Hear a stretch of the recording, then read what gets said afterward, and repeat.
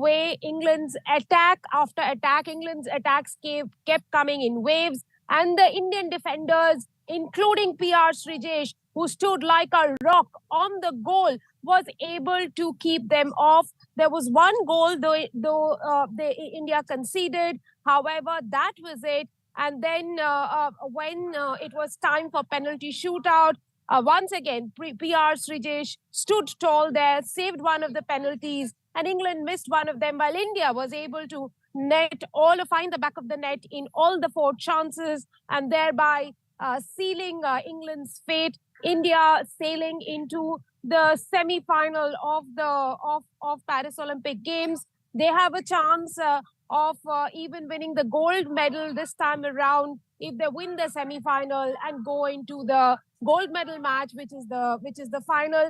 Of course, they will have to take on, before that, they will have to take on the winner.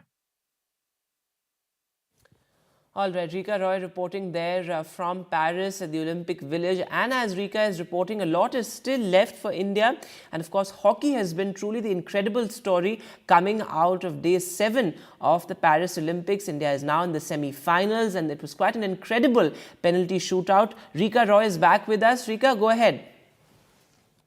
Well, we also have to talk about the brave heart on the badminton court, Laksha Sen, who took on twice world champion Victor Axelsen of Denmark. Axelsen is also the defending Olympic champion.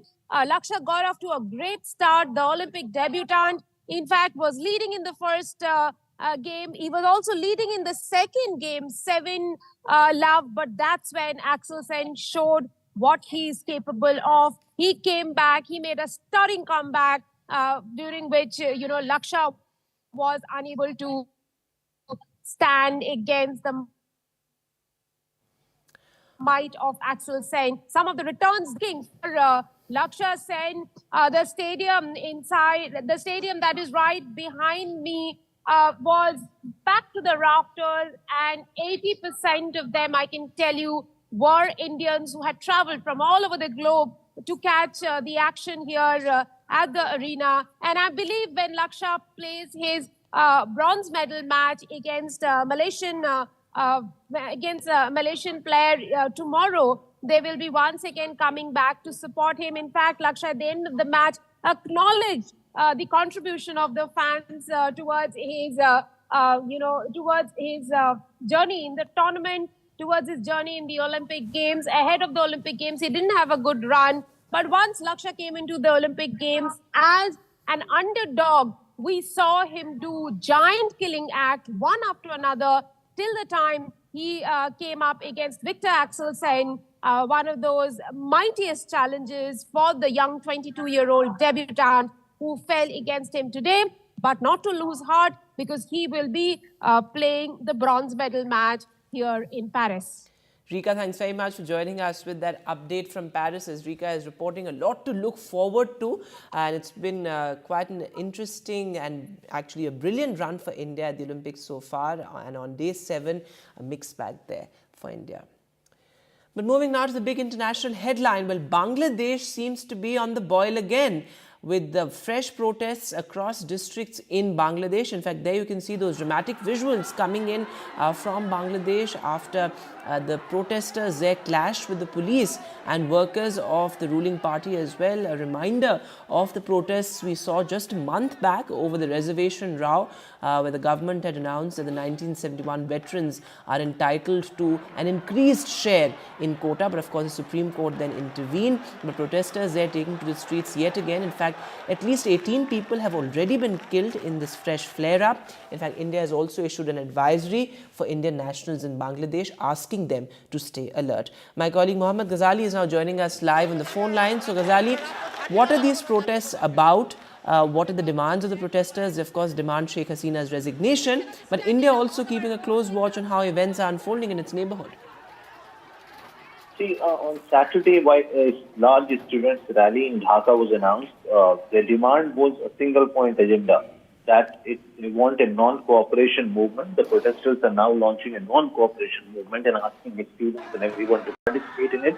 The only thing on the demand right now is the resignation of Sheikh Hasina, who is the Prime Minister there. Now, Sheikh Hasina has reacted back saying that these people who are protesting are not protesters, but they're terrorists, and has asked the countrymen to sort of flush them with iron hands. So, yet again, after a lull in the protests for a few days, it seems that the protesters are back on the streets, and even the government is in no mood to listen to their demands. Because from the government side, there is a pro-government student group, there are party workers of Awami League, the party of Sheikh Hasina. So there were clashes between the two groups, the anti-quota protesters as well as the pro-government students group.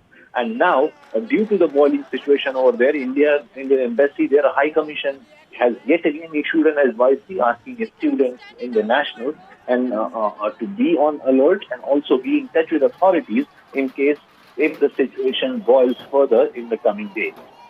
All right, Ghazali, thanks very much for joining us with that update there. So as Ghazali is reporting, the primary demand is a resignation of Sheikh Hasina. But this, as at least 18 people have died in this fresh flare-up, India keeping a close watch. Moving now to day 2 of the violent protests across the United Kingdom. Well, this after there was misinformation about the stabbing incident that took place in Southport. Remember, 3 young girls were stabbed brutally. But after this, there's renewed violence in districts across the United Kingdom. There you can see those dramatic visuals of the protesters clashing with the police. The UK government has said that the rioters will pay the price. This as anti-immigration protests are being witnessed across cities in the UK. Take a look at this report. The disturbances that we saw in the centre of Liverpool petered out later in the evening yesterday, and then the trouble moved here, up to 300 people in effectively running battles with the police, many of them young people, many of them children in fact, combating police. There were bins set on fire. The local library hub was set on fire as well. There's damage to the ground floor there. That library hub introduced here in Walton to try and provide support in one of the most economically deprived areas of the country. This morning the street sweepers have been out clearing up debris. There's evidence of industrial bins which have been set on fire. When fire crews came here last night, they were attacked by the mob, a window broken on a fire engine, unable to attend to put out some of the fires that had been started. Police were attacked with fireworks. There were running battles here for quite some time, and then in the early hours of this morning, police introduced a Section 60 notice across the whole of the Merseyside Force area to give them extra powers of stop and search and to be able to disperse groups that they think may well be planning to take part in any antisocial behaviour. The situation started in Liverpool with an anti-fascist march meeting up with anti-immigrant protesters down at the waterfront. That was difficult for police to keep those groups apart, and then it was later on in the evening that the trouble spread here. Talking to one person who came up to us this morning, he didn't want to appear on camera. He didn't admit to taking part in the disturbances last night, but he said he had sympathy with those who were protesting. He said that people tried to protest during COVID. They were locked down. They were prevented from doing that. They wanted to peacefully protest then. And he said it's all built up to this. He said that people have simply had enough, and cited a number of reasons, including immigration, although he said that this isn't a racist city. We're not racist, but we've just simply had enough. Another man summed it up just by saying, this is an embarrassment for Liverpool. There were 23 arrests made in Liverpool yesterday, 9 of them here in Walton, and police say that many more arrests, this is the same for forces across the country, many more arrests are likely to come as they scour body-worn cameras worn by the police, CCTV footage, social media footage to identify the people who've been taking part in these disturbances right across the country. And moving now to the big headline back home, well, Jammu and Kashmir is gearing up for the assembly elections likely next month. Remember, the poll dates will be announced after August 15, but the BJP has announced a formation of its manifesto committee. This, of course, as a delegation of the Election Commission is also likely to visit Jammu and Kashmir next week. The panel will be headed by Election Commission Chief. And remember, the Supreme Court had earlier said that elections have to be announced before the 30th of September, which is why this crucial visit by the Election Commission as well. And the big development has been that the BJP says it's ready for elections and has formed a manifesto committee as well. My colleague Nazir Masoodi is now joining us live. So Nazir, what we saw in the Lok Sabha polls, there was a historic turnout as far as Jammu and Kashmir is concerned, and the Election Commission has been looking at the security preparedness as far as the Union Territory is concerned, and it is saying that it is ready as far as assembly elections are concerned. But the BJP has already formed a manifesto committee. That's interesting. Well, yeah, BJP has formed its election manifesto committee, which is headed by Dr. Nirmal Singh, who is also the former Deputy Chief Minister and senior leader of the BJP. The first meeting of this election manifesto committee was held in Jammu today. According to BJP, that they are going to seek the suggestions from the people, from different stakeholders across Jammu and Kashmir to make this manifesto people-oriented, and so that they can raise the issues which are actually the representation of public sentiments in Jammu and Kashmir. So they will be seeking suggestions from the people across Jammu and Kashmir. And then what BJP leaders are saying, by August 15, they are expecting that this manifesto will be ready. But people have been actually very, very skeptical whether the elections are held, even if, as the Election Commission's full commission is visiting Jammu and Kashmir on, on Thursday, coming for a 3-day visit. Why people are skeptical? Let me give you one example. On 31st of, July 2019, BJP appointed Avinash Rai Khanna as the campaign chief for the assembly elections in Jammu and Kashmir. 5 days later, Home Minister introduced a bill in the parliament. State was dismantled. It was divided into 2 union territories. Since then, people are waiting for the assembly elections. Now, finally, since there's a deadline set by the Supreme Court that election should be held by September 30, so Election Commission is visiting Jammu and Kashmir, and people are hoping that finally Jammu and Kashmir people of Jammu and Kashmir, we can elect their own representative. There will be elections because last assembly elections were held in Jammu in 2014. So it has been a long gap, decade-long gap when last assembly elections were held. So BJP now have formed its own election manifesto committee headed by Dr. Nirmal Singh, and it clearly shows the party is ready, and party president Ravinder Raina has said that they are ready. They want election commission to hold elections as soon as possible. There have been series of meetings since yesterday in Jammu, which were attended by the party's J&K in charge, Mr. Reddy, Union Minister G.K. Reddy, also, right, and other senior BJP leaders were present there. So BJP actually gearing up for the assembly elections in Jammu and Kashmir, as election commission is coming for a 3-day visit to review preparations for holding assembly elections, which are expected to be held next month, because Supreme Court has set a deadline asking Election Commission to hold assembly election by September 30 this year. Right, Nazir, thanks very much for joining us with the latest. As Nazir is reporting, elections likely next month. Of course, the Election Commission had refused to hold simultaneous assembly polls, but is certainly going to visit the Union Territory next week to review preparedness. But looking at some other news now, in a shot in the arm for redevelopment of Asia's biggest slum, a newly formed association of residents of Dharavi and its vicinity has lent its support to ongoing state government-led survey of informal tenements, and also this is a precursor, remember, to a $3 billion project by the Adani Group that promises to transform lives of an estimated 1 million residents. In fact, the association has said, we request the survey to be conducted at the earliest possible time and ensure that the redevelopment can move forward without further delays. My colleague Anuj is joining us live on the phone line. So Anuj, what more details do you have? Because, of course, this has been a mammoth task, the redevelopment of Asia's biggest slum. It has indeed been a mammoth task. And if you look at it from different perspectives, this becomes a very significant development, not just as far as the redevelopment of Dharavi is concerned, but also in the political terrain of the state, because it kind of reassures the decision by the state government to conduct the survey, to which now the representatives of the resident society here in Dharavi have given their support. And they've also called out a slogan, which is Dharavi Banao Andolan, which roughly translates to make Dharavi. So besides asking the state government to speed up the process of the survey, which was started in March earlier this year, and half of it is still to be completed when you talk about door-to-door survey with the tenements, including shops, commercial stores, temples, religious places, etc.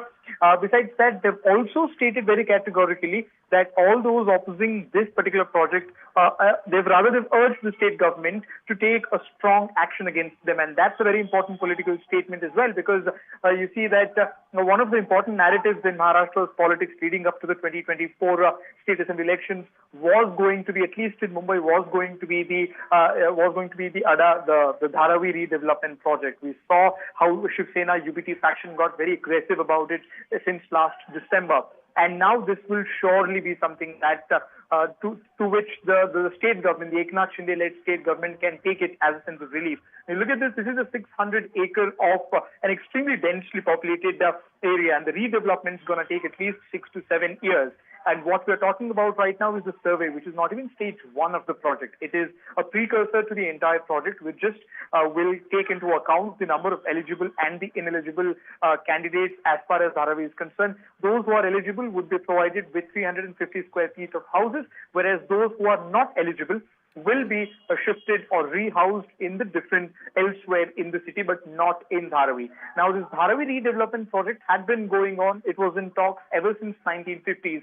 Different state governments led by different parties have tried to make attempts and have tried to float the tenders to different global associations, to global corporates. It kind of materialized very well for the state government last year when a Saudi Arabia company had to lose out and the Indian company led by Adani took over the project. And since then, it's also been a political issue. But at the moment, with the survey going on, it will also include the 3D mapping of that particular area, which also has got a lot of associate companies from Europe helping in that prospect. So it is an all-encompassing and a very complicated project. And what we are seeing is the green signal being given by the representatives of the Residents Association here in Dharavi, which will form the basis and will hopefully, for the citizens, for the residents that is, will hopefully speeden up the process and make it go smoother and easier as it starts. Because only when it starts will it take more 6 to 7 years to get completed. And also important given the fact that this comes right ahead of the assembly elections that will be held later this year. Of course, the dates are yet to be announced. But moving now to the other big headline, where the government may bring a bill that could amend or in a sense change the powers of the Waqf board. Now, what sources seem to suggest is that this bill is to ensure the better identification of Waqf land. Remember, after defence and railways, it is the Waqf which has the largest land bank in the country. This has been a politically contentious issue as well. The government is really officially yet to say anything, but reactions have already started coming in. Listen. कि ये जो propose amendment से जो media में जो लिखा गया है वो इस बात को बताता है कि मोदी हुकूमत वक्फ बोर्ड की ऑटोनॉमी को छीनना चाहती है और वो इंटरफेयर करना चाहती है वाकिफ के मंशे के खिलाफ कि किस तरह से उस वक्फ की प्रॉपर्टी को चलाया जाए. तो बेसिकली ऑल इन ऑल ये जो है ये पूरे इस तरह का अगर ये मीडिया रिपोर्ट सही है तो मोदी सरकार ये चाह रही है कि पूरे वक्फ बोर्ड की प्रॉपर्टीज को छीन लिया जाए. Our forefathers have donated a large amount of their properties and they have made it waqf and under the Islamic law. So as far as the waqf law is concerned, it is important and essential that those properties should be only used in those charitable purposes for which they have been, for which the waqf has been done. And it is a law that once a property has been made waqf, a waqf is always will always be considered as a waqf. It cannot be sold or transferred. And as far as the management of the properties are concerned, we already have Waqf Act 1995 and then certain amendments were done in 2013. We have been told that the bill will be brought by the government in the upcoming week, and it was this Friday where the cabinet had approved total of 40 amendments to the act, and it will be the NDA government, who is all set to make amendments to the Waqf Act, thereby restricting the powers of Waqf Board as well. We've been told that the proposed changes also include the women representations on the board, and also the sources indicated that the proposed amendments will claim, and the claim made by the Waqf Board on properties will undergo now into mandatory verifications as well. The mandatory verifications process is proposed for properties claimed by the Waqf Board. Remember, there had been several properties which were in contention across the country because of the earlier, proposed rules, and therefore the reason perhaps these amendments will take place. We've been told by our sources that Waqf Board oversee approximately 8,70,000 of properties spanning around 9,40,000 acres. And in 2013, it was the UPA government who bolstered the entire authority of these boards. Now, if these changes will be happening and if the bill will come, then there will be an overall change in the Waqf Board activities. It is certainly, leaders like Asaduddin Owaisi and several leaders of the Samajwadi Party who had opposed this bill. Now, what will happen in the parliament is something that remains to be. And moving now to news from West Bengal, when it's the TMC versus the BJP over this viral video where a TMC minister, Akhil Giri, is actually seen abusing and threatening a woman officer. She was an officer from the State Forest Department who was on an anti-encroachment drive. In fact, this video has gone totally viral on social media. The BJP has said that there is no respect for women in a state where there is a woman chief minister at the helm. Well, the TMC has cracked the whip with Mamata Banerjee asking the minister to issue an unconditional apology. In fact, the minister has now sent a resignation to the party high command as well. And now a story we've been tracking very, very closely on NDTV, the Wayanad landslides and Kerala's biggest natural disaster in history. Over 373 people, in fact, have died in Wayanad, and rescue operations have entered their 6th day. Remember, the army, the NDRF, the state rescue teams, all are on the ground working round the clock to make sure that those trapped are rescued. In fact, the government has said the rescue operations have now entered their final stage. My colleague Pratibha Raman reports from the epicenter of the landslides. There are several thousands of people who are gathered here, who are trying to see if they could find details about the missing persons. Their near and dear ones whose bodies are yet to be found. Their near and dear ones who they are still hopeful that perhaps they could be stranded somewhere. So the rescue operations are on in full swing. We are talking of day 6, and with the help of drone technology as well as thermal scanners, the NDRF teams, the SDRF, the defense teams, all of them working in sync there. In fact, even yesterday there was a miraculous escape of some of the stranded people. With the help of forest officials, the tribals were moved to a safer location there. So some of those very, very distressing stories that we hear, but hope is still alive with respect to more and more survivors who can perhaps be found with the help of all this technology here. But distressing scenes out here because they are still trying to see if they can find their near and dear ones, and those are the kind of tales that they are narrating out here, and one cannot really begin to fathom the kind of pain and the loss that they have to endure. Their homes gone, their families gone, and they have absolutely no idea how to restart their lives. Back to you. And keeping the hope alive, NDTV is doing its bit with our Care for Kerala campaign. If you wish to join the campaign and donate for Kerala, you can use the details and the credentials on your screen. And with that, we'll take a short break now, but news continues on the other side.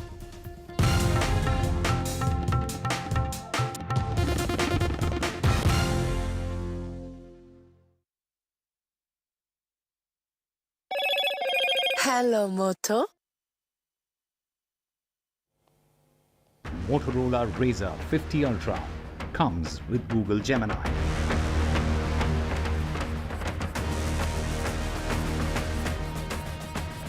And the Indian team is in the semi-final after beating England in World Hockey.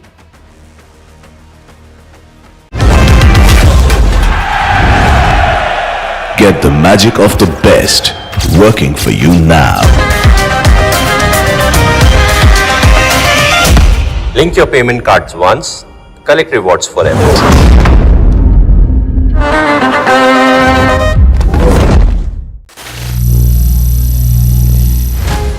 Some people say the metaverse will only be virtual. One day this lecture hall will be made of code, and driverless cars would be trapped in intersections.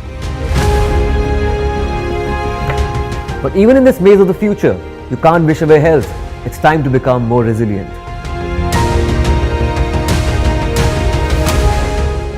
10 years of Banega Swasth India, we have grown and achieved so many milestones.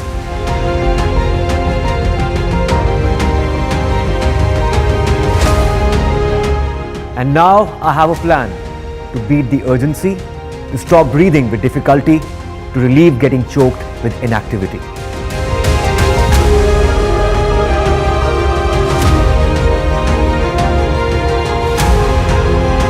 Energize our government, our environment, our society, and ourselves. Everyone, everywhere, every day.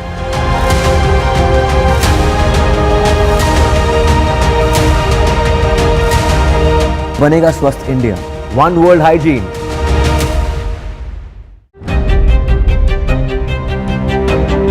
Hello and welcome to India Sense. Hello, Moto.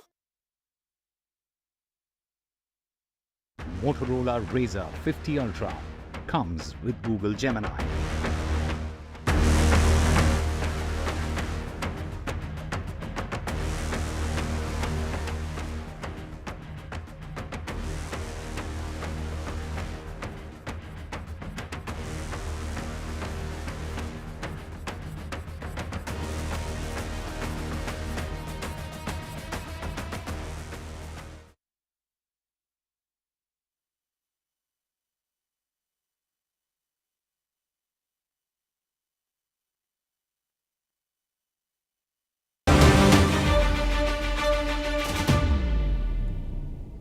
Welcome to a panel discussion on cardiovascular myths and facts. We are extremely delighted to have all of you here as we embark upon an essential conversation which basically delves on the public awareness on cardiovascular health. And you know that cardiovascular disease remains a leading cause of morbidity and mortality, and means death worldwide.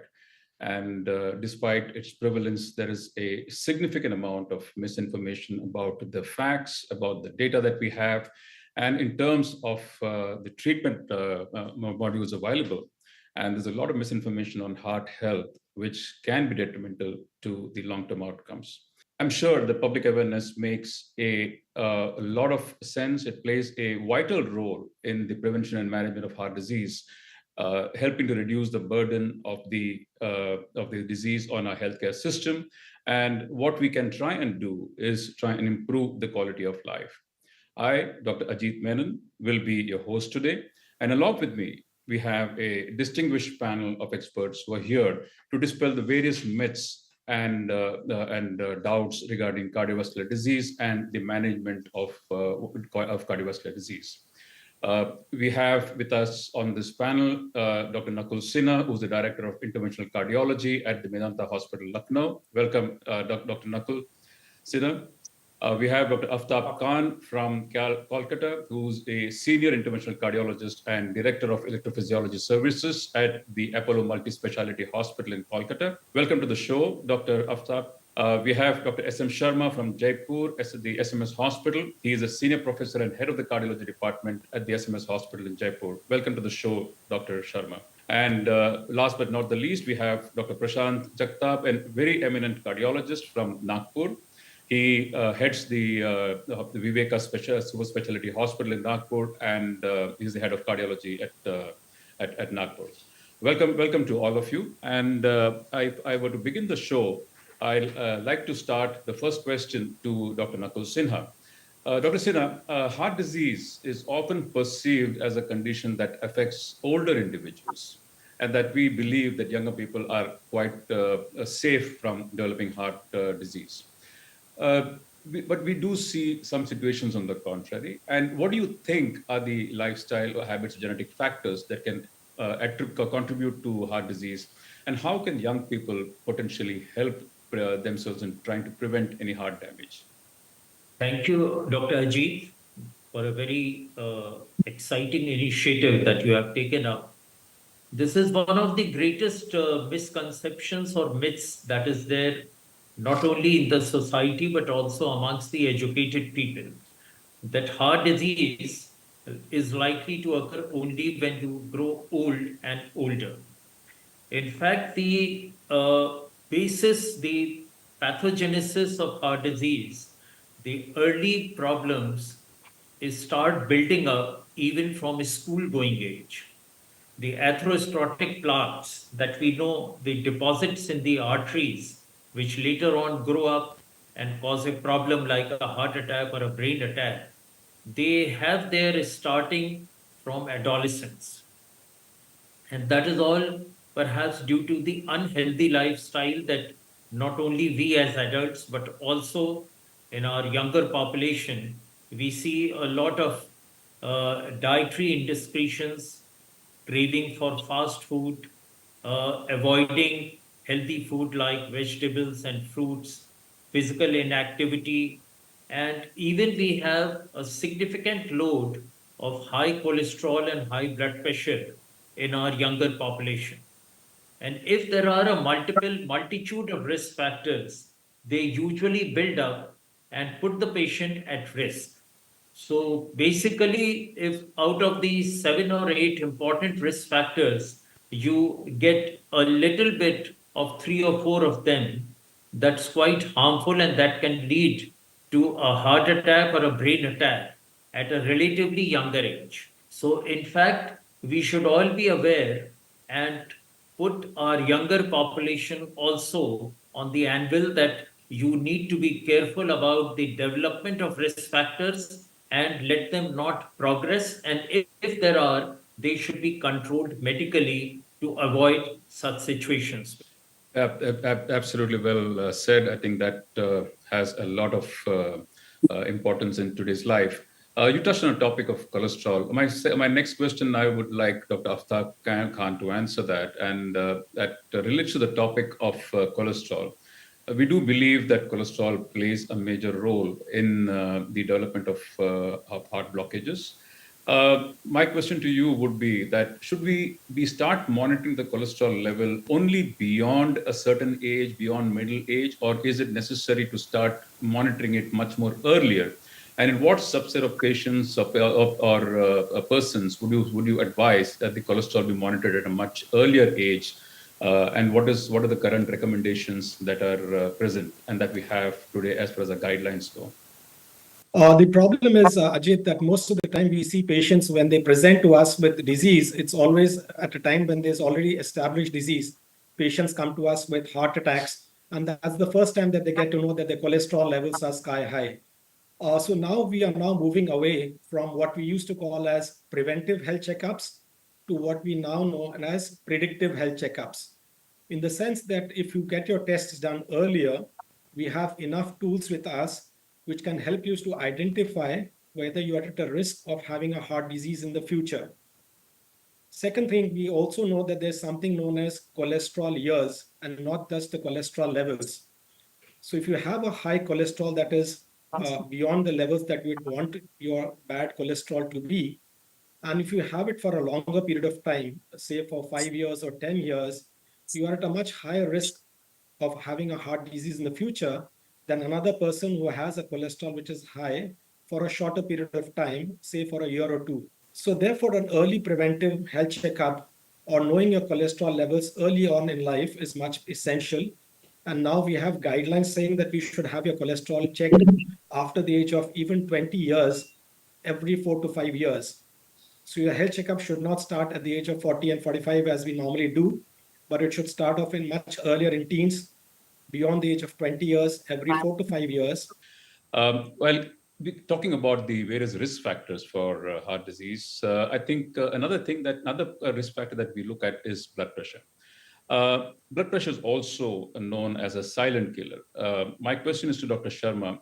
Dr. Sharma, why do they often label hypertension as a silent killer? And would you always detect? Is it always reliable to detect blood pressure purely based on symptoms, or do you recommend monitoring of the blood pressure in certain risk populations on a regular basis in order to catch the blood pressure much earlier? You see, the high blood pressure typically has no symptoms, and that is why it is referred as silent killer. Many people with high blood pressure, they are unaware of their conditions because they do not experience any noticeable symptoms. As such, there are no symptoms. There are mild symptoms like headache and all these, and they let it go or take some analgesics. And the only way to detect high blood pressure is through regular monitoring. That's what you have said. And early detection and treatment are vital to prevent severe complications such as heart attack, stroke, and kidney damages. And without monitoring, hypertension or high blood pressure can silently cause significant damage to the cardiovascular system and other organs. That is why it is called silent killer. So you don't rely on symptoms just to get your blood pressure checked up and get it treated by the doctor. Coming on to another point of importance is that, Prashant, I would ask you this question. A lot of patients come to us saying that dil ki dhadkan badh gayi hai. I'm having palpitations. What exactly do you mean by palpitations? And when are all palpitations indicative of heart attacks? Or is there a difference? Are there different types of issues that we need to look at? And does a fast heartbeat necessarily mean a heart attack, or it can be from anxiety and other reasons? So usually palpitations or fast heartbeat does not mean it is usually due to excitement or stress or anxiety. But sometimes the heartbeats can be persistently abnormal or irregular. And in such a case, which is in medical parlance is known as an arrhythmia, that can be dangerous for the heart. While most of the arrhythmias are not so harmful, sometimes the arrhythmias can be dangerous and they can affect the functioning of the heart. That is very important to understand. So the conventional, as we tell our patients, if somebody has a heartburn or chest discomfort or pain which is radiating to the jaw or the left arm, or he is profusely sweating, or he has profound weakness, if the symptoms are accompanied by palpitations, then it is a different story altogether. Then he should immediately report to the doctor nearest hospital. So the importance is diagnosis of arrhythmias in the setting of a heart attack, because it can save the patient. But usually the patient take a longer time to understand that he is getting abnormal palpitations, and he reports to a doctor, and then a proper diagnosis can be made by the consultant or the physician depending upon the ECG findings, and he can be given treatment. It's time for a short break. We will definitely be back. Stay tuned. Thank you.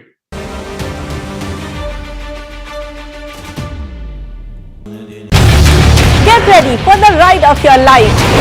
NDTV brings you the NDTV Auto Show with me, Mugdha Mishra. From the fastest supercars to the sleekest new energy vehicles to your trusted daily ride, we cover it all. Every Saturday at 10:30 a.m. and Sunday at 8:30 p.m. only on NDTV 24/7. Your next great escape starts here. The biggest democratic exercise in the world. Team NDTV covers it from ground zero. BJP really had to fight a tough election this time. Unprecedented exercise. Unmatched coverage. There is no dispute. जनता को decide करना है. From polling to counting, NDTV brought you the most trustworthy news and updates.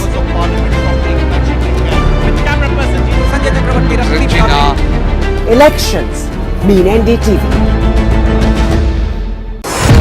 NDTV proudly upholds its legacy of trust and credibility, according to the prestigious Reuters Institute's Digital News Report 2024. NDTV is the top most news platform in the country. Number one in both online and offline reach in India. Beating all its competition, NDTV stands for trust. Stay informed and entertained with the new and updated NDTV News app. You can watch all our channels live, listen to podcasts, read breaking and exclusive news from around the world and more. Download the NDTV app today and get access to the best journalism and storytelling on your smartphone or tablet. The NDTV app. News that matters to you. After a great victory by Indian team, and today we are reporting from Mohali International Airport where we are showing these visuals. Arshdeep हमारे साथ हैं. बहुत performance आई सारे दी ते बढ़िया results मिले. We are in the city of Kanpur today because they have their champion back home, Kuldeep Yadav. Desperation for each and everyone. Welcome back, viewers. Welcome to the show today, which is that the basis is Attack the Heart Attack.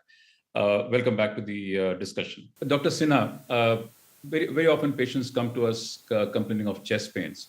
Now, it's very difficult for us to differentiate chest pains which are non-cardiac and which are cardiac in origin.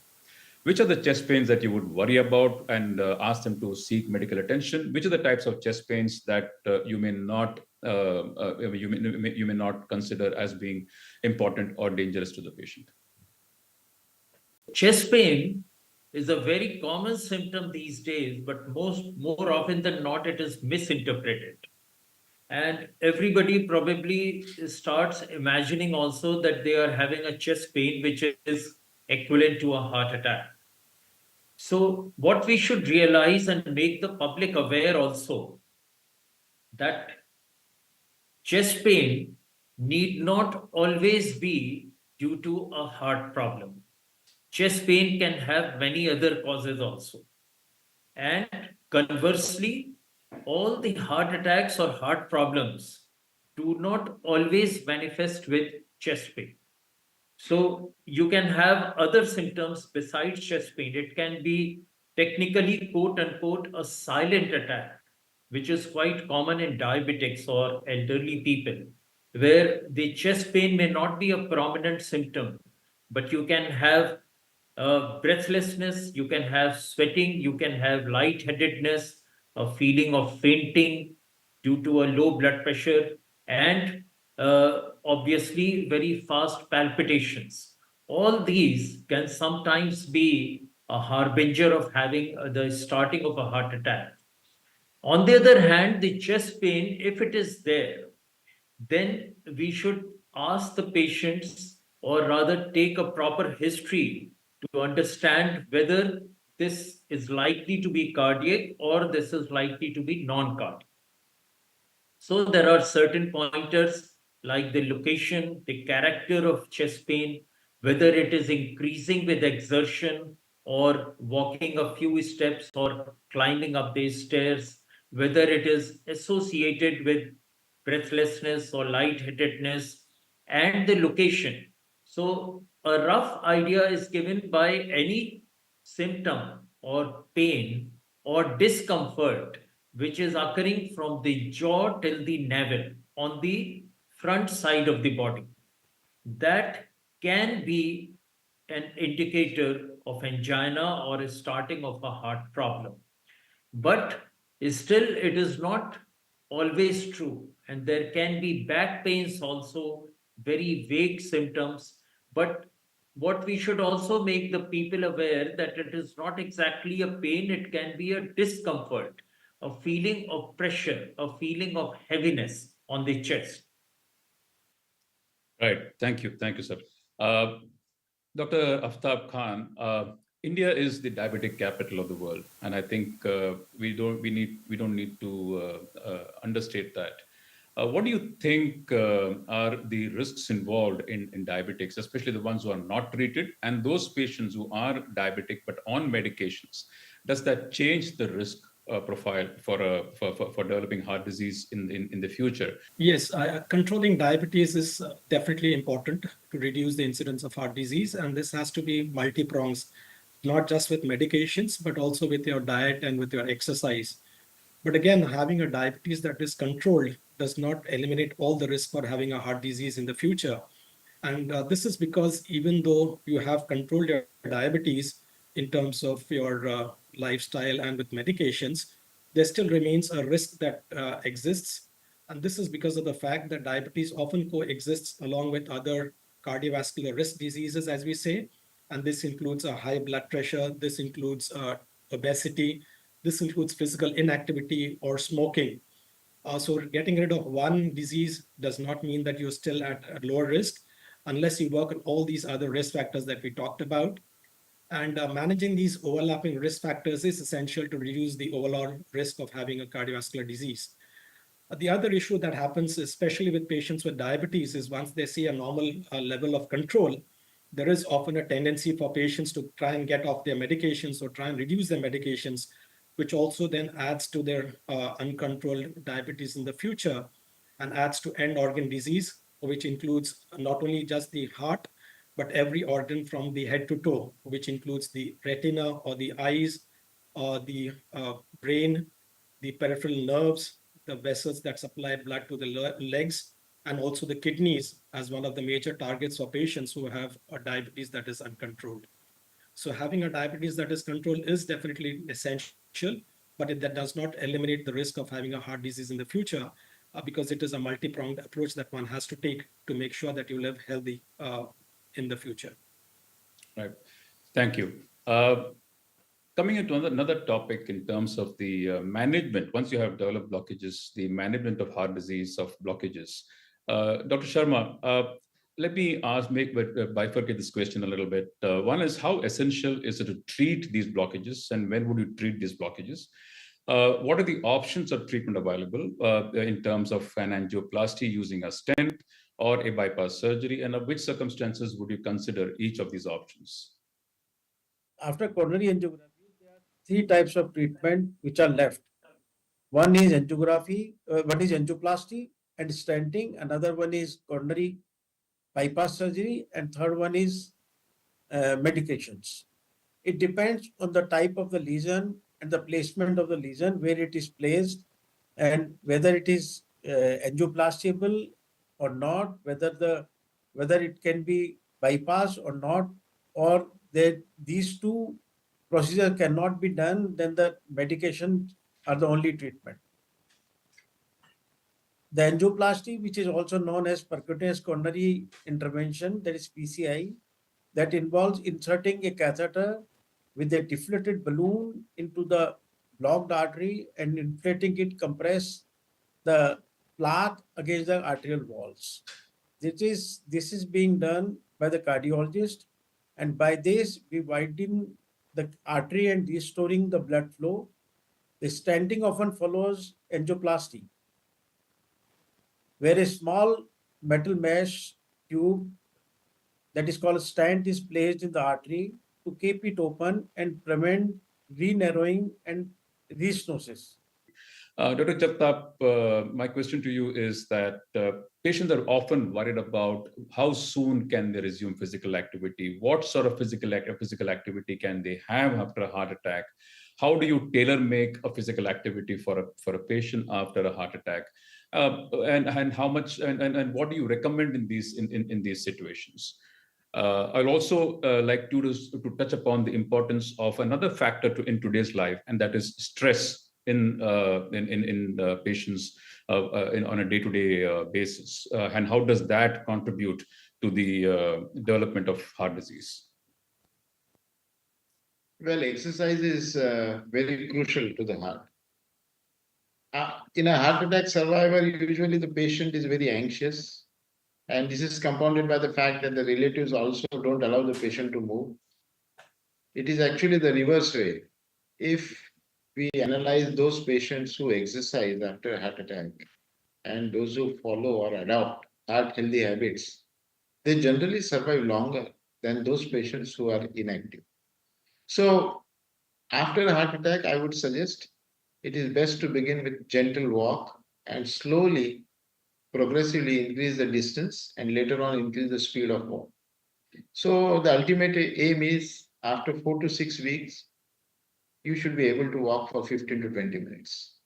Then you have to approach your healthcare provider or a physician who would guide to your structured and tailored exercise program or a cardiac rehabilitation program so that the person is back to business. It is very important that it is done under cardiac supervision. As far as stress is concerned, I think I would say the best therapy is yoga and meditation, which would help the patient to focus on his priorities. And also I would end that exercise for a heart patient or for anybody remains the greatest tribute to the heart.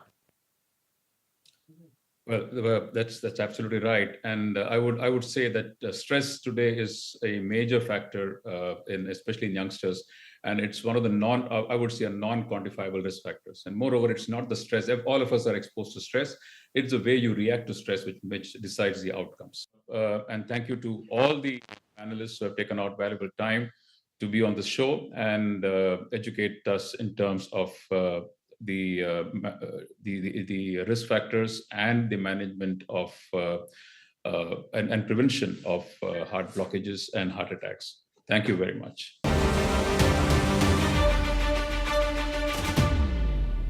Sir, up. Some people say the metaverse will only be virtual. One day this lecture hall will be made of code, and driverless cars would be trapped in intersections. But even in this maze of the future, you can't wish away health. It's time to become more resilient.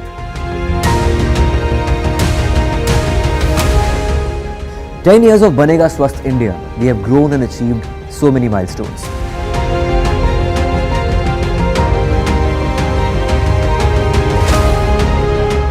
And now I have a plan to beat the urgency, to stop breathing with difficulty, to relieve getting choked with inactivity.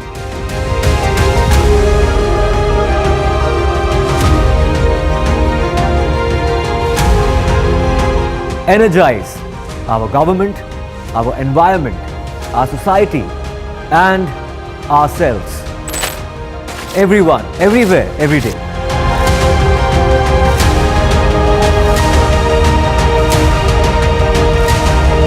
Banega Swasth India. One world hygiene.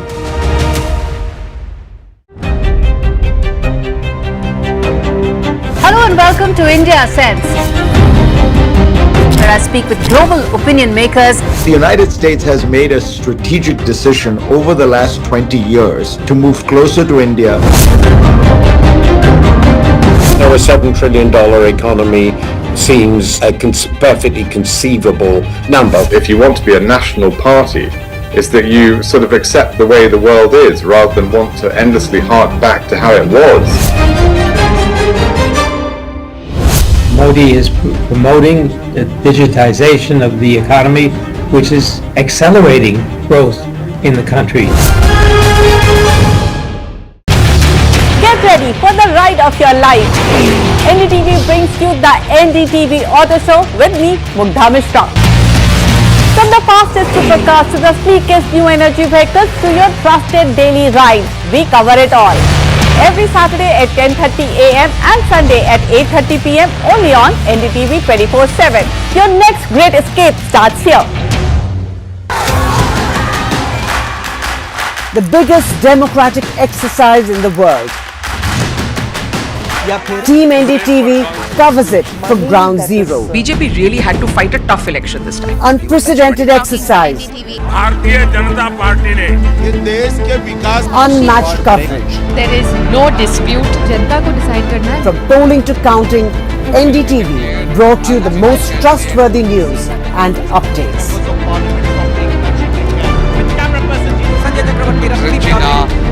Elections mean NDTV. NDTV proudly upholds its legacy of trust and credibility. According to the prestigious Reuters Institute's Digital News Report 2024, NDTV is the top most news platform in the country. Number 1 in both online and offline reach in India. Beating all its competition, NDTV stands for trust. Stay informed and entertained with the new and updated NDTV News app. You can watch all our channels live, listen to podcasts, read breaking and exclusive news from around the world and more. Download the NDTV app today and get access to the best journalism and storytelling on your smartphone or tablet. The NDTV app. News that matters to you. After a great victory by Indian team, and today we are reporting from Mohali International Airport where we are showing these visuals. Arjdeep हमारे साथ है. बहुत ही performance आई सारे दी ते बढ़िया results मिले. We are in the city of Kanpur today because they have their champion back home, Kuldeep Yadav. Desperation for each and everyone to go there and win the World Cup, and we did it.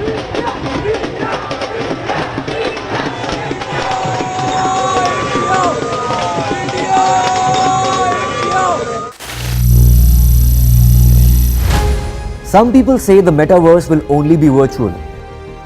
One day this lecture hall will be made of code, and driverless cars would be trapped in intersections.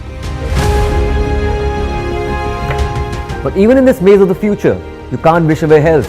It's time to become more resilient.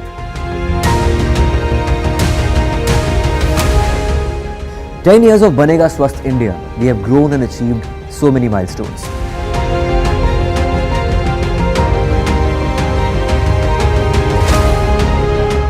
And now I have a plan to beat the urgency, to stop breathing with difficulty, to relieve getting choked with inactivity.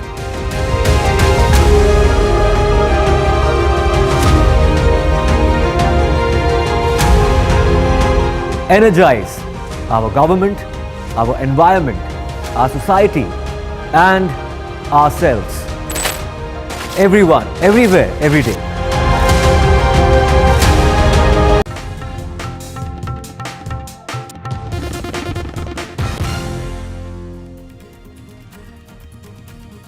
Good evening, welcome to NDTV. I'm Ankit Tyagi. Let's quickly take you to the headlines we're tracking at 6 p.m.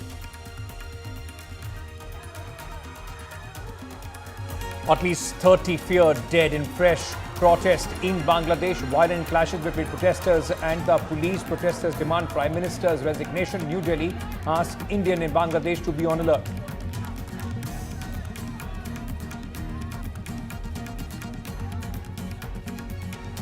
Far-right protests in United Kingdom turned violent.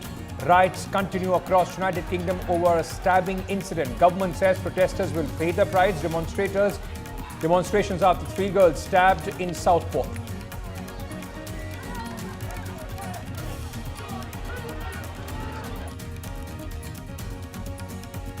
Day 6 of Wayanad rescue operation. Death toll mounts to 373 in the worst ever disaster of Kerala. Wayanad district collector says around 1,300 security forces being deployed in the state.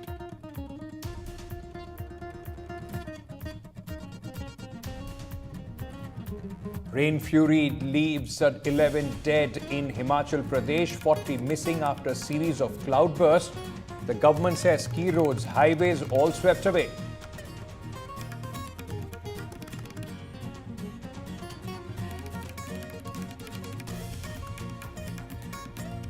Big upset for India at the Paris Olympic Games. Lakshya Sen loses semi-final to Victor Axelsen.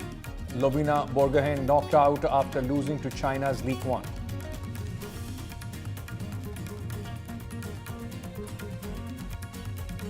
India in the semi-finals of the hockey at the Olympics after beating England. Srijesh saves the day for India, blocks 2 penalties.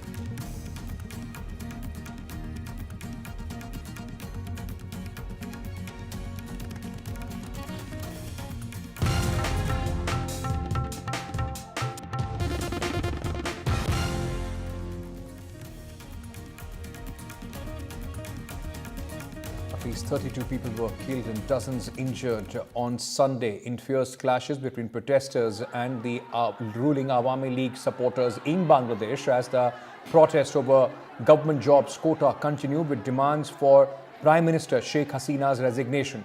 The fresh round of clashes erupted days after over 200 people were killed in violent clashes between the police and mostly student protesters demanding an end to the controversial quota system that reserved 30% of government jobs for relatives of veterans who fought in Bangladesh's War of Independence in 1971.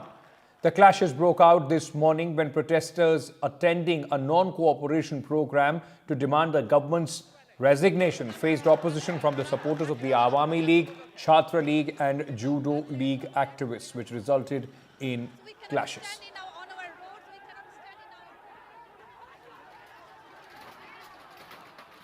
Now, this has resulted in chaos all across Bangladesh, and it's now been months since the situation in the country have been on a boil. The protesters are demanding resignation of the Prime Minister Sheikh Hasina. Meanwhile, the police, in fact, has also cracked down on the protests, and which has resulted in many injuries as far as these violent protests are concerned. Let me go across to my colleague Mohammad Ghazali, who is joining us with more details at this moment. Mohammad Ghazali, serious situation there in Bangladesh, and given the fact there are many Indians living in that country, the Indian mission has also issued an advisory. What is the situation on the ground? And as far as Indians are concerned, what have they been advised? See, as of now, a fresh wave of violence has swept through many parts of Bangladesh, because just last week, once the talks were happening, the internet was restored. It was believed that perhaps there will be no violence, and the anti-quota stirred protesters will have calmed down, and perhaps it was believed that their demands have been met after the court order, which curtailed the protest for those family of the war veterans. Now, this is exactly what the protesters were protesting, that the job quota or the percentage of reservation for those belonging to the war veterans of 1971 should be completely scrapped. But the court order just curtailed it down to 5%. Now, what is happening in this week? Just yesterday, the same anti-quota stirred protesters started a non-cooperation movement asking all the student groups to join them, and they wanted Sheikh Hasina to resign. Now, Sheikh Hasina's party, Awami League, as well as many student bodies which are aligned or to say that which are affiliated with Sheikh Hasina's party or the parties of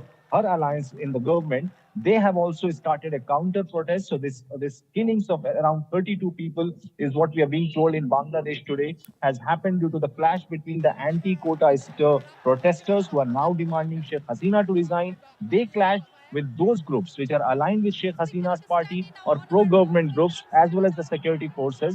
And Sheikh Hasina has also called in a statement that these protesters are not protesters or students, but they are terrorists, and the government will deal with them with iron hand or with firm hand. So this is exactly what has happened in the last 24 hours. Internet in certain areas have yet again been suspended, and Indian High Commission in Dhaka has also advised the students and Indian nationals who are staying in Bangladesh to be in touch with the Indian officials there, with the High Commission officials there, as well as keep an eye on the latest developments there, because when the last spate of violence had happened, when protests and strikes and internet suspension happened, Indian authorities in coordination with their Bangladesh counterparts managed to bring back a lot of students from there. More than 1,000 Indian nationals, students and nationals from other neighboring countries were also brought back to India, and then they were sent back to other countries. So as of now, the only advisory which has been issued by the Indian High Commission over there is asking students and Indian nationals to keep an eye on the developments there in Bangladesh, as well as be in touch with the authorities for any emergency.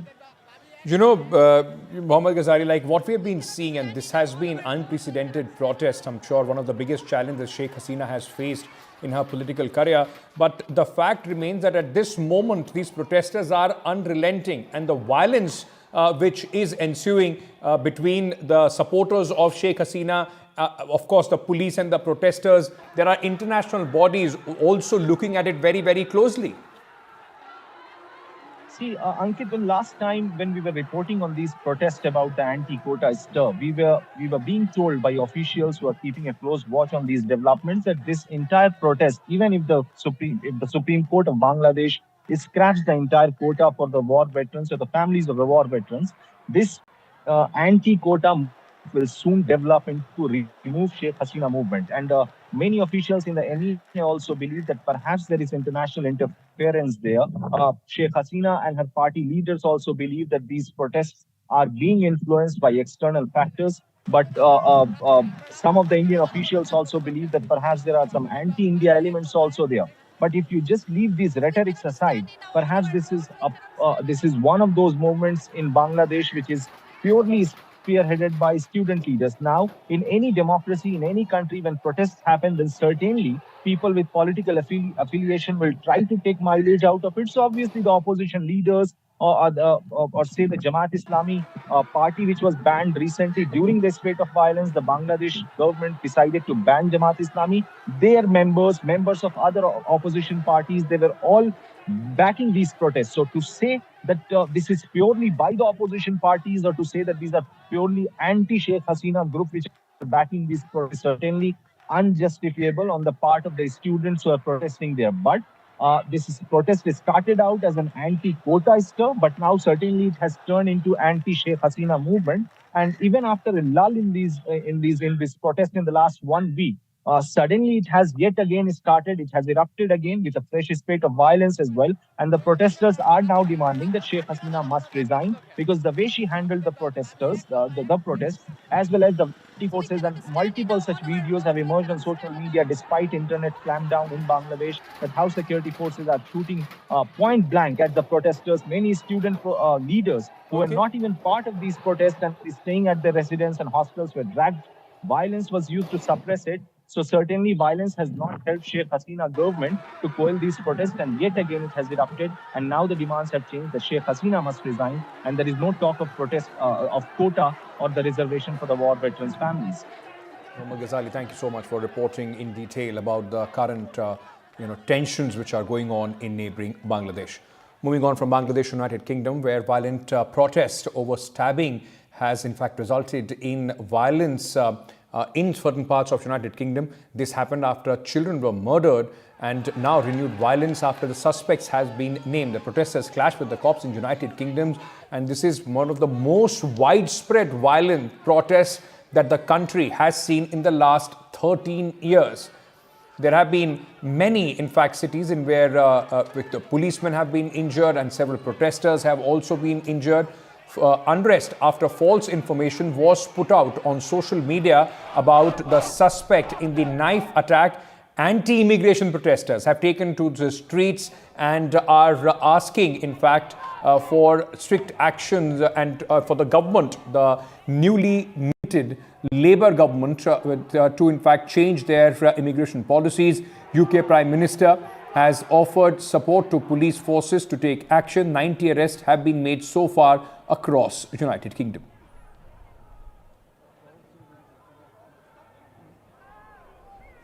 The disturbances that we saw in the centre of Liverpool petered out later in the evening yesterday, and then the trouble moved here, up to 300 people in effectively running battles with the police, many of them young people, many of them children, in fact, combating police. There were bins set on fire. The local library hub was set on fire as well. There's damage to the ground floor there. That library hub introduced here in Walton to try and provide support in one of the most economically deprived areas of the country. This morning the street sweepers have been out clearing up debris. There's evidence of industrial bins which have been set on fire. When fire crews came here last night, they were attacked by the mob, a window broken on a fire engine, unable to attend to put out some of the fires that have been started. Police were attacked with fireworks. There were running battles here for quite some time, and then in the early hours of this morning, police introduced a Section 60 notice across the whole of the Merseyside Force area to give them extra powers of stop and search and to be able to disperse groups that they think may well be planning to take part in any antisocial behaviour. The situation started in Liverpool with an anti-fascist march meeting up with anti-immigrant protesters down at the waterfront. That was difficult for police to keep those groups apart, and then it was later on in the evening that the trouble spread here. Talking to one person who came up to us this morning, he didn't want to appear on camera. He didn't admit to taking part in the disturbances last night, but he said he had sympathy with those who were protesting. He said that people tried to protest during COVID. They were locked down. They were prevented from doing that. They wanted to peacefully protest then. And he said it's all built up to this. He said that people have simply had enough and cited a number of reasons, including immigration, although he said that this isn't a racist city. We're not racist, but we've just simply had enough. Another man summed it up just by saying, this is an embarrassment for Liverpool. There were 23 arrests made in Liverpool yesterday, 9 of them here in Walton, and police say that many more arrests, this is the same for forces across the country, many more arrests are likely to come as they scour body-worn cameras worn by the police, CCTV footage, social media footage to identify the people who've been taking part in these disturbances right across the country. Right. In fact, at this moment, situation tense there as well. Let's just shift focus back to India, where Kerala is seeing its worst disaster in many years. The search and rescue efforts in Wayanad continue into their 6th day, with several people still believed to be trapped under the debris from the recent landslides in Mundukai. In fact, Wayanad district collector has said that the operation is progressing vigorously, with more than 1,300 personnel deployed for today's effort. So far, at least 373 people have died in Kerala's worst ever disaster. These landslides in Churalmala and Mundukai have plunged Kerala into mourning. Officials worry the number could go even higher, as more than 250 people remain missing.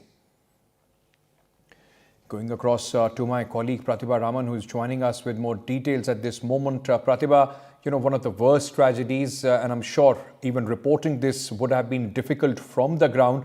Just bring our viewers up to speed with what is happening at this moment.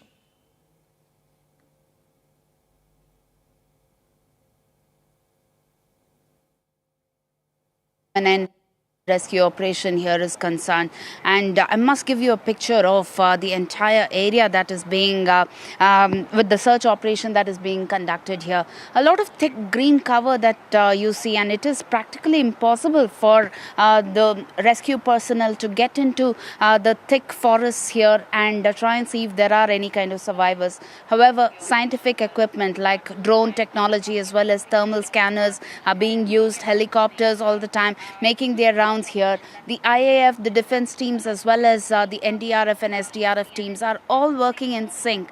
Very, very distressing and disturbing. Yes, I've been reporting here for the last 6 days, and still there are people who come back to the same site trying to see if they can find their near and dear ones.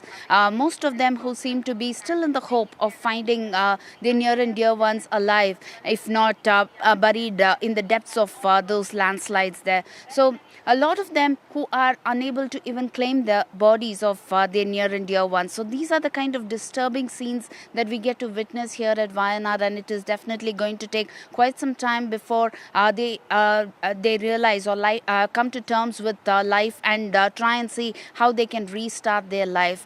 All of them living in a life of uncertainty at this point in time, and it is going to take quite a while before normalcy returns here. But in the meantime, yes, there is politics on the other hand, but rescue and relief seems to be one of the most one of the prime factors that needs to be considered at this point in time, and that's the sentiment being expressed by the rescue personnel as well as the survivors here. Back to you. Thank you, Pratibha, for joining us with all those details. We'll keep getting you the details, in fact, from this big story that we are tracking. Let's just listen into some reactions coming in on this story. കാണാതായ ആളുകൾ 12, ഒരു family 12 ആളുണ്ടായിരുന്നു. അതിൽ ഇനി 5 ആളെ ഇനി കിട്ടണം. ബാക്കിയുള്ള ആളുകളെ കിട്ടിയിട്ടുണ്ട്. അതിൽ 3 ആൾ പിന്നെ ജീവനോടെ മണ്ണിൻ്റെ അടിയിൽ നിന്ന് എടുത്തതാണ്. 4 ആളെ ഇപ്പം നമ്മളിവിടെ മറവ് ചെയ്തിട്ടുണ്ട്. We are at a loss of words. How to describe this? You have to, this is something, this is an hour of crisis, hour of tragedy. So we have now all our focus is on rescue and relief. So far all the bodies have not been recovered. So rescue work is in operation. So now our attention is focused on rescue and then relief. 10,000 people are living in relief camps. Focused on. And then after this emergency is over, then you will have to turn your attention to the rehabilitation of these people. We have divided the entire area into 6 zones, and we authorize 1 senior officer for every zone. Under his leadership, every unit contains 40 members. We are seeking help from local knowledge and local people who know the area and river better than the forces. This is the operational method today we have adopted. We have with us Union Minister Suresh Gopi here. So you have come here to take stock of the situation, but there's also politics playing on the other hand. How do you see, on one hand, the disaster-ridden place and the other, politics playing out? That's what I told. Politics has no game to play here. There is no gallery, there is no playground.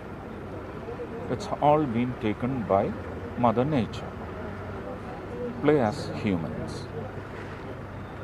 But technically, putting up a question needs an answer. So don't take politics or drag that question and answer into a political table. But do you believe that the Congress has not been accountable in terms of... say such things. I never did it. I don't say. The Congress also trying to move a privilege motion against Mr. Amit Shah. What's your take, sir? Let them. The state versus centre tussle, how do you see that with respect to the alerts not given on time? That is what I said.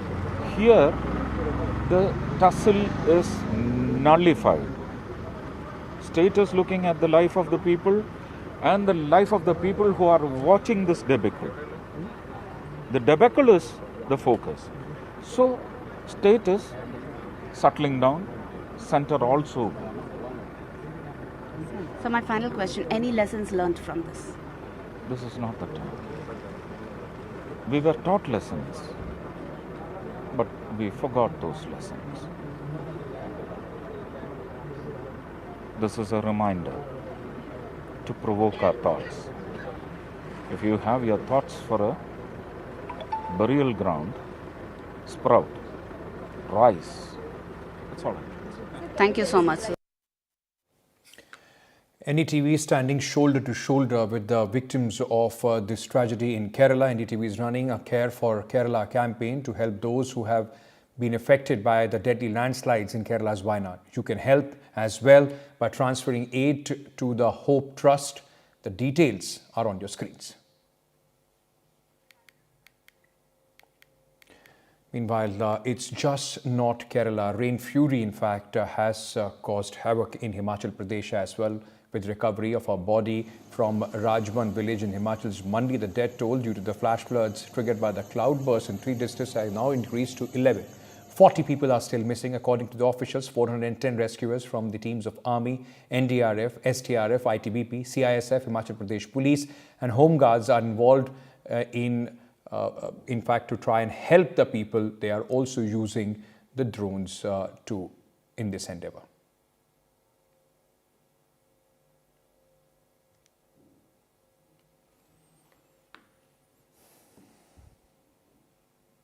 अभी तो मैं आपको आपदा प्रभावित के मामले में ये कहना चाहूँगा कि कम से कम 700 करोड़ रुपए का अभी नुकसान हुआ है और 55 के करीब लोग लापता है, जिसमें कुछ डेड बॉडी रिकवर हो गई है।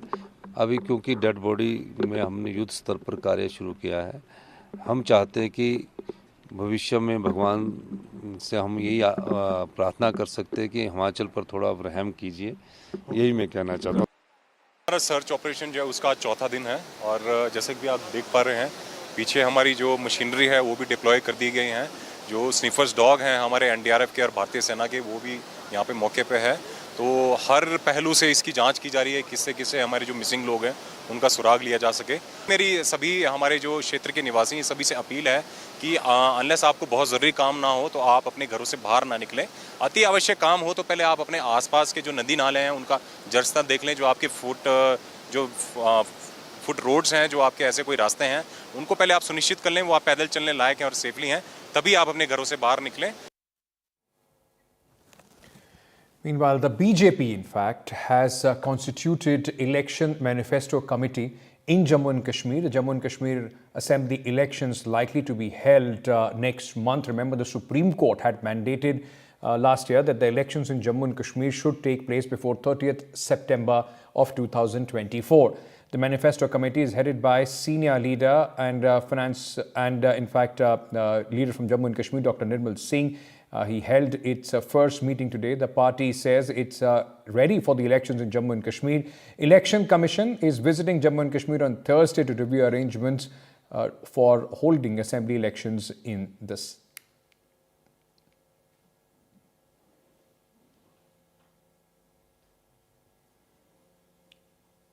BJP has formed its election manifesto committee, which is headed by Dr. Nirmal Singh, who is also the former Deputy Chief Minister and senior leader of the BJP. The first meeting of this election manifesto committee was held in Jammu today.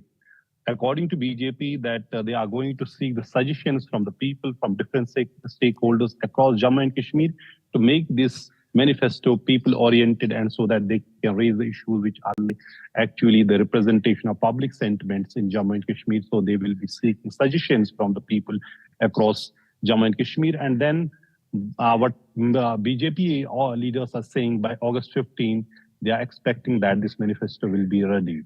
But people have been actually very, very skeptical whether the elections are held, even if, as the election commission's full commission is visiting Jammu and Kashmir on, on Thursday, coming for a 3-day visit. Why people are skeptical? Let me give you one example. On 31st of July 2019, BJP appointed Avinash Rai Khanna as the campaign chief for the assembly elections in Jammu and Kashmir. 5 days later, Home Minister introduced a bill in the parliament.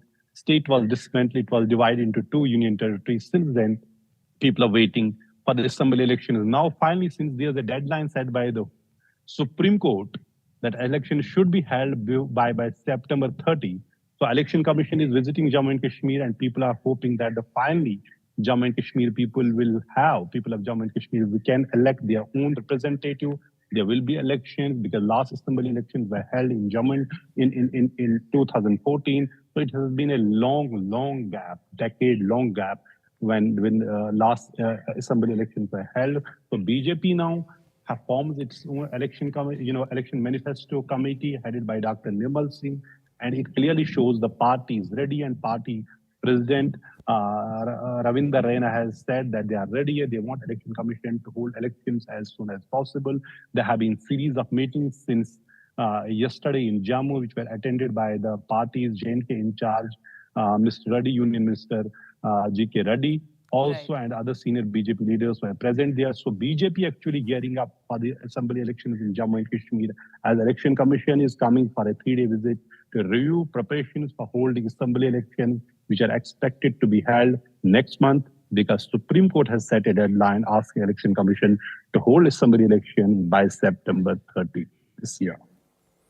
Meanwhile, the Modi government is set to bring a bill in the parliament to regulate powers of the Waqf board. Sources tell NDTV, bill to ensure better identification and verification of Waqf land, as after defence and railways, Waqf has the largest land bank in the country.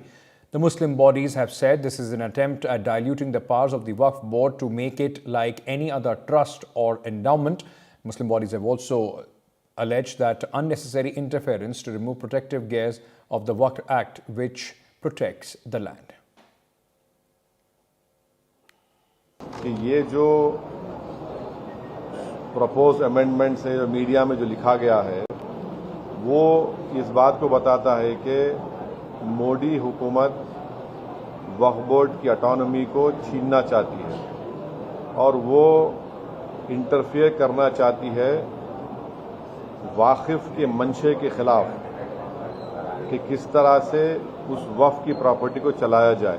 तो basically all in all ये जो है ये पूरे इस तरह का अगर ये मीडिया रिपोर्ट सही है तो मोदी सरकार ये चाह रही है कि पूरे वक्फ बोर्ड की प्रॉपर्टीज को छीन लिया जाए। Our forefathers have donated a large amount of their properties and they have made it waqf and under the Islamic law.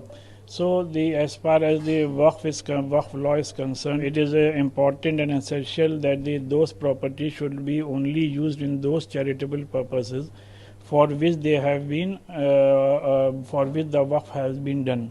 And it is a law that once a property has been made waqf, a waqf is always will always be considered as a waqf. It cannot be sold or transferred.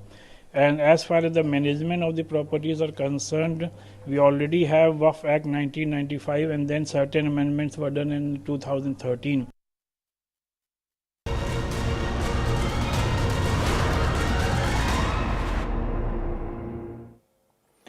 Meanwhile, India defeated Great Britain to enter hockey semi-final. Srijesh makes two brilliant saves and India has defeated Britain in a penalty shootout.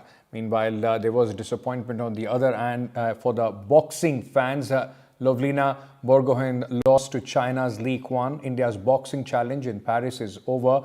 In badminton semi-finals, Lakshya Sen was beaten by Victor Axelsen and he will now, in fact, be in contention for a medal tomorrow when he goes to fight, to play the match to try and win the bronze medal. Let me go across to my colleague Rika, who is joining us at this moment. And let me tell you, she is joining us from Paris. Rika, thank you for joining us at this moment. Mixed day, fantastic excitement there for the hockey team, but heartbreak there for Lakshya Sen and Lovlina Borgohain. Well, I'll have to start really with the pulsating hockey encounter that we saw early this morning. PR Srijesh standing like a rock and standing tall in that encounter against Great Britain.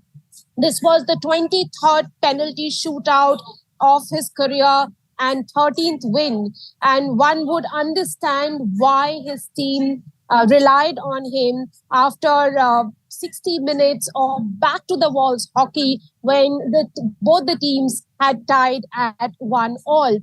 PR Srijesh stood in front of the goal, denying Great Britain two hits to the net. In fact, one he saved and one Great Britain missed. India was able to score all its chances. The final scoreline read 4-2. But what a magnificent performance by PR Srijesh, who's playing his last tournament of his professional career with the Indian hockey team.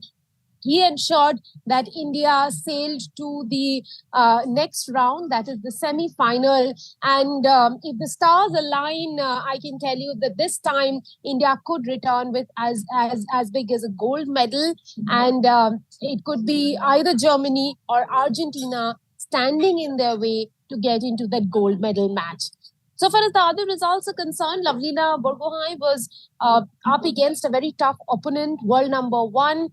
Chinese boxer. She couldn't get over the finish line. She lost 4-1. That marks the end of India's boxing challenge at the Paris Olympic Games. No other boxers are left in medal contention. Lakshya Sen, of course, was another bright spot in India's contingent. The other badminton players have lost. Lakshya continued to rule the badminton courts. He's a debutant, but today he was up against Olympic champion, twice world champion Victor Axelsen from Denmark. And at the end of the match, when Lakshya fizzled out after a 22-20 2014 encounter, Victor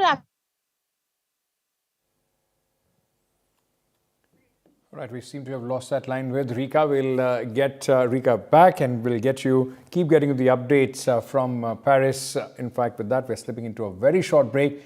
News and updates will continue on the other side. Stay tuned.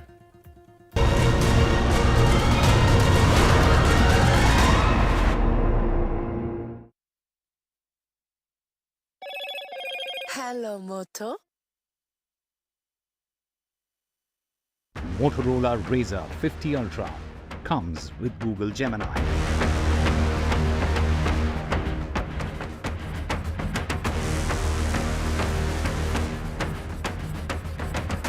Protests in Bangladesh leave at least 30 dead in fresh clashes, violent clashes between the protesters and the police. Protesters demand resignation of Prime Minister Sheikh Hasina. Far-right protest in United Kingdom turn violent. Riots continue across United Kingdom after a stabbing incident. The government says protesters will pay a heavy price.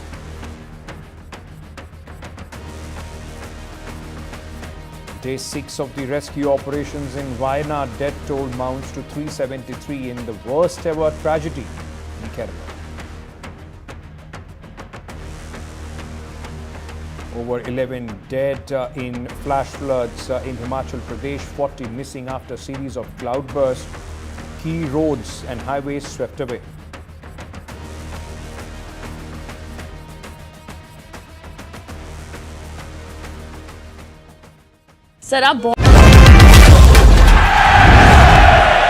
Get the magic of the best working for you now.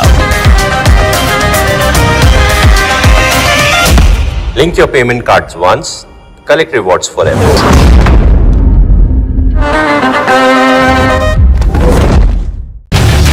Get ready for the ride of your life. NDTV brings you the NDTV Auto Show with me, Mugdha Mishra.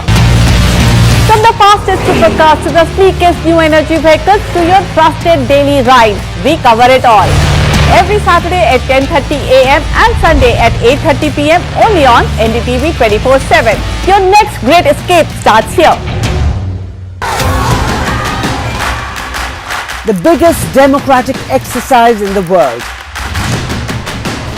Team NDTV covers it from ground zero. BJP really had to fight a tough election this time. Unprecedented exercise. Unmatched coverage. There is no dispute. जनता को decide करना है. From polling to counting, NDTV brought you the most trustworthy news and updates.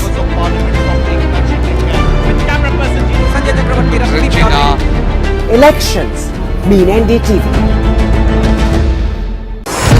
NDTV proudly upholds its legacy of trust and credibility. According to the prestigious Reuters Institute's Digital News Report 2024, NDTV is the top-most news platform in the country. Number 1 in both online and offline reach in India. Beating all its competition, NDTV stands for trust. Stay informed and entertained with the new and updated NDTV News app. You can watch all our channels live, listen to podcasts, read breaking and exclusive news from around the world and more.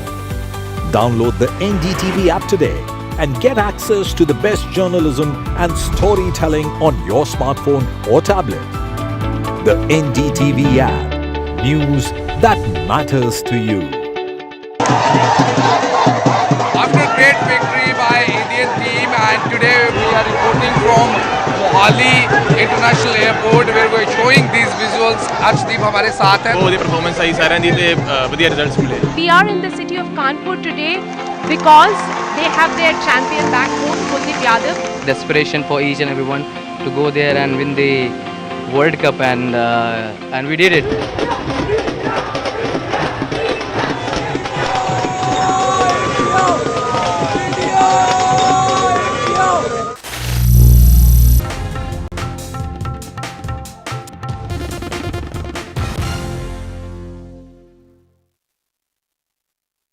Hello and a warm welcome to this special Olympics edition, speaking to Indian hockey Olympic medalists. In fact, till 1964, India had dominated in Olympics hockey, winning 2 hat-trick gold. You heard it right, India had won gold in 6 Olympics. There was a break after that, and the last time India had won a gold was in the 1980 Moscow Olympics. The team is yet to win a gold after that. We are privileged to have with us, to my extreme right is Mr. Vasudevan Bhaskaran, the captain who led the Indian team to win a gold in the 1980 Moscow Olympics. To his left is Mr. Munir Syed. He won a bronze in the 1968 Olympics at Mexico City. And to my immediate right is Mr. Charles Cornelius, who won a bronze in the 1972 Munich Olympics. It's a privilege to have you with us this evening. If I can begin with you, Mr. Bhaskaran, you led the Indian team to win a gold in Olympics hockey in 1980. Can you take us back? What happened when you landed in India with gold in your hand? So I think as usual, when we come to India, especially we land in Delhi, it is the same as what we see in cricket team. Same Bhangra, same, everything is the same what we saw about 30, 40 years back. Only thing, more numbers now. And that time there were more fans because people, we used to have, it was not the same like, Indira Gandhi Airport, it's slightly a smaller airport. So I think these are the issues that where as things changes, the fans become more, the people start seeing the team which winning. I mean, that's more important for the fans and the families. So I think when he landed, the hockey was again revived because say, for example, if he had not won the medal there, I think I'm afraid that hockey would not have been survived in the next future. And later on, we got back M.M. Ramaswamy there, and then we started moving forward to take Indian hockey forward, and he did a good job in having an India-Pakistan Test series, coming back to India, sending the Indian team to Champions Trophy. I think all this is an, good comeback for Indian hockey team after winning the gold at Moscow. You were a standby player initially, and you persevered and made sure you were part of the Olympics team. How was the selection at that time? It was very tough to get into the Indian team those days. As a matter of fact, there were so many players, each one better than the other. And then to get selected, you really have to put up a very good performance and to get yourself selected, because the first priority was Punjab, the next was those from the railways or from the airlines, and last came the southern part. So in my case, I must say I went for the camp for the 60 Olympics to Rome. I was a standby. I went for the Asian Games again for the Bangkok Asian Games in 62. I was a standby. In 64 again for the Tokyo Olympics I was a standby. In 66 again I went to Patiala or rather Jalandhar and standby. And 67 for the first time I was again called to the camp to Jalandhar, and I made a decision not to go. I said I've had enough, I'm going to retire, announce my retirement. Then my ambition, my eye was on the Olympics. For the 1968 Olympics, I thought this will be the last chance. So 68 Olympics again, we were in Patiala, and we were in Patiala for a 1 month camp. About 65 to 70 players. Then they reduced the size after 1 month to 30 or 35 players. The team moved to Jalandhar, and there again it was last 1 full month of grueling training, the last 3 days of trials, and I got selected and my ambition was fulfilled. Mr. Cornelius, is it true when you landed with a bronze, you were shy to display it, you actually were hiding it, because in Punjab they don't honor anything but gold? Yes, Punjab, they have all gold medalists. A village called Sansarpur and Jalandhar, they are very good hockey players. Almost all the villagers are good hockey players, and around about 25 Olympians with gold were there. So they don't respect anyone who brings a bronze or silver. So we had a very bad time, though we brought the bronze medal. Mr. Bhaskaran, those years there was no Indian Olympics Association. Mr. Sam Manekshaw, the field marshal, he had actually chosen you as the captain. Tell us the story behind. Well, I think the camp was held in, first time I would say that it was held in Bangalore, but I have to say that school without a blackboard. Indian players were without an Ostrotov. He used to come at least once in a week. He was based in Coimbatore. He used to come once in a week, see the boys, eat with the boys. And I never expected to be a captain, honestly speaking, though I was senior. But, then, the culture was different that, I had to go for interview. First time I am coming across a captain, normally in Indian team, it'd be a senior most. Okay, but this time I had to go for interview, like, any other, corporate. So I was asked to do this, and Sam said, okay, go ahead. Today I'm making you captain. Doesn't need one shot. What did he try to test from you? He tested and how will he communicate? You are from Chennai, you are from Madras, how will you communicate? So I said, I've been playing, I know you are senior, but how well you can travel with the team. Because that's very important, because youth had to be taken along with me. And I said I had a lot of confidence, because most of the boys, I've been moving with them for 3 months. I used to talk to them that yes, we can make a good team, because we had some walkout in the team, like Surjit Singh walked out, Ashok Kumar walked out of the camp because of, Were you under pressure at that time? Not pressure. No, I did enjoy my captainship. I never had any pressure, because my coach is a fantastic man, Balkrishna Singh. He was a man who was coached me when I was 17 years old for the combined team, went to Australia. So I think I had a lot of space to talk and a lot of space to move with the boys. That's the advantage I had. Mr. Munir, you had 2 captains at that time. Did that help, or was it a kind of a spoiled sport? That was a disaster, one word, because it was in Lovedale in Nilgiris. We had the Camp 68 camp, mainly to acclimatize to the conditions of Mexico, and our altitude of Nilgiris, Ooty was 6,000, same as Mexico. Everything was going well. The camp was going very well. We were all enjoying. We were really training hard. But after the 1 month grueling camp, they announced captain as Pritipal Singh as captain and Balkishan Singh as coach. The manager was already announced, General Mehra. So, unfortunately, Gurbakh Singh was another good player, and he went up in arms and said, I will not play, I'm going back unless I'm made the captain. So this a wrong decision was made by the then president, and powers to be, who came the next day, and found there was commotion in the campus, and blunder they made was they said, okay, you be the joint captain. Never in any sport have there been 2 captains of one team. So our loss, Indian Hockey Federation loss was, Indian hockey team's loss was laid in Ooty when the 2 joint captains, and thereafter the team split into two.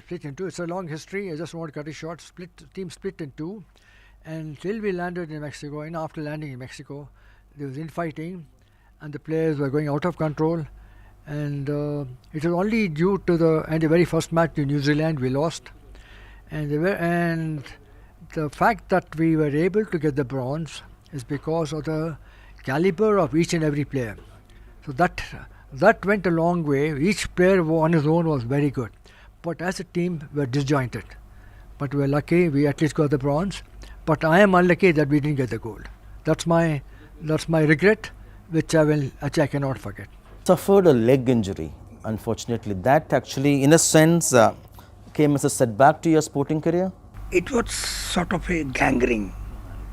So when they took me to another doctor in Chandigarh, All India Institute of Science, they examined and told that injections has to be given in the operation theatre.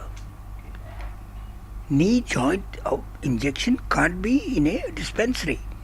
You have to take in the patient to the operation theatre with covering face guard and gloves and everything. Then only it has to be injected. It has to be shaved first. It should be put some medicine, make it numb, and then inject it. It can't be a... That was a lapse. That was a lapse. So after that, I couldn't even be able to walk. All of you have participated in many Olympics. You always cherished, besides playing hockey, meeting many sporting legends at Olympics. Who all have you met? Well, I think my passion is all about sports, because my school I played about 8 to 9 games, and at the universities I was playing 3 universities for the Madras Blues. In the sense I represented hockey, athletics, and tennis in Loyola.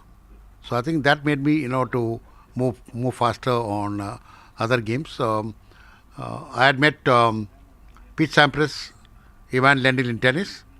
I bumped into Muhammad Ali in the Sydney Olympics, and I bumped into Djokovic in 2012.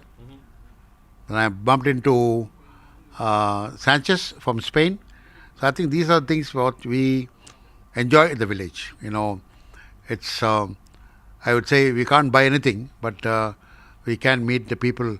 They are much richer in sports.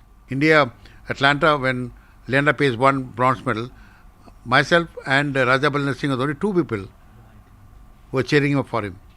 So I think these are things which keep memory that and I keep going to Olympics on my own, sometime through railways, and also I'll be also going for this Paris 2024 just to see what's the Indian team doing.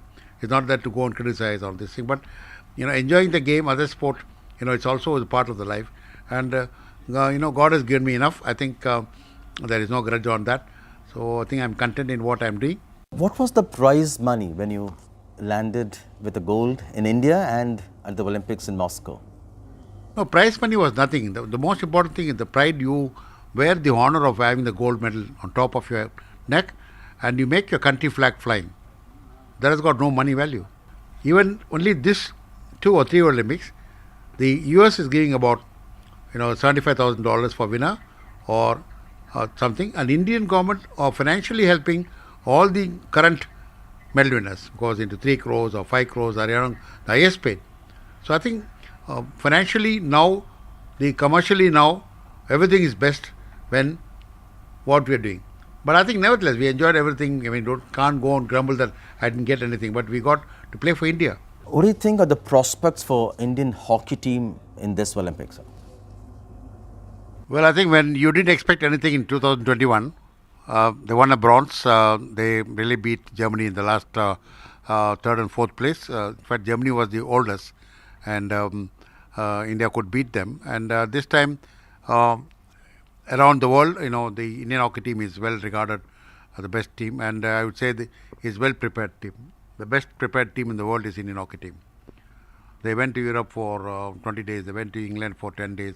They went to South Africa. I mean, almost no other team in the world could have got this exposure. And, when you win, like for example, I always take an example of PV Sindhu. Okay, when she won a medal, the entire Hyderabad became a badminton hub. Now, entire India has become badminton hub. Every street you see badminton is being played. So that has to come back through victory. So that has already come back through Indian hockey team. The juniors have done very well. The girls team have done very well because of that too. So I think we need to, get this rhythm going up, and maybe we are always the 1, 2, 3, 4, 5, like in any European country. So winning alone is not the question of at the Olympics. But to me, 1, 2 is very important. And the Olympics is winning a total of 7 medals. In a nutshell, what should be the roadmap in terms of improving our position? In my opinion, the roadmap should be to encourage hockey at school level. If you don't lay the foundation, you're going to get players only in a sporadic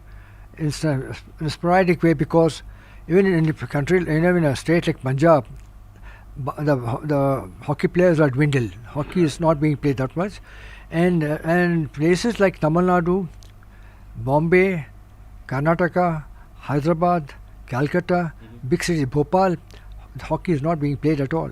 There are no tournaments. I have played, like Bhaskar went for 5,000 places. I have also been to a lot of places, lot of tournaments all over India, and mind you, to packed stands. Right. Today hockey is not attracting crowds. That is, again, I mentioned earlier, because synthetic surface, the game has changed. But to promote this game, to bring this game back to where it stood with the 7 Olympic golds that we have won, we have to start laying the foundation. And I think the government is doing a good job by encouraging sports, but they should spend more time in promoting hockey, because this they call our national game, but national game is where we are only struggling. Celebration, but it should be a continuation of promoting the game till the next Olympics, for the next World Cup, so that hockey is not dead in this country. So, is cricket largely responsible for the decline of hockey in India? I don't comment on that because cricket is everybody's game. The people like cricket. I don't know why. How do we develop the same passion once hockey enjoyed among spectators, among the public? See, the hockey tournaments should be more. A lot of tournaments should be there. When Mani said, Bhaskaran and me, we played a lot of domestic hockey. We used to play a lot of hockey in India. It was very difficult to play Indian hockey. Bhaskaran will definitely agree with me. Inter-railway playing, they're scared of playing inter-railway. Ask Bhaskaran. It's very tough to play inter-railway. Inter-Police was very tough. Gold Cup, Aga Khan Cup, Baton Cup, Abdullah Cup. In Madras also there was MCC Cup, Murugappa Cup. See, a lot of tournaments were there. Now all gone. Only one national hockey, which is called Rangasamy Cup, was there. All performance is noted only from the Rangasamy Cup. Now That's also gone. Many politicians lead sports bodies across India. Is that good, bad? Do politicians or do sports persons make good administrators? See, for example, P.T. Usha is now an IOA, but she is also a politician because she is also a member of parliament. So you can't tell that to get away from IOA or, through sports you became MP. But the main issue is that with the ongoing improvement in other countries, competitiveness is very important. So we need a CEO who largely should be a sports administrator who knows about the sport what is CEO. We see a lot of, in football, in hockey, different game, we have a CEO who are like a managers. CEO should be able to outline the importance of all the players. What is CEO? CEO of a company, he knows each and everything of the nonsense, why my finance is low, why I am not able to have the target. So that is CEO. So we need to see, I don't mind having a president, some minister or secretary, somebody, but a CEO is a man who promotes the game. At least 30 states who have an Olympic association does not have Olympian. Does not have a Olympian even as a member. Now why do you call Olympic association? Why people like Narayana Murthy could have continued? Why he didn't continue? He left everything and went because some youth is following and Infosys is doing very well. Not that because of minus Narayana Murthy, the company is closed. No. So I think we need to have that policy in sports too. Then, you see cricket, why? Now you're asking about cricket. Cricket is flourishing because of the good administrators from all the states. Is the country able to tap or identify talent from rural areas to be able to send them to the Olympics? Honestly, as far as I know, in the south we don't have that finding the potential. There's hardly any tournaments. One line message from you, yes. We wish them a good result because playing Olympic is not that easy. They have to work very hard. Every competition from the beginning is like a final. If they do it that and every step they perform properly because every day's performance is more important. I'm very much sure that last time they won 7 medals and this time they're definitely going to win more medals. As already mentioned earlier, in my opinion, the team is very fit. I can only wish them good luck and a little bit of luck, they should be on the podium. Thank you very much, gentlemen. It was a privilege speaking to you and you're such an inspiration.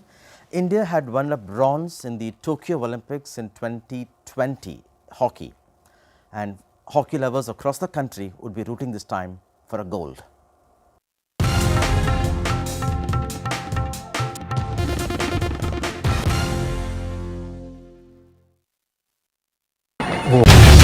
Get ready for the ride of your life.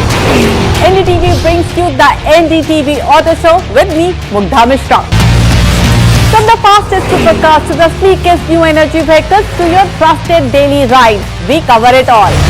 Every Saturday at 10:30 a.m. and Sunday at 8:30 p.m. only on NDTV 24/7. Your next great escape starts here.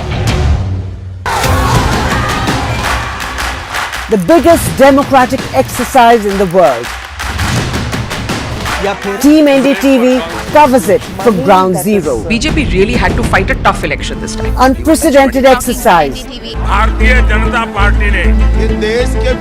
Unmatched coverage. There is no dispute. जनता को decide करना है. From polling to counting, NDTV brought you the most trustworthy news and updates. Argentina. Elections mean NDTV. NDTV proudly upholds its legacy of trust and credibility. According to the prestigious Reuters Institute's Digital News Report 2024, NDTV is the top-most news platform in the country. Number one in both online and offline reach in India. Beating all its competition, NDTV stands for trust. Stay informed and entertained with the new and updated NDTV News app. You can watch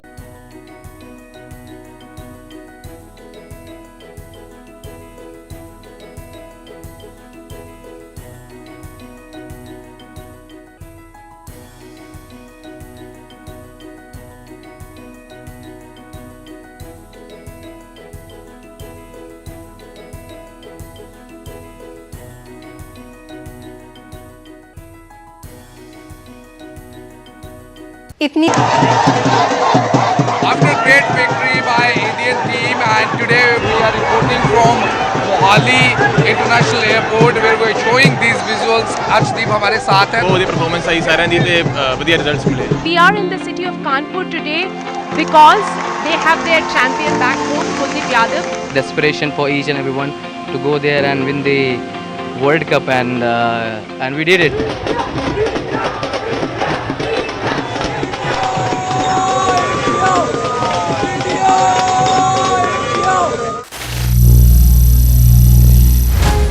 Some people say the metaverse will only be virtual. One day this lecture hall will be made of code and driverless cars would be trapped in intersections. But even in this maze of the future, you can't wish away health. It's time to become more resilient.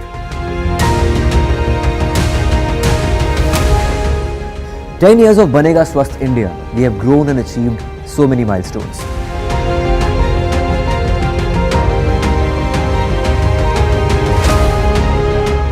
And now I have a plan to beat the urgency, to stop breathing with difficulty, to relieve getting choked with inactivity.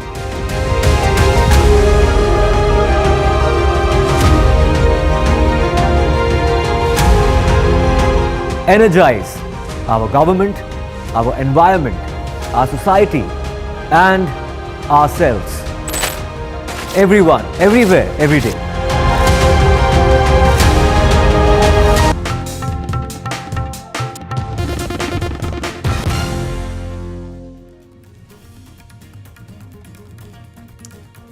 Over 30 dead in fresh clashes in Bangladesh. This as Bangladesh is on the boil again. Anti-government protesters vandalized hospitals and offices across the country. They demand Sheikh Hasina's resignation. This is India issues an advisory for Indian nationals in Bangladesh. Far-right protests in UK turn violent. Riots continue across UK over the stabbing incident in Southport. The UK government says rioters will pay the price. This is demonstrations across UK continue for the second straight day after 3 girls were stabbed in Southport.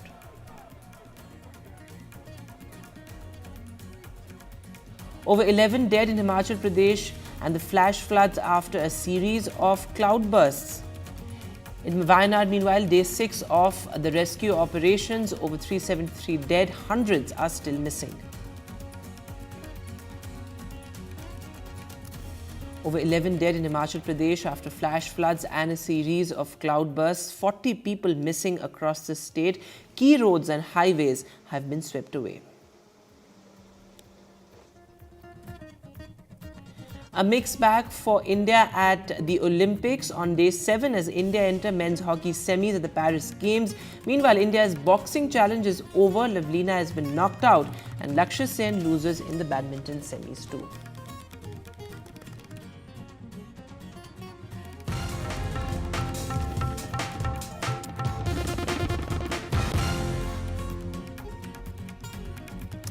Hello and welcome. You're watching NDTV. I am Vedanta Karwala. Lead story, well, news just coming in. The government has planned a major overhaul of how the Waqf board functions across the country. Multiple amendments are likely to be introduced to the Waqf board bill. This, of course, as the Modi government is set to bring in a bill to curb the Waqf board and its functioning, and also sort of reduce the powers that the tribunals and the civic courts have. The Muslim bodies have said that this is unnecessary interference by the government. My colleague Vasudha Venugopal, who's breaking the story at this hour, is joining us live. So, Vasudha, what is the government mulling exactly? Because this seems like a major overhaul. Well, Vedant, yesterday there was a very important cabinet meeting in which these 40 amendments to the Waqf Act was sort of cleared. And remember, there is an act that's already in place. It was brought in 1954. There was another act that repealed it, and that was brought in 1995. But the amendments of 2013, which basically empowered the Waqf boards, are actually somewhere, the point of contention now. In fact, what the government is saying is, government sources, in fact, are telling us that there are at least 120 petitions in the Delhi High Court, which basically have been, against the concept of, misuse of Waqf properties. In fact, the government believes that there is a need to bring in reforms, and there is a need to broad base the use and also, the transfer of Waqf properties, because, this is considered very integral part of Sharia law. There are at least 30 Waqf boards across the country, and there are also 9.75 lakh, properties that come under, something that is designated as Waqf properties. But, the guidelines of this are in some ways discriminatory to the common Muslim men and women. That's what the government believes in, which is why the Ministry of Minority Affairs has been working on this for the past 3 years. And somehow, some 40 amendments have been in some ways finalized. And we can expect the bill anytime soon. We're not very sure if it is coming up in the in the ongoing session of the Parliament, which is the budget session, because the finance bills will be given more importance, and also the budget also will have to be passed, and all of that is going to happen. So there is a very short window, but there is a high probability that it could be brought in. The most important thing is to ensure that the Act is constitutional in nature, and some of the unconstitutional provisions of the Act, which have also been contested in courts by several people, those get removed. For instance, the tribunal gets a lot of importance here. If the tribunal actually makes a decision, then the civil courts cannot also interfere in those decisions. So that, the government believes, is discriminatory towards common Muslims and common people. And more than that, there is also a need to ensure to ensure that there is no arbitrariness or randomness. There was this instance of an entire village in Tamil Nadu getting designated as a Waqf property, which is what the government feels is a problem. There are Waqf boards in Rajasthan and other places which have been seeking money from the centre for their own, substances, which is why the government believes that there needs to be a proper working. Also, the government wants to bring in, the entry of women. It wants to ensure that the Waqf councils at least have 2 women, in place, and also the state boards are also gender sensitive and gender inclusive when it comes to their own representation. Well, when it comes to criticism, of course, this is going to be a contentious bill, and several Muslim bodies have already spoken about it, and they've said that this is anti-Muslim in nature. But the government is very clear that there are 2 big reports. One is the Sachar Committee report, which came in 2004, and also the 2006 JPC committee, JPC report, which was led by Rahman Khan, which actually spoke about the need to democratize, broad base, and also bring in reforms when it comes to the Waqf property. So they are citing those reports. They are saying that the arbitrariness with which properties get tagged as Waqf property, and then, the kind of endowment that takes place in the whole transfer, and, how it sort of becomes undemocratic, that needs to be checked on, which is what the government's narrative is. But this, of course, is a contentious issue, and the politics will definitely play out once it comes to the Parliament. Absolutely, Vasu. And important there that you point out that the government is sort of looking at removing the arbitrariness, because that has also often been criticized when it comes to the Waqf board and the functioning of the Waqf board. Remember, after railways and defence, the Waqf board has the most amount of land bank. So this is going to be important. It will have far-reaching consequences once the government does bring this bill. But as Vasudha is reporting, it's not clear as to when the government is likely to introduce this bill, but this is something that certainly is in the works. Moving now to the other big headline, well, a mixed bag for India on day 7 of the Paris Olympics. Well, India made an incredible feat as far as hockey is concerned. We are now in the semis, and it was really brilliant back-to-back saves that saved the day literally for India. But of course, some upset for India as well, given the fact that Lakshya Sen will now fight for bronze. He came down in his fight against the reigning champion, and so did boxer Lavlina. She lost to China in that incredible match that we saw there. Rika Roy, in fact, is now joining us live. So, Rika, mixed bag there for India on day 7, but looking forward, what all is expected as far as India is concerned in the next coming days?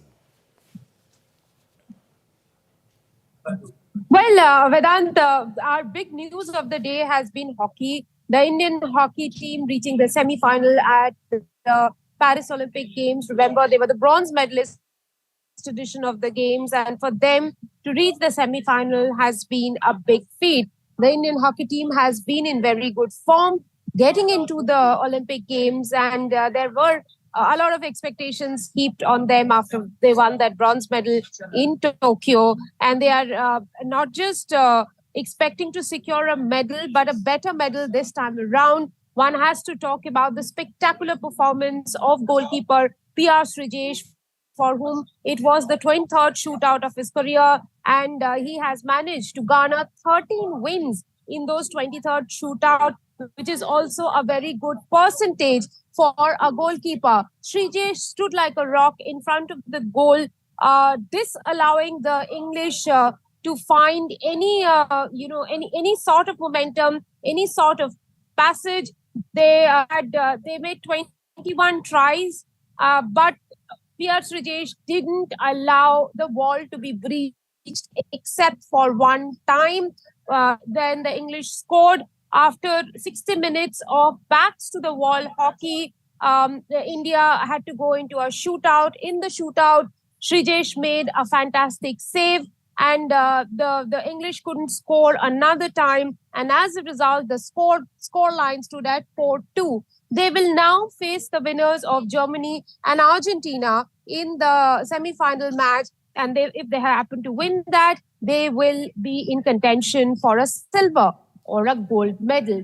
Now, talking about Lakshya Sen, which is the other medal match that we are going to have tomorrow against the Malaysian opponent. And that match is around 2:30 Paris time here. That is a bronze medal match, which Lakshya will be trying to win. He had played some sensational badminton since he came to Paris. He had come in as an underdog, world number 19. His coach had called him an underdog. But the moment he stepped onto the badminton court, there were many of the top-flighted professionals, world number 3, world number 12, world number 13. All of them, Lakshya had beaten en route to his semi-final clash against current Olympic champion Victor Axelsen. The Dane, in fact, started slowly. Lakshya dominated the beginning of both the games, but then the momentum swung towards Dane after a point in the match, and Lakshya was unable to. All right, we seem to have lost that line with Rika there, but as Rika is reporting, the big story today has been India's incredible feat in hockey. We are now in the semis, but Lakshya Sen, of course, will play for another medal match tomorrow, as Rika is reporting, though, of course, he came down in his fight against the current Olympic champion. Listen in to what his father had to say. लक्ष्य ने अपनी तरफ से try किया, और कभी-कभी matches में ऐसा होता है, और अगर जीतता तो डेफिनेटली हम सभी लोगों को खुशी होती। और अभी हम लोग कल का जो ब्रॉन्ज मेडल का एक मैच है उसके लिए प्रिपेयर करेंगे। नहीं, अच्छा लगा कि वो इस पूरे टूर्नामेंट में बहुत फोकस था, बहुत अच्छी तरह से खेल रहा था, और उसी की वजह से वो जो उसका स्टाइल ऑफ प्ले था, जो भी वो उससे वो सेमीफाइनल खेला, और मतलब उसकी परफॉर्मेंस से हम लोग भी और वो खुद भी मतलब सेटिस्फाई होगा, ये मैं सोचता हूँ। All right, so all eyes on that important bronze medal match tomorrow. But moving now to the other big international headline, well, unrest yet again in Bangladesh, India's neighboring country, is on the boil. At least 52 people have been killed in violent protests across Bangladesh. This as protesters demand the resignation of Sheikh Hasina. There you can see visuals of public offices, hospitals all being vandalized by protesters there. Extremely concerning. The Indian government has also urged Indian nationals in Bangladesh to remain alert. My colleague Vishal Vivek is now joining us live. So Vishal, the primary demand seems to be the resignation of Sheikh Hasina. We saw those clashes with the ruling party workers as well. But how is the government looking at curbing these protests, because they're actually getting out of hand now? So as we speak, the death toll has now risen to 57.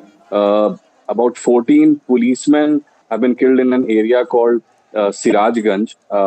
Overall, Dhaka and rest of the country is on the boil. And as you were mentioning, the government is trying to, curb this. Although there has not been direct dialogue between the government and the protesters as of now. We can recall that in the previous wave of protests, there had been some communication between the government and the protesters.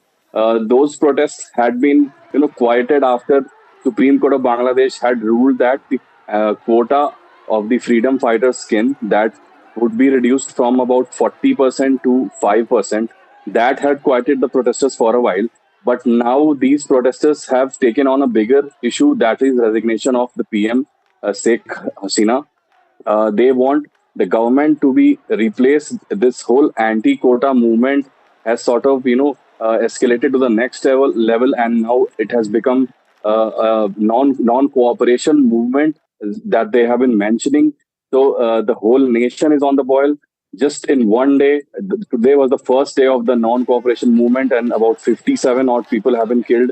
Children and women have also been killed, and about 14 policemen have been killed. There are reports that several of Awami League's offices have been set on fire. Many people have been beaten to death by the protesters. There have been clashes between the protesters and the Awami League supporters. So all over the country, the situation is quite tense.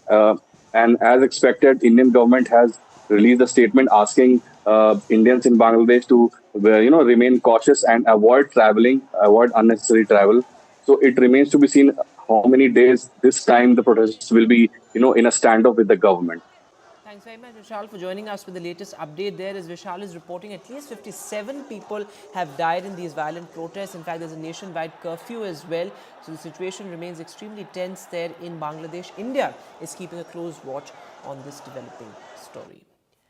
But moving now to the other big headline, well, unrest in the United Kingdom as well. Well, UK is witnessing its worst riots in almost a decade. Over 90 people have been arrested. But what really prompted these violent demonstrations across the country? When it was the stabbing of 3 young girls in Southport. There was some misinformation about that incident that triggered these anti-immigration protests across the country. There you can see those dramatic visuals as well of those anti-immigration protesters facing off with the riot police there. And the government has said that rioters and protesters across the country will have to pay. Take a look at this ground report from Bristol. Castle Park around me. Everyone's going about their normal business. It's very calm, just a typical Sunday morning in this park. Eventually, the disorder, which began quite seriously at about 7:30, it pushed its way down here. You can see the bridge behind me. That was where our cameraman actually got hit on the head with a glass bottle. There was, at one point, a bus was stranded in the middle there with protesters all around them. And then eventually, after a couple of hours of violence, of projectile throwing, cans, bottles, it dispersed a bit, and there was a pocket of far-right groups, I should say, that headed down to a hotel further down the road that is known for housing migrants. I think in terms of looking at a clean-up operation, there's been a few people around here this morning picking up pieces of glass, sweeping up glass, picking up bottles, things like that, and then you've got signs like this here. I'm not sure whether or not this was written last night, but it really shows the sentiment of the people here in Bristol. They're very much distancing themselves, the majority at least, from those scenes of violence last night. As you said, though, 14 arrests.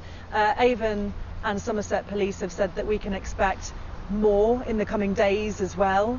And there's actually been a statement released by the Police and Crime Commissioner for Avon and Somerset, who thanked police officers last night for their bravery and described a small but violent group. And as Tom was saying there were certainly the people who were creating trouble. They were certainly the minority here, outnumbered by anti-racist protesters for sure.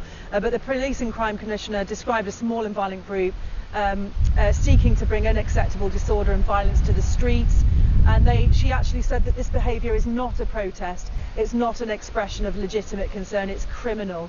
And again, in keeping with that national message that we keep hearing over and over again, those words, feeling the full force of the law, she goes on to say these actions don't represent the values of Bristol. We're a strong, diverse and vibrant community, and people from all walks of life live peacefully alongside one another. Well, the police need to lead operations in communities across the country where there has been both violent disorder and thuggery on the streets, which is completely unacceptable, completely damaging, and where the police need to know they have our full support, taking the strongest possible action, making sure that these criminals face the full force of the law. And also already there are some of the suspects and perpetrators have already been arrested, already facing charges and are in custody, but we expect more of that to continue, and we will support the police every step of the way. Communities have a right to be able to feel safe.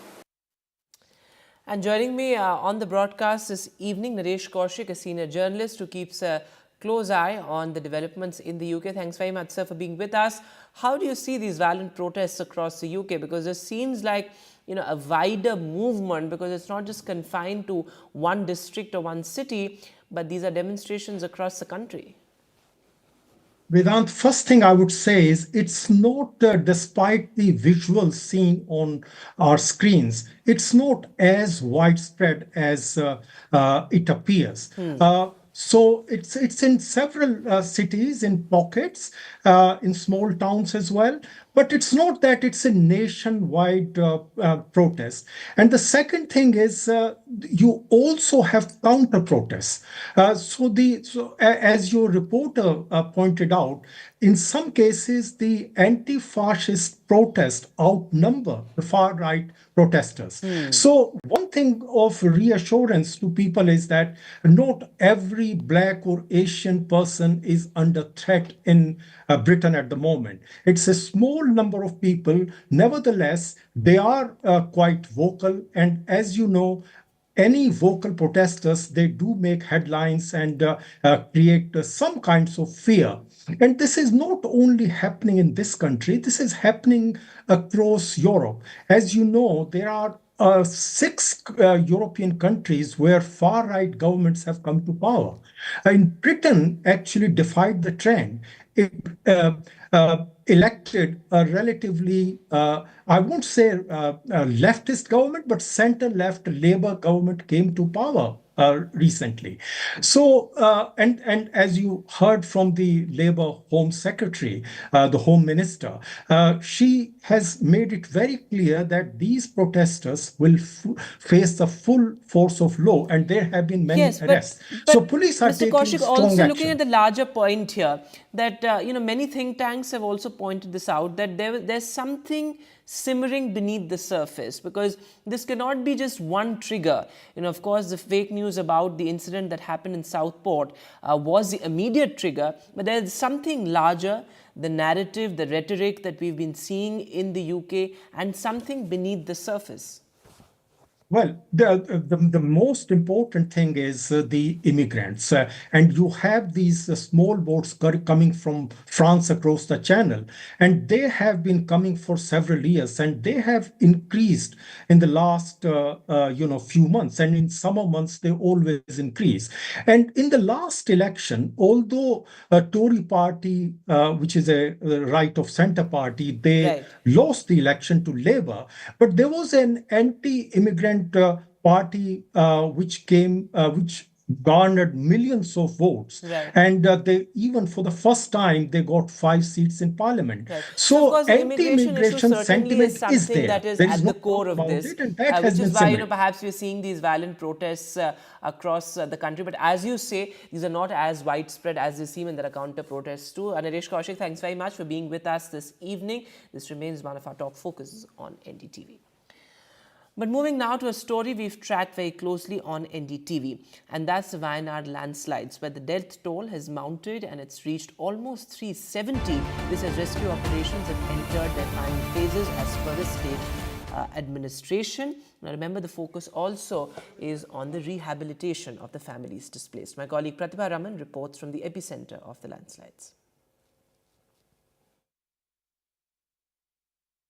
Well, in fact, yes, it is day 6 that is coming to an end as far as the rescue operation here is concerned.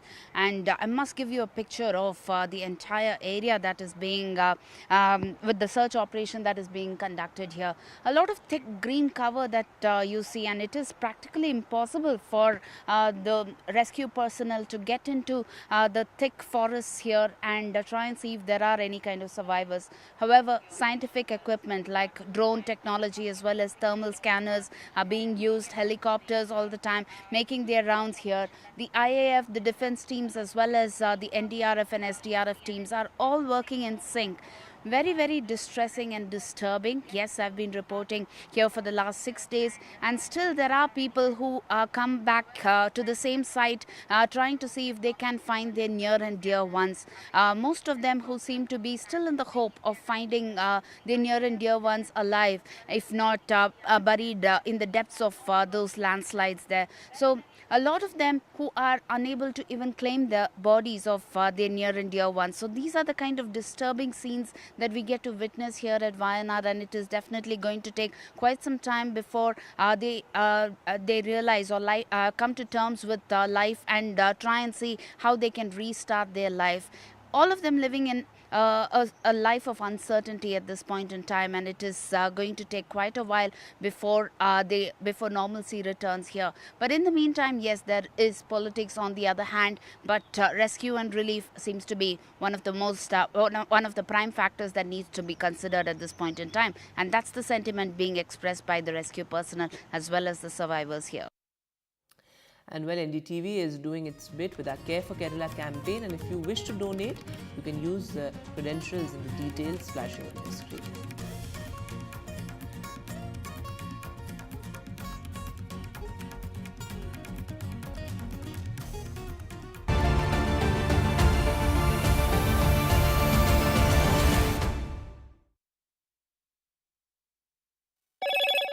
Hello, Moto. Motorola Razr. Get the magic of the best working for you now. Link your payment cards once, collect rewards forever.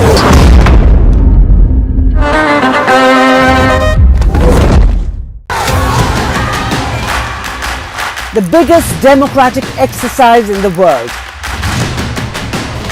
Team NDTV covers it from ground zero. BJP really had to fight a tough election this time. Unprecedented exercise. Unmatched coverage. There is no dispute. जनता को decide करना है. From polling to counting, NDTV brought you the most trustworthy news and updates.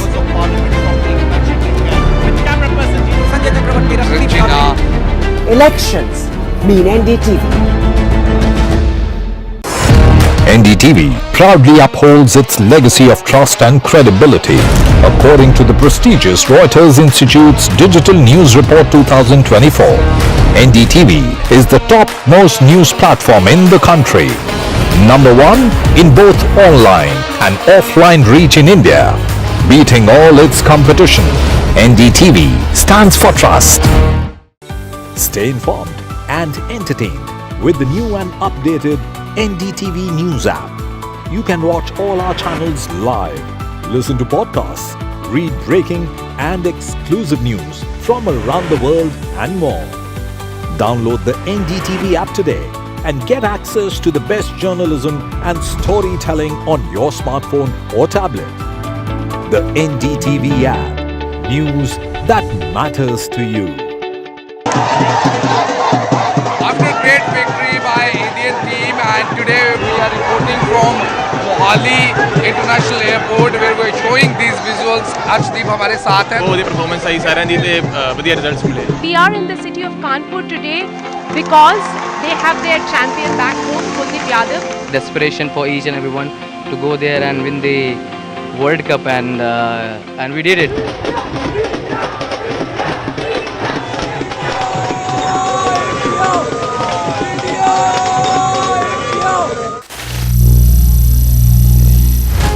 Some people say the metaverse will only be virtual. One day this lecture hall will be made of code, and driverless cars would be trapped in intersections. But even in this maze of the future, you can't wish away health. It's time to become more resilient.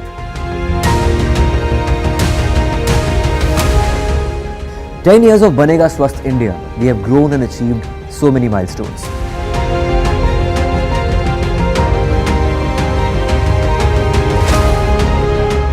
And now I have a plan to beat the urgency, to stop breathing with difficulty, to relieve getting choked with inactivity.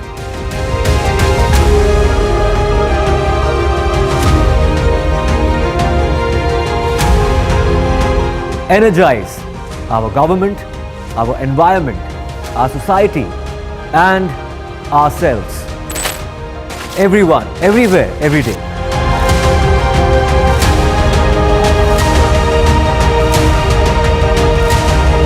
Banega Swasth India. One world hygiene.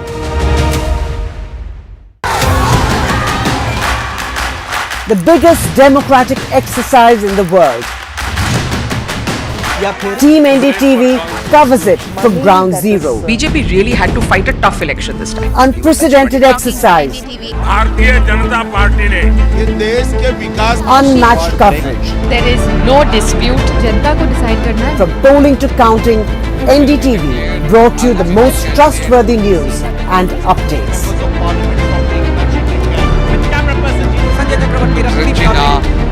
Elections mean NDTV. NDTV proudly upholds its legacy of trust and credibility. According to the prestigious Reuters Institute's Digital News Report 2024, NDTV is the top most news platform in the country. Number 1 in both online. Hello, Moto.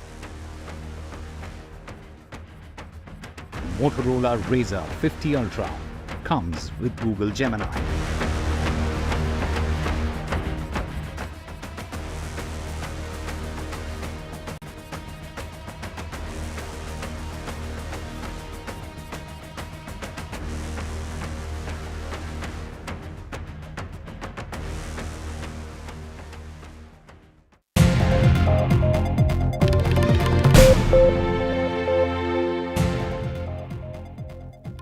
Hello everyone, this is The Last Word and I'm Maria Shakil. First Bengaluru, then Delhi, Navi Mumbai and now Hyderabad.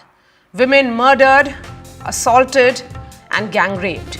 In Hyderabad, 2 incidents of gang rape have been reported just today. A woman who threw a party to celebrate her new job was gang raped by her friend and 2 other men right after the party. And in a Nirbhaya-like horror, another woman was gang raped in Hyderabad in a moving bus. The bus driver is now in custody after she filed a complaint. Crime after crime. But where is the outrage? Where is the accountability? Is India fast becoming no country for women? NDTV has launched a Save Our Daughters campaign to put the spotlight on women's safety. And with Parliament in session, I have with me 4 women MPs joining us in our effort to make cities safe for women. Aprajita Sarangi is Member of Parliament of the BJP from Orissa. We have Dr. Kadiyam Kavya, Congress MP from Telangana. Shambhavi Chaudhary is LJP MP from Bihar. Also the youngest woman MP of 18th Lok Sabha. And Dr. Rani Sri Kumar is DMK MP from Tamil Nadu. Ms. Sarangi, I'm going to begin with you. A former bureaucrat you were, and now as a member of parliament, someone who is involved in lawmaking, is there a sense that nothing seems to be changing as far as women's safety is concerned?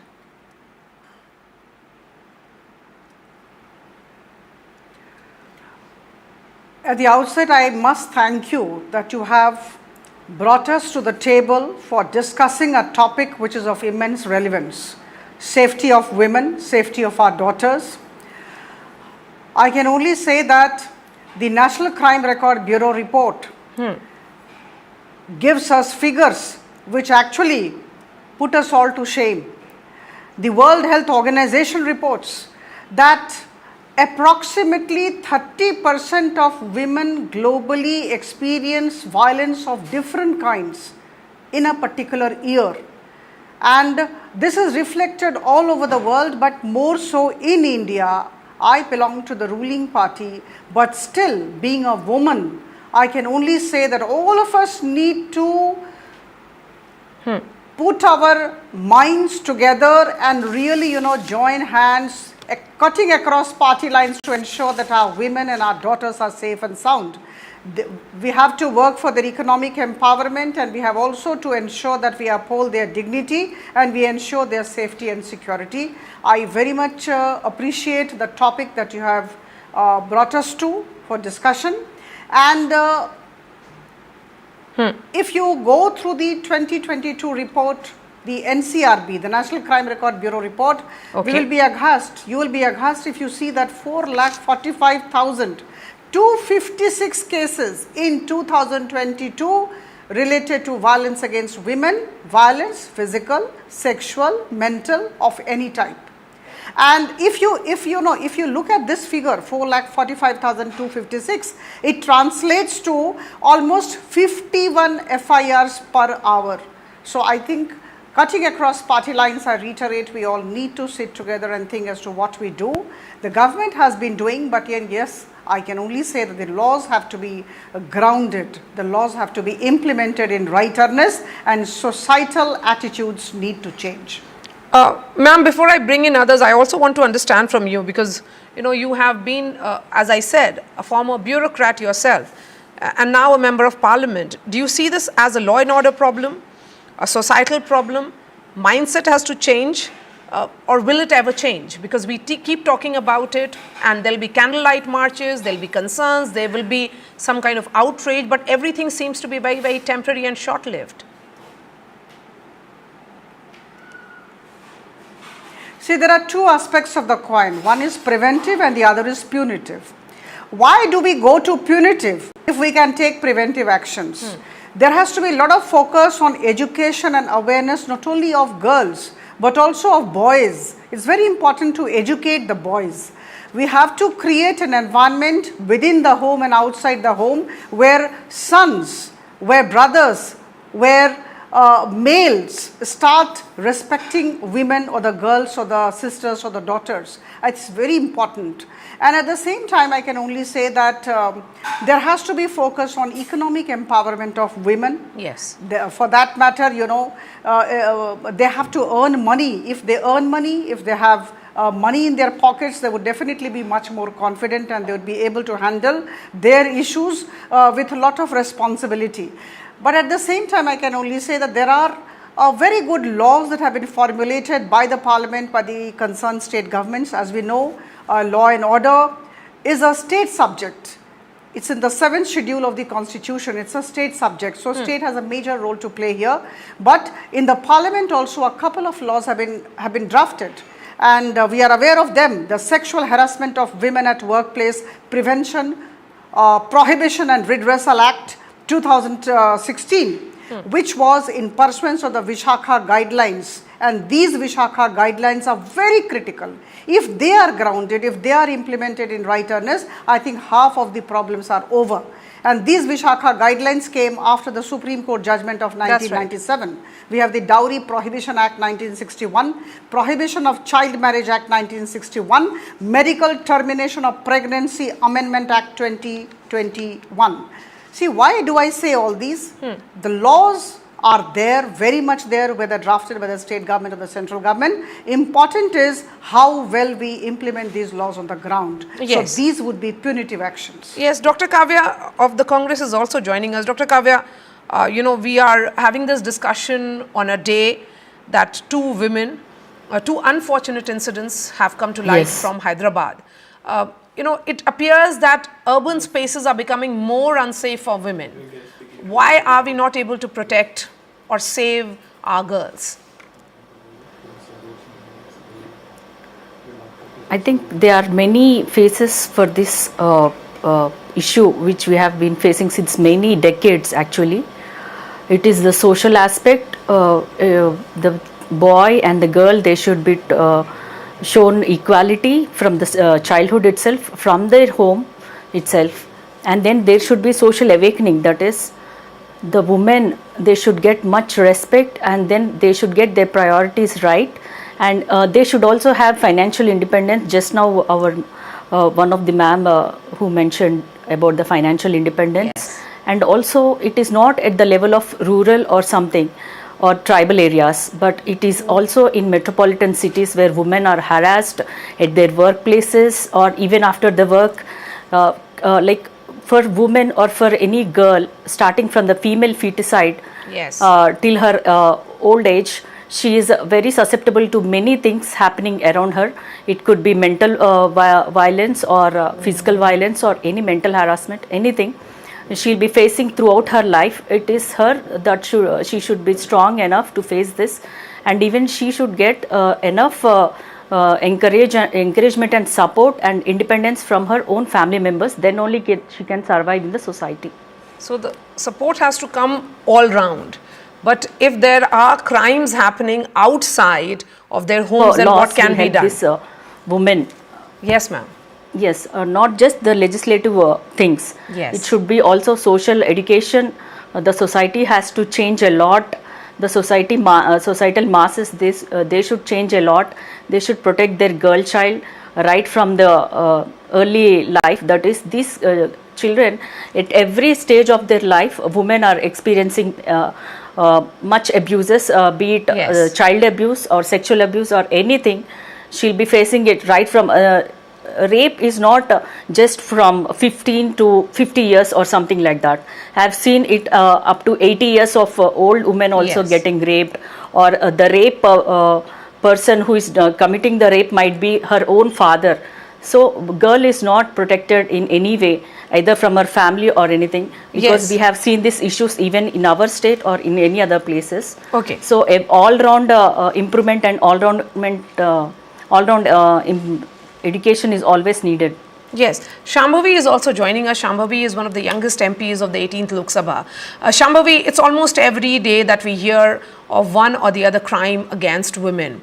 As a young MP, do you feel let down by the lawmakers themselves, or do you think that it's a larger problem in itself which we are not able to find a solution of? First of all, thank you for having me on this show, and thank you for giving me an opportunity to put my views forward. The most important thing that I feel concerning women's safety is definitely it needs a collective effort where the government is on the forefront, but you need a very strong administration also. And the most important is the civic sense, the mental strength, the mental capacity. See, there is a saying where, very nice media channels, very nice news channels have, collectively focused on how women are not even safe in their own homes, and this whole issue on women's safety needs to be addressed together. It's not something that today the government will come forward and it will fix the problem. No, it does not happen like that. The civic society needs to come together. The patriarchal mindset, the stereotypes that are related to women, all of these need to be tackled together. Yes, Shambhavi, since you're from my home state of Bihar, there are stories of Bihari girls, and who have to, all of us have to migrate, leave our hometowns and our state for better opportunities and jobs. Aprajita Sarangi here was talking about economic independence. But here, when we look at that incident which happened in Bengaluru, the girl was from Bihar. She was, of course, looking for better opportunities, education or work. And then she had to face that kind of crime. First you leave your home and now you're feeling unsafe also in a town which is supposed to be a modern town. Do you think it's difficult for women to speak to their parents as well about their challenges? Definitely. When I was in Delhi, my parents were also worried all the time. Although I come from a very, having said that, I understand that I come from a very privileged background. Despite that, my parents were always worried. This issue of women's safety is something that is so deep in the society. It penetrates all classes. It penetrates all kinds of castes.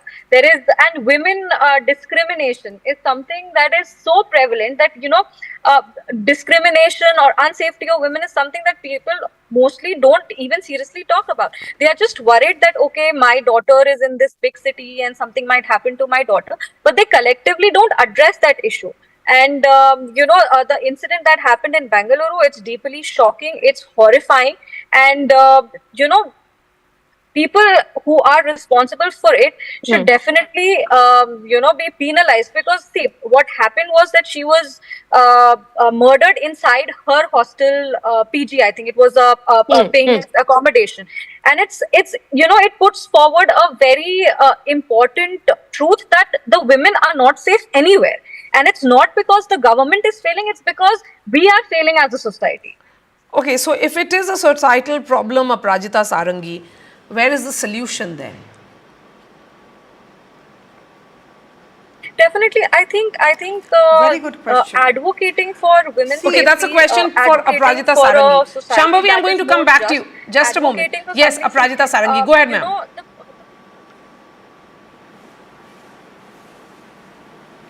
See, there can be two approaches. One, of course, is from the government side. There is the concept of gender budgeting. When for the past 2 days I was sitting in the Lok Sabha, I was actually talking to all the ministers and asking them as to what have you kept under the budget gender. And that's the gender budgeting, which is a lovely concept. And most of the ministers talked about their gender budgeting segment. 6.5% of 2024-25 budget pertaining to different ministries put together is under the head gender budgeting. So it's very good. There are many schemes, many laws, and the two major laws that have come now, the Bharatiya Nagarik Suraksha Sanhita and the Bharatiya Nyaya Sanhita, they have included a chapter on safety of women, on empowerment of women, which is highly welcome. But then everything boils down to the quality of implementation of all these laws, all these schemes on the ground. So I think government has a role to play. Government must ensure the enforcement of the laws and the proper implementation of the schemes meant for the welfare, meant for the empowerment, and meant for the safety of women. But at the same time, very important is we all need to work together, whether government, whether non-government, whether family members of ours, all of us need to work together to create a very safe environment. 8th March every year is celebrated as the International Women's Day. That particular day, you can see everywhere, women's dignity is supreme, these kinds of things we hear here and there, and women are kind of shown respect in every social functions. But the fact remains that 365 days, women and daughters must be respected. Their privacy needs to be respected. So I think it's everybody's job to see that our women, our girls are not treated in an inferior manner, and they are not treated as second-class citizens. Unfortunately, it is happening. Things are improving, I must say. I come from a very ordinary background from Bihar, Bhagalpur, Bihar. Very ordinary background, but I could come this far because that societal environment was there. The ecosystem was favorable for me, and that's why I'm here sitting. I was in the IS and now I'm here because my parents and my system, my family helped me come up this far. So I think all the women MPs who are here, they must have fought their way through, and they must have got that, the favorable ecosystem. So I think all of us need to work together, and people like us who are in a privileged position, as Shambhavi said, we need to create that favorable ecosystem for all our sisters across the country. That's our job. Ms. Sarangi, thank you so much for Nobody putting can say that the government will do or the non-governmental organization will do. It's putting that across effort. so very well. Dr. Kavya, I'm going to take that thought forward. After the Nirbhaya incident, then there was this entire emphasis on speedy justice, that there should be fast tracking of cases as well. Where are we headed? But nothing seems to be changing much, because that fear of law isn't there somehow. Yes. Actually, this women's safety, whatever the acts that are imposed right now, they should never be a party election slogan.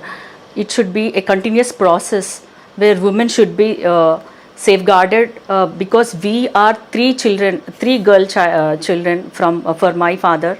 We don't have any brothers. So my parents, they safeguarded us, they protected us. But in every family, if they see such incidents of happening, suicides or homicides that are happening right now, or the murders that are taking place, they will go back and say, just sit at home and be safe, that's enough for you. Because in India now, women need to come forward in every aspect, in every area. So such incidences will make the parents feel vulnerable about their child. So I feel these fast track courts, they should work very sincerely and effectively around the clock and give justice, so that the other persons who are thinking of committing such crimes, they should step back, and then the society should be a little more comfortable and secured for the women who are stepping out of their houses for a better life which they have dreamt since many years. Yes, so it is about that collective responsibility, as you know, and all of your members of parliament sharing your stories as well. So it's certainly a beautiful way in which Aprajita Sarangi and Dr. Kavya has put across their thoughts. But Shambhavi, what do you think women MPs can collectively do? Because there are newer challenges, as your fellow MPs are talking about, both within and outside the house. Definitely, I think advocating for women's safety, advocating for a society that is more just, advocating for something. See, you know, the whole point is that nobody comes collectively. Everything gets politicized. When you come from a political background, suddenly everything is about politics and how somebody is wrong and somebody is right. But this issue on women's safety, on justice to women, on how women can be empowered further, needs a collective voice that has got nothing to do from the government or from the opposition. We need to come together and advocate for it. Other than that, we need to create awareness through different, you know, we can do this in our constituencies, we can do this in our home states. We need to collectively talk about different issues pertaining to women, be it the dowry, be it patriarchal discrimination, be it unfair, you know, the wage gap. So these are some little things that we can, you know, address. We need to talk about it. We need to talk about it more boldly. And most importantly, we need to educate women. We need to run campaigns, awarenesses where education of women is prioritized, where higher education in women especially. So, you know, when I talk of education, I don't talk of primary education. I mean, higher education needs to be prioritized, where opportunities given to women need to be, that needs to be on the priority list. How women are getting jobs, we are talking about that, but are we creating a safe environment for them to work? Are we addressing the wage gap? And definitely, I am a sociology student, and I continuously talk about it, about how women have to work in two shifts. You know, they work outside also, and once they come home, they work there also. So these are some issues that we need to collectively raise, collectively talk about. And I don't think that there is anything regarding women that is not important. Anything regarding women or girl or a girl child, education, health, everything, sanitation, everything is important. And it's about time, we are in 2024, it's about time that we all collectively come together and advocate for it. Okay. Aprajita Sarangi, the concern certainly is that how do you ensure that the issue of women's safety is not politicized? Because law and order is a state subject. Every time there is a crime against women, there is outrage, but it invariably becomes politicized. It becomes about political blame game, or what could have been done which was not done. Absolutely. I fully agree. Now here when I'm sitting with you talking about women and their causes and the concerns around them, I don't think I'm talking to you as a member of parliament from the Bharatiya Janata Party. I'm talking to you as a woman who is privileged enough to sit in the Lok Sabha.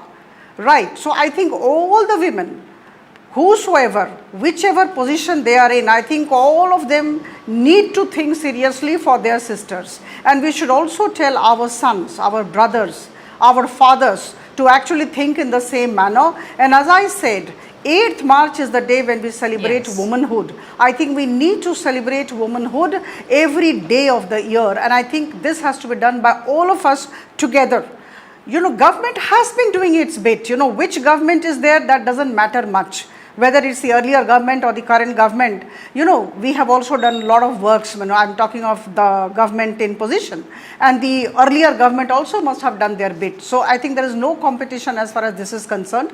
Everybody wants 50% of the population to be good, and you know, women hold half the sky, as Mao Zedong said. So I think women are very important, and 140 billion population, 50% are women. In my state also 50% of the 4.5 crore population in Odisha are women. So I think we cannot think of progress of a state or progress of the nation if we don't actually bring up this half of the population. Take it up as a challenge. So I think we need to rise together. It's very rise important together to protect women, to save our daughters. Dr. Kavya, a quick 30 seconds Society has to play its role. But yes, I would like to emphasize something. Yes. Pardon? I would like to say this with a lot of emphasis. Yes. The laws, which are very stringent in nature, have to be implemented forcefully, and there has to be fear of law. I think somebody said when we started our conversation, there has to be fear of law. So this comes in the category of punitive actions. You know, why does it happen? How can it happen if the person, the perpetrator of the crime, knows that what's coming if he does this? Absolutely. I agree with you that fear of law is a must. Dr. Kavya, quick 30 seconds to you, ma'am. Go ahead.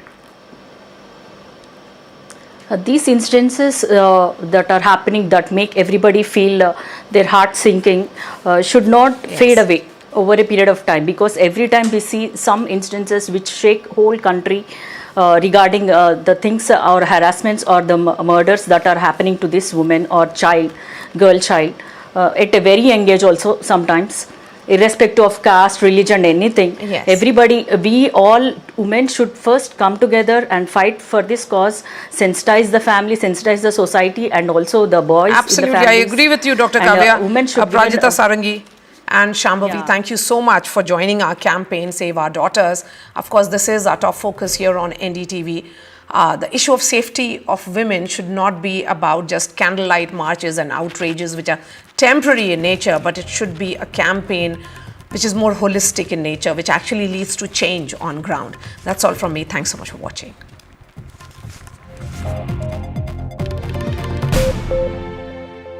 Stay informed and entertained with the new and updated NDTV News app.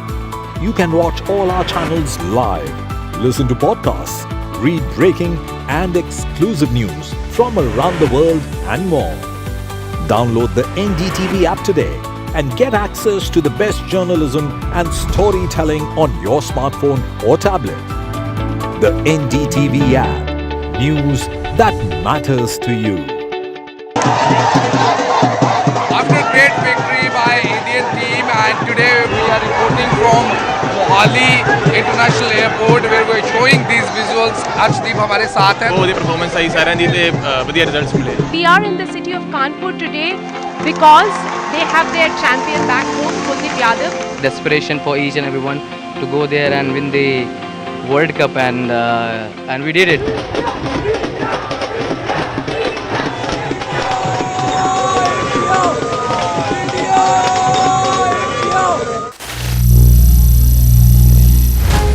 Some people say the metaverse will only be virtual.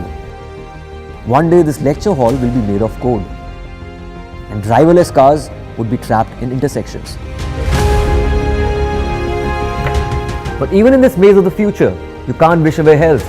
It's time to become more resilient.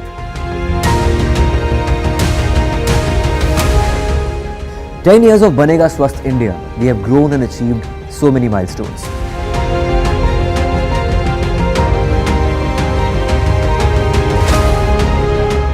And now I have a plan to beat the urgency, to stop breathing with difficulty, to relieve getting choked with inactivity.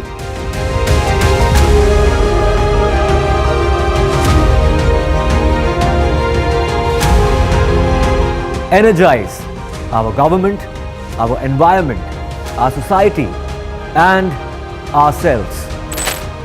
Everyone, everywhere, every day.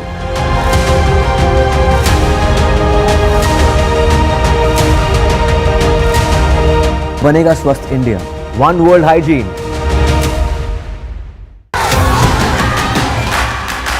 The biggest democratic exercise in the world. Team NDTV covers it from ground zero. BJP really had to fight a tough election this time. Unprecedented exercise. Unmatched coverage. There is no dispute. जनता को decide करना है. From polling to counting, NDTV brought you the most trustworthy news and updates.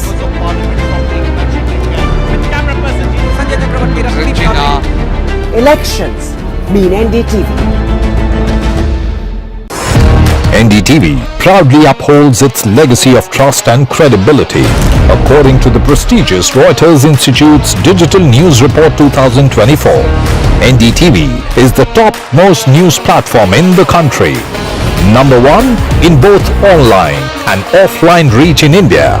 Beating all its competition, NDTV stands for trust. Stay informed and entertained with the new and updated NDTV News app. You can watch all our channels live, listen to podcasts, read breaking and exclusive news from around the world and more. Download the NDTV app today and get access to the best journalism and storytelling on your smartphone or tablet. The NDTV app. News that matters to you. After a great victory by Indian team, and today we are reporting from Mohali International Airport where we are showing these visuals. Arjdeep हमारे साथ है. बहुत ही performance आई सारा दी ते बढ़िया results मिले. We are in the city of Kanpur today because they have their champion back home, Kuldeep Yadav. Desperation for each and everyone to go there and win the World Cup, and we did it.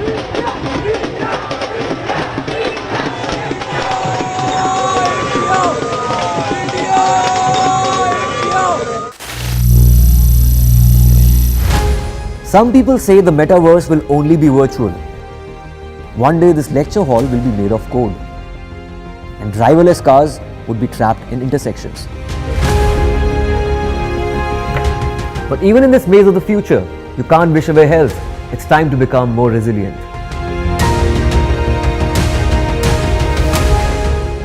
10 years of Banega Swasth India, we have grown and achieved so many milestones.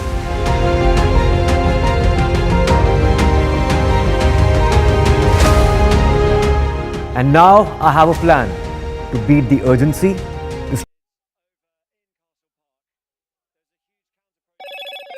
Hello, Moto. Motorola Razr 50 Ultra comes with Google Gemini.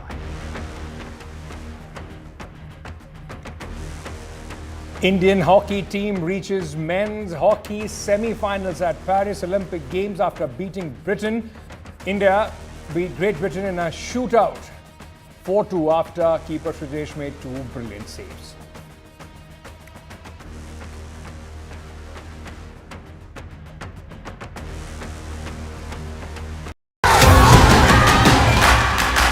The biggest democratic exercise in the world. Team NDTV covers it from ground zero. BJP really had to fight a tough election this time. Unprecedented exercise.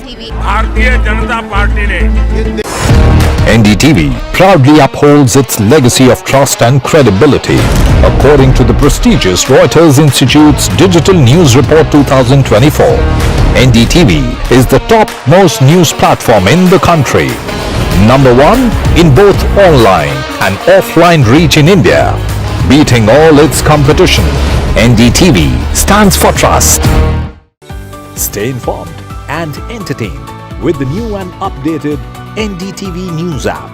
You can watch all our channels live, Listen to podcasts, read breaking and exclusive news from around the world and more.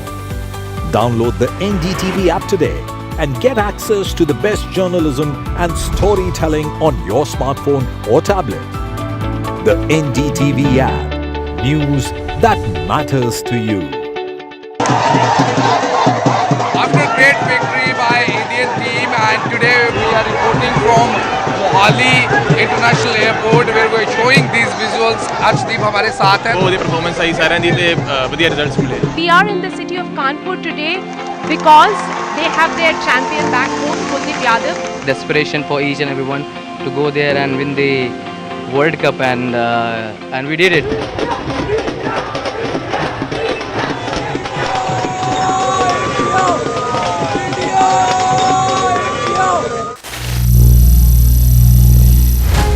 Some people say the metaverse will only be virtual.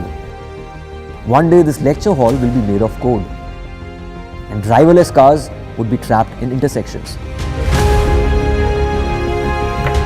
But even in this maze of the future, you can't wish away health.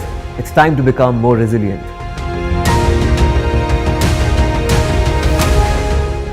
10 years of Banega Swasth India, we have grown and achieved so many milestones.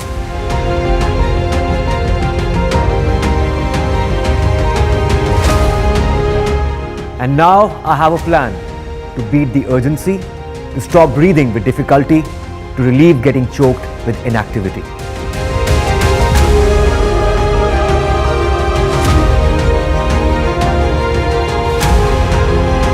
Energize our government, our environment, our society, and ourselves. Everyone, everywhere, every day.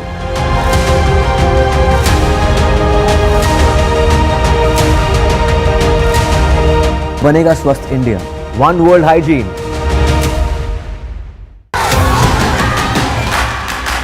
The biggest democratic exercise in the world.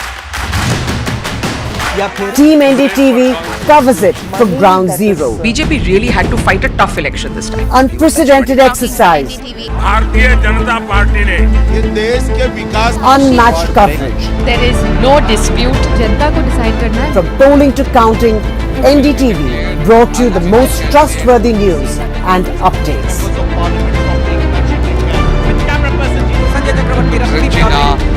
Elections mean NDTV.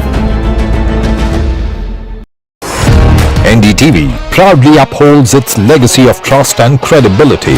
According to the prestigious Reuters Institute's Digital News Report 2024, NDTV is the top most news platform in the country. Number 1 in both online and offline reach in India, beating all its competition. NDTV stands for trust. Stay informed and entertained with the new and updated NDTV News app. You can watch all our channels live, listen to podcasts, read breaking and exclusive news from around the world and more. Download the NDTV app today and get access to the best journalism and storytelling on your smartphone or tablet. The NDTV app. News that matters to you. Violence has led to widespread vandalism. Buses and ambulances have been set ablaze, and the Hasina government has responded by shutting down major social media platforms, including Facebook, Messenger, WhatsApp, and Instagram. Mobile operators have also been ordered to disable 4G services. The Indian Embassy in Dhaka has issued a warning for Indian nationals to remain vigilant.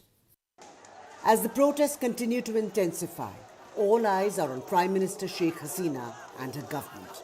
The question remains whether they will be able to quell the unrest or if they will concede to the protesters' demands. For now, the situation in Bangladesh remains volatile. With Disha Bagchi, Bureau Report, NDTV. Right. Okay, so just try and understand Because remember, ladies and gentlemen, whatever is happening in Bangladesh will have repercussion in the larger region as well. India has also issued an advisory to its residents in Bangladesh to be very, very careful. I'm joined by Ms. Veena Sikri, former diplomat and somebody who keeps a very, very close eye on developments, in fact, in the region. Ma'am, thank you for speaking to us. I just want to understand from you to begin with, just put it in perspective for our viewers. Is this the biggest challenge that Sheikh Hasina is facing in the recent times of her political career? Sheikh Hasina has been in power. This is her fifth term in power, fourth consecutive term, and one term earlier. So she has been in power. She's been prime minister for 20 years. And as such, she has been through a lot. I mean, there have been attacks on her life when she was in opposition. We saw even this time, soon after her taking over, there was the attack on the border roads, the border guards, Bangladesh, which is early known as the BDR. Bangladesh Rifles, and those things were all directed against attacks against her. The Rohingya problem also, when it happened, was really seen in by many as really trying to. Yahya Khan left Dhaka after the failure of negotiations. Their first target after Sheikh Mujib and sending him off to West Pakistan was the Dhaka University, and to get the students, and get attacking them, killing them in large numbers, the students, the faculty, the intelligentsia, all that. So they're very important. The same Awami League government who was there in 72 and gave the 30% reservation to the students for all civil services and public sector undertaking. The same Awami League government led by Sheikh Hasina in 2018, when the students protested against the 30% reservation, saying that we need jobs. She herself gave up the reservations. She abolished all quotas. So I would say that she has been on the same page as the students for the longest of times. Right till 15 July of this month, because last month in June, 2 months ago in June, the High Court gave a decision, overturning Sheikh Hasina's decision to abolish the quota. Said, no, you can't abolish, we're going to reinstate. Then Sheikh Hasina's government went to the Supreme Court and said, no, we want to abolish the quota. So all times they have been on the same page as the students. But then on 15th of July, after the press conference, when she mentioned this word Radhakar, not at all in relation to the students, but in relation to a rhetorical question about the reservations, then the students took it up. And that is when the violence started, because the Awami Chhatra League, the students, the wing of the Awami League, came out and took on the protesters. Now, that also was curbed, but then the Jamaat-e-Islami and the BNP students wing, there were clashes, huge clashes between political clashes. And I must say that even that, the Prime Minister came on television, appealed to them for calm, and it came down, everything was coming under control, the army was out and there were shoot-at-sight orders. Then on 21st of July, the Supreme Court actually gave a verdict upholding Prime Minister Sheikh Hasina's decision and saying there will be no reservation except for 5% for freedom fighters' children and some 2% extra. Now, that should have calmed everything down. But by this time, the students had, because the young students had been killed, there were killings, and they blamed the army and the police for the killings and said, because you set them on the street. So this part of the students' agitation has been now gaining momentum, and first they had made a 9-point demand, asking Sheikh Hasina to apologize, asking some of her ministers to leave. That dialogue with the students didn't start. And then came this demand, remove her, one demand, and now a 15-point demand for non-cooperation. But I must say that now, when I see this now, there is clearly some outside influences coming in. It's not just the students. I would say that the army and the government is one. They've had a meeting this morning of the National Security Council, the army chief, the navy chief and the air chief with the prime minister and her senior minister. So they've decided to take it on. They said, no, we can't let the students, because this is not the students themselves. These are external influences. And today there's been clashes all over the country. That's right. People have died, policemen have died. There's a curfew announced for the next 3 days. Everything is shut in Dhaka. Now, if in the next 3 days, the army can get things under control, I think it'll be okay. The dialogue with students should start. The action can be taken. The full inquiry into how did so many students die, how many died, how many policemen died, how many students died, who were the ones who took action against. Ma'am, like you said, it all started as the anti-quota protest, and now it has become anti-Sheikh Hasina protest. The fact is that there is, internet is suspended, but there were a lot of these videos which enraged the students of the way the police handled. Can you hear me, ma'am? The volume has gone, sound is gone. Okay, what we'll try and do, we'll try and fix that. Can you hear me? Right. So as I was saying that, there have been, before the internet was suspended and so on and so forth, there were many videos going viral which enraged the student community, in which they saw atrocities, they alleged, by the police and the security forces. They alleged high-handedness on the hands of the government, which enraged them. Do you think that, of course, there was already anger, which now is being meddled by certain foreign elements, as the government and the administration there is alleging? Yes, no, definitely the concern of the students about the people who have died, that needs to be looked into. There should be a judicial committee has actually been appointed by Sheikh Hasina's government. There should be a full judicial inquiry, and certainly there should be no high-handedness against the students. There should be complete, all the death and destruction that has taken place, that should be looked into. So that demand is being met. I think Sheikh Hasina is willing to meet it. Okay. But now this is totally morphed into something else, and whether this can be brought under control is the big issue that I think the Sheikh Hasina government. What do you see India's role in this? Very quickly, ma'am, in brief. I want to say very quickly that India says clearly this is an internal matter of Bangladesh. Of course, we are watching it very carefully. We have helped all our students to leave Bangladesh. Any Indian national there, we've helped them to come out. And we are watching it very clearly because it can impact the neighboring regions of India. Absolutely. The violence can spread. So we are watching it, but we are saying it's an completely internal matter of Bangladesh. But I must tell you that within Bangladesh, as part of these riots, the people who are inciting it, and that is why I term them as political forces, they're spreading a lot of anti-Indianism. There's a huge amount of anti-Indianism propaganda going in, and they're trying to link that with Sheikh Hasina. Okay. And this is absolutely, not being accepted by everybody. So it's something that, we have to look at, because it's very they should bring in the name of India as though India is involved in this in any way. Absolutely. It's their own internal problem, I mean, these are fertile grounds for a lot of conspiracy theorists and people, those who are opposing the government politically, to try and use this, to try and foment this trouble so that they can have some sort of footing as far as the government is concerned, against the government is concerned. Veena Sikri, thank you so much, ma'am, for joining us and giving this primer to our viewers about the current situation in Bangladesh. Moving on from one country which is facing unrest to another, United Kingdom, more than 90 people were arrested after demonstrations organized by far-right groups descended into chaos and riots in UK towns and cities on Saturday. Samia Afsar gets you this report.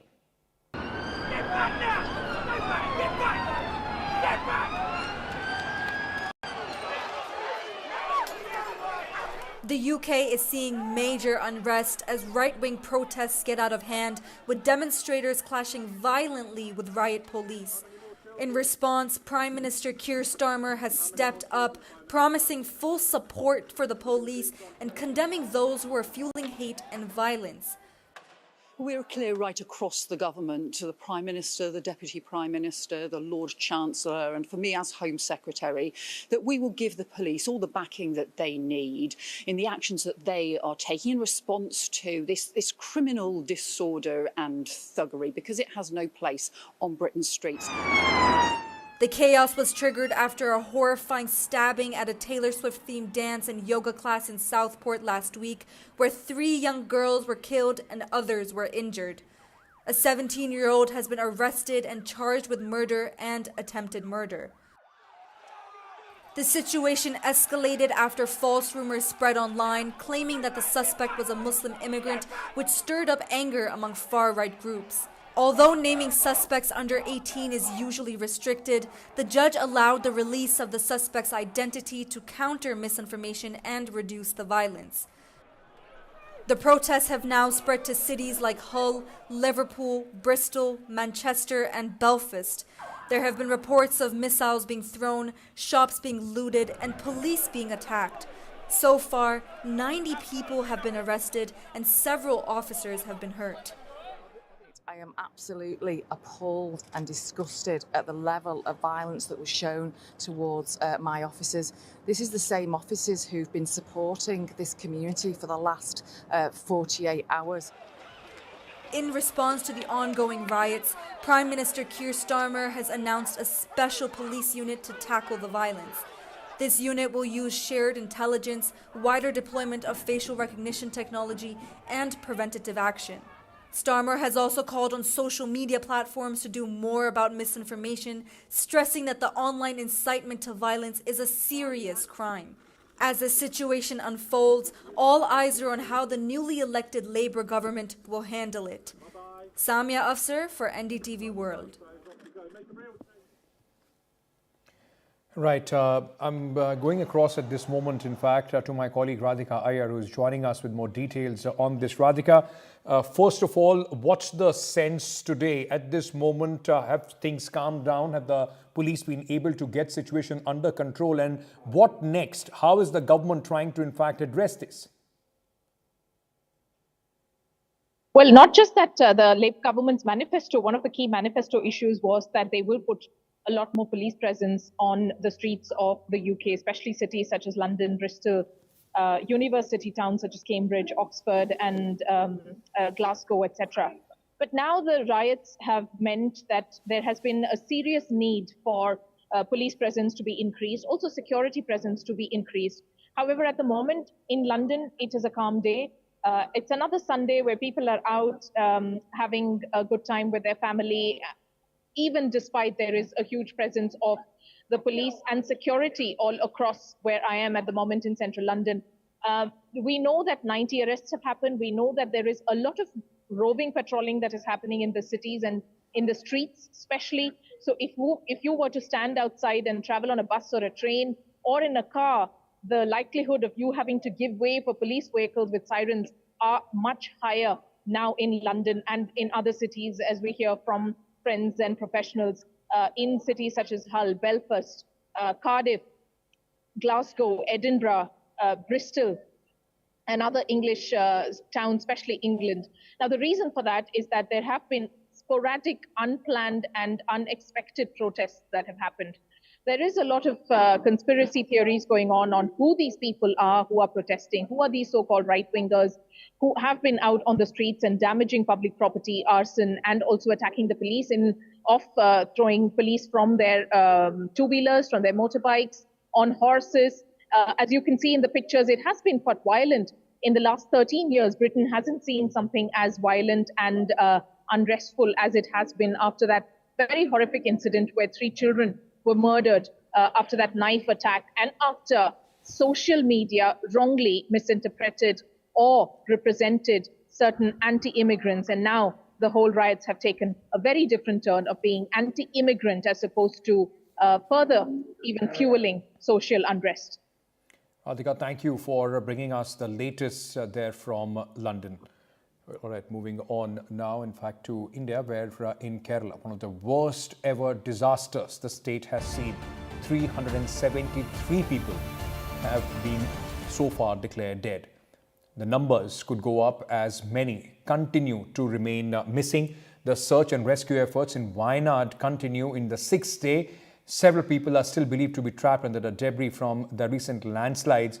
Wayanad District Collector has informed the media that the operation is progressing vigorously with more than 1,300 personnel deployed for today's efforts. The death toll is expected to, in fact, go up. Meanwhile, from Kerala, the other state which is also facing the monsoon fury triggered by cloudburst in 3 districts of Himachal Pradesh, the death toll has gone up to 11 with the recovery of 2 more bodies in the Mandi district. Over 40 people are still missing after a series of cloudbursts occurred near Kulu and Sanj and Malana, Mandi's Padhar and Shimla's Rampur division.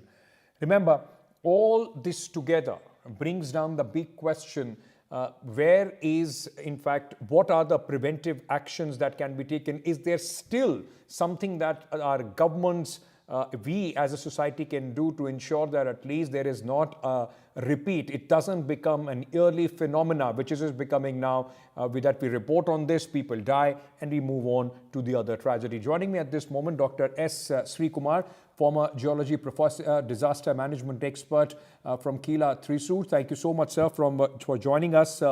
I just want to understand from you, sir, I'm sure you've been on many programs answering the same question. Is there still time? Is there still some hope of course correction? Why is it that we are seeing such disaster only increasing in magnitude every year? Yes, you see that the climate change is the factor that is inducing these kind of natural disasters all over the world. Not only in India, but you can see everywhere. You can see that the extreme rainfall events and even the temperature that is making a problem for every states in the country. In the one that happened in Wayanad and the one that happened in Himachal Pradesh, both you can see that it is connected to the extreme rainfall events that happen in these days. Okay. But Dr. Srikumar, I just wanted to, if I may, sir, if I may very quickly just put one point there. Yes, the rainfall events are there, and of course we are experiencing the climate change impact all across the globe. But the fact remains, sir, there have been reports after reports which speak about how to in fact deal with the eco-sensitive areas. The ecology of sensitive areas should be dealt differently. Has all those norms not been followed, and is there still time to do that? No, we have to, which are the eco-sensitive zones? We have to identify these zones and we have to plan accordingly. And what type of construction that we can adopt in such areas, and whether we want to restrict the construction activities, whether we can go for the big buildings in such areas. Some kind of building code should be implemented in such areas.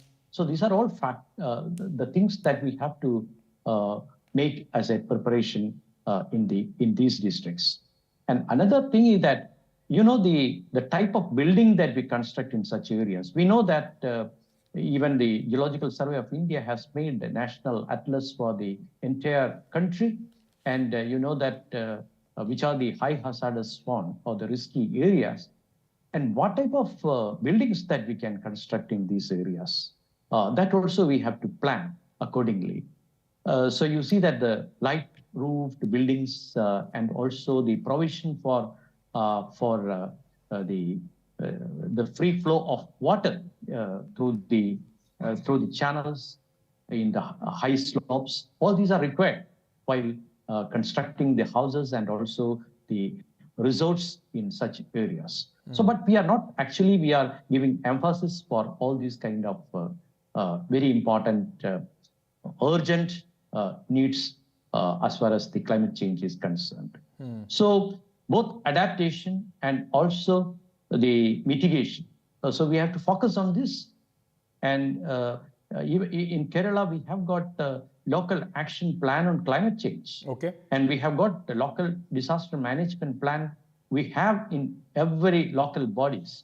But you see that the people are not aware of these kind of action plans in local self-government bodies. Right. So we have to make aware of this risk that is present in these areas, and we have to go for a zonation in such areas. Dr. Srikumar, thank you so much for sharing your expert views on this. We are hoping that these extreme situations, the worst disasters, only in fact ensure and put the governments in action so that this is the last of such events that we see in coming years. Thank you so much for joining us. All right, moving on now to a mixed bag for India at the Paris Olympics. Remember, India today, the hockey team in fact, coming out with flying colours, moving to the semi-finals after defeating Great Britain. But one concern and big concern which has been raised by Hockey India with the refereeing in Olympics. India's Amit Rohidas was given a red card versus Great Britain, and this has now been flagged by Hockey India. This happened during the match against Great Britain where India beat Great Britain to storm into the semi-finals. Remember, it was a thrilling shootout where Srijesh, our goalkeeper, in fact, was able to save two stunning, in fact, shots, and which resulted in India's victory. But it was a mixed day. Shuttler Lakshya Sen went down in his fight against reigning champion, Meanwhile, India's boxing challenge at Olympic is also over, with Lovlina Borgohain being knocked out of the quarterfinals there, in fact, against her Chinese opponent.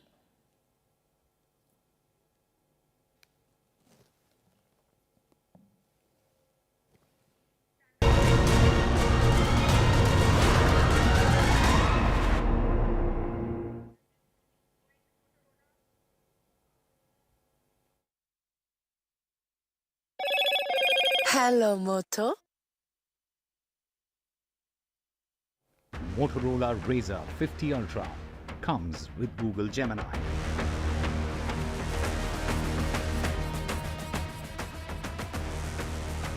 Over 50 dead in fresh clashes in Bangladesh. Anti-government protesters vandalize hospitals and offices. Protesters demand Prime Minister Hasina's resignation.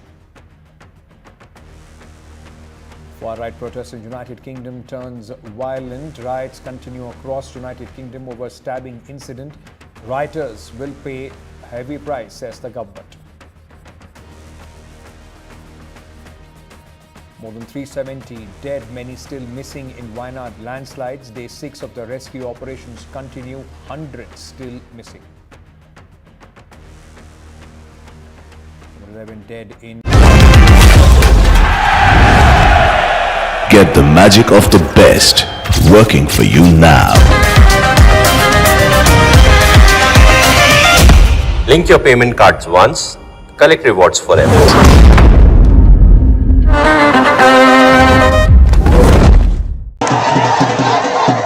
After great victory by Indian team, and today we are reporting from Mohali International Airport where we are showing these visuals. Arjdeep हमारे साथ है. बहुत ही performance आई सारे दी थे बढ़िया results मिले. We are in the city of Kanpur today because they have their champion back home, Kuldeep Yadav. Desperation for each and everyone to go there and win the World Cup, and we did it.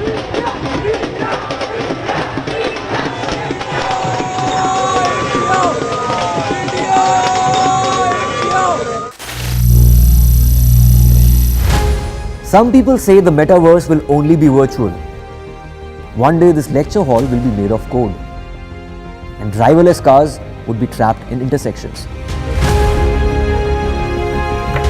But even in this maze of the future, you can't wish away health. It's time to become more resilient.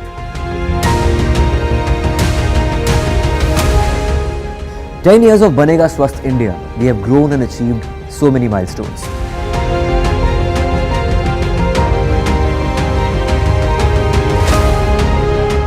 And now I have a plan to beat the urgency, to stop breathing with difficulty, to relieve getting choked with inactivity.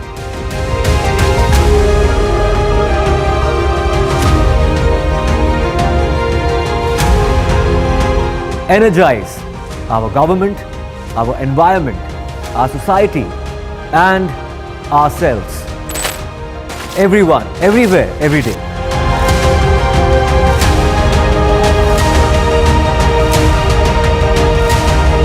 Banega Swasth India. One world hygiene.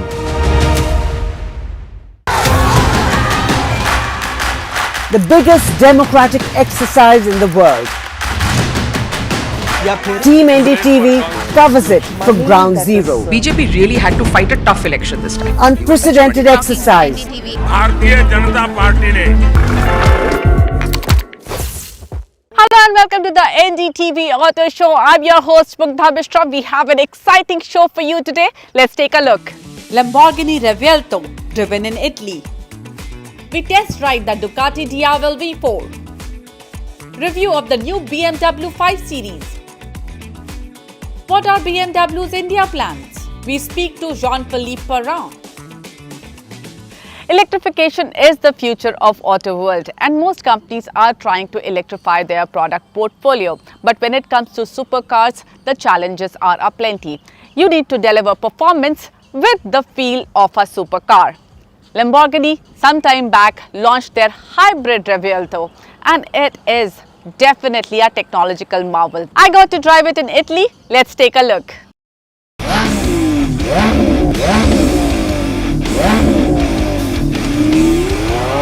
I am at Sant'Agata, Italy, and it is the birthplace of Lamborghini. And I'm here to drive Lamborghini's latest engineering marvel, Revuelto. Revuelto is special because it is hybrid. And while Lamborghini has experimented with hybrids earlier, this is their first mass production hybrid car. Well, mass production by Lamborghini standards. So I'm going to drive it around today, around Sant'Agata, and tell you more about it. Lamborghini's latest marvel, the Revuelto, is a testament to brand's iconic design ethos and cutting-edge technology. It encapsulates the quintessential Lamborghini aesthetics, a blend of insanity and purpose-driven design. The front is sharper than a razor, adorned with Y-shaped DRLs and taillights that capture attention instantly. Large air vents are strategically placed around the car, ensuring optimal airflow and cooling. The crisp creases give the impression of having been meticulously sculpted by a designer wielding extremely sharp scissors. It is Lambo's flagship. The scissor doors give that away. In all, Lamborghini Revuelto is equal part menacing and eye-catching.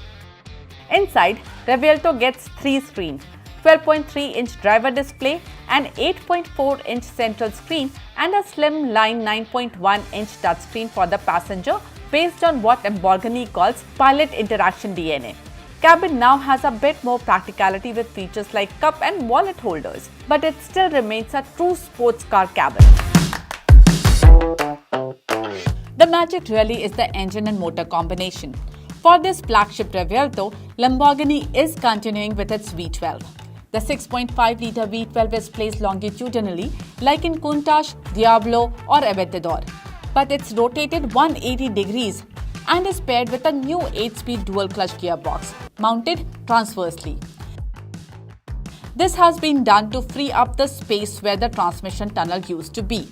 This space now houses a 3.8 kilowatt-hour lithium-ion battery which feeds 210 kilowatt motors on the front axle. There's also a third electric motor mounted above the gearbox. Can you hear how quiet it is? Well, that's because I am in pure electric mode called Chitta. But it does not remain so quiet for long. It does around 10 kilometers in pure EV mode, just enough for you to quietly exit your farmhouse without waking up the neighborhood. Now the battery has drained and the V12 has started. Right now, the car still is in EV mode, but the engine has started only to charge the battery. And that's a little disconcerting because, it feels a little disconnected. You're not at the same speed, but the engine is revving at a different speed and it sounds different. Then there's Strata mode, good for slightly relaxed driving, focusing on smooth power and drive comfort. And I am in no mood to stay in Strata for long. Let's shift to sports. It feels absolutely bonkers. Can you hear that noise?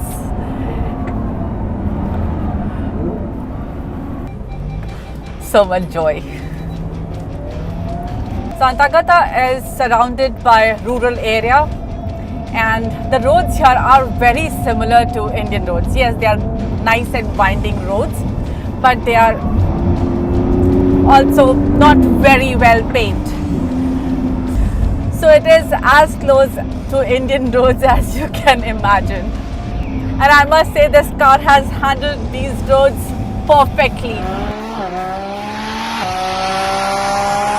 Revuelto's handling on these roads left me impressed. For a sport car, it takes on bad patches very well. It also gets a lift function, so you can lift the car up by a few millimeters if you are unsure of the road ahead. What music! Well, we are on public road, so can't test the capability of this car to its full potential, but it feels really quick. But to say it is quick is stating the obvious. It is quick, but the power is served linearly, and that's a little surprising because Lamborghinis are known to be mad machines. This feels more of a tameable bull than the raging bull something like an Aventador felt like. There is a Corsa mode too, which, as the name suggests, is for the race course. With the extra motors and batteries, the Revuelto is a heavy car, almost 200 kgs heavier than Huracan. But when you are driving it on these winding roads, you cannot feel its weight at all. It feels light and nimble. This control that you have on this car is just phenomenal. The electric power assisted steering coupled with the rear steering, which turns the rear wheels up to 5 degrees for low speed maneuvers and up to 0.5 degrees during high speeds, gives you absolute control and connect with the car. You feel so much in control of this mad machine. I have been grinning from ear to ear all this while. Well, this is what the future holds for Lamborghini. They have decided to go full hybrid on all their products. But this probably is the example of the best marriage between internal combustion and that dreaded EV.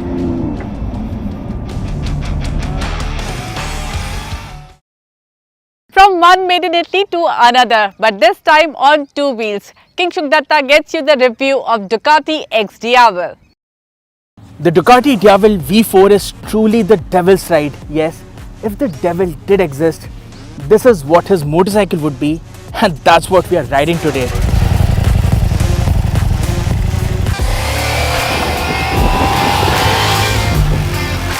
The Diavel V4 is built around an aluminium monocoque chassis, which makes the motorcycle 13 kg lighter than the 1260.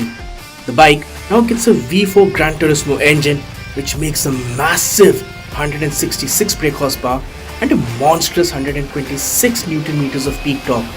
The engine is easily the best thing about the motorcycle. So the Ducati Diavel V4 is a paradox because the motorcycle becomes much easier to manage out in the real world. At the same time, it manages to keep the essence alive of the older Diavels. When you start riding the bike, particularly in the urban or the wet mode, the motorcycle feels much calmer. You don't have to hang on to the handlebars for dear life, and yes, the fueling at low speeds is smoother than you would imagine.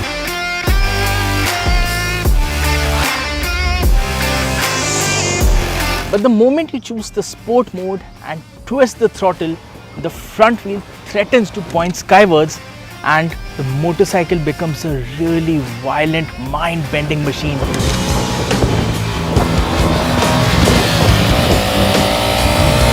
There's enough shove of torque all across the rev range, and the Ducati won't let up unless you do.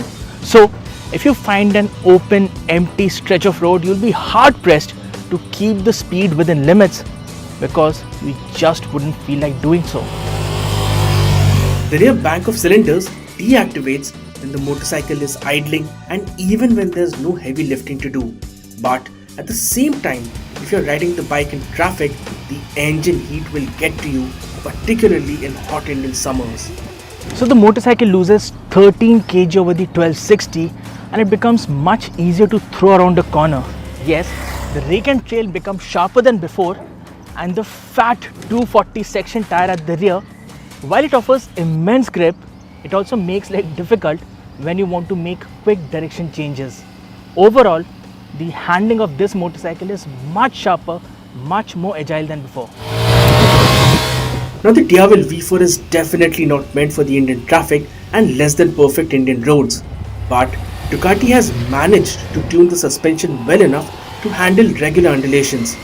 The ground clearance will manage most speed breakers without a hassle, but sharp-edged bumps need to be negotiated carefully. Needless to say, the Diavel V4 looks like $1,000,000 with its hulled-out stance and a muscular silhouette. We absolutely love the way the motorcycle looks, and barring an odd one or two bikes, the Diavel V4 is easily in a league of its own. The single-sided swing arm along with the quad exhaust tips are the standout features. In terms of features, the Diavel V4 gets a 5-inch TFT screen along with a bunch of riding modes with further customization of wheelie control, engine brake control, ABS and so on. All of this goodness comes in at a price of 25,91,000 rupees, which means you need to have deep pockets. But buying the Diavel is an emotional decision. Always has been, always will be. Do you know something interesting? Both Lamborghini and Ducati are made in the same region of Italy, Bologna. Well, we will slip into a short break, but you don't go anywhere because after the break, we will shift focus from Italy to Germany. We will get you the review of BMW 5 Series. NDTV proudly upholds its legacy of trust and credibility. According to the prestigious Reuters Institute's Digital News Report 2024, NDTV is the top-most news platform in the country. Number 1 in both online and offline reach in India. Beating all its competition, NDTV stands for trust.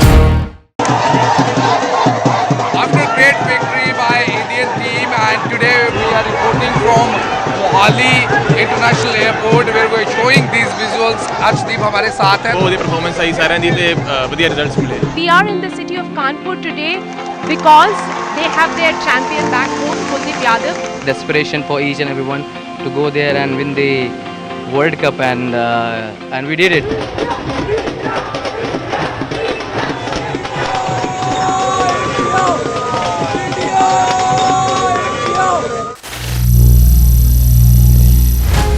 Some people say the metaverse will only be virtual. One day this lecture hall will be made of code, and driverless cars would be trapped in intersections. But even in this maze of the future, you can't wish away health. It's time to become more resilient.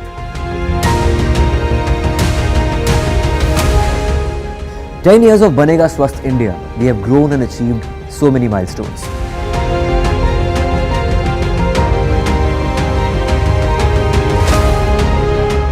And now I have a plan to beat the urgency, to stop breathing with difficulty, to relieve getting choked with inactivity.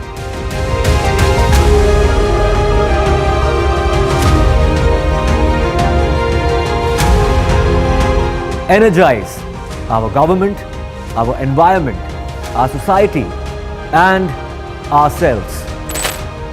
Everyone, everywhere, every day.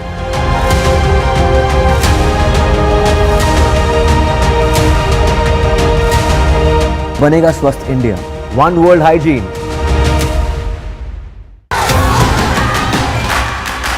The biggest democratic exercise in the world. Team NDTV covers it from ground zero. BJP really had to fight a tough election this time. Unprecedented exercise. Bharatiya Janata party ने ये देश के विकास Unmatched coverage. There is no dispute. जनता को decide करना है. From polling to counting, NDTV brought you the most trustworthy news and updates.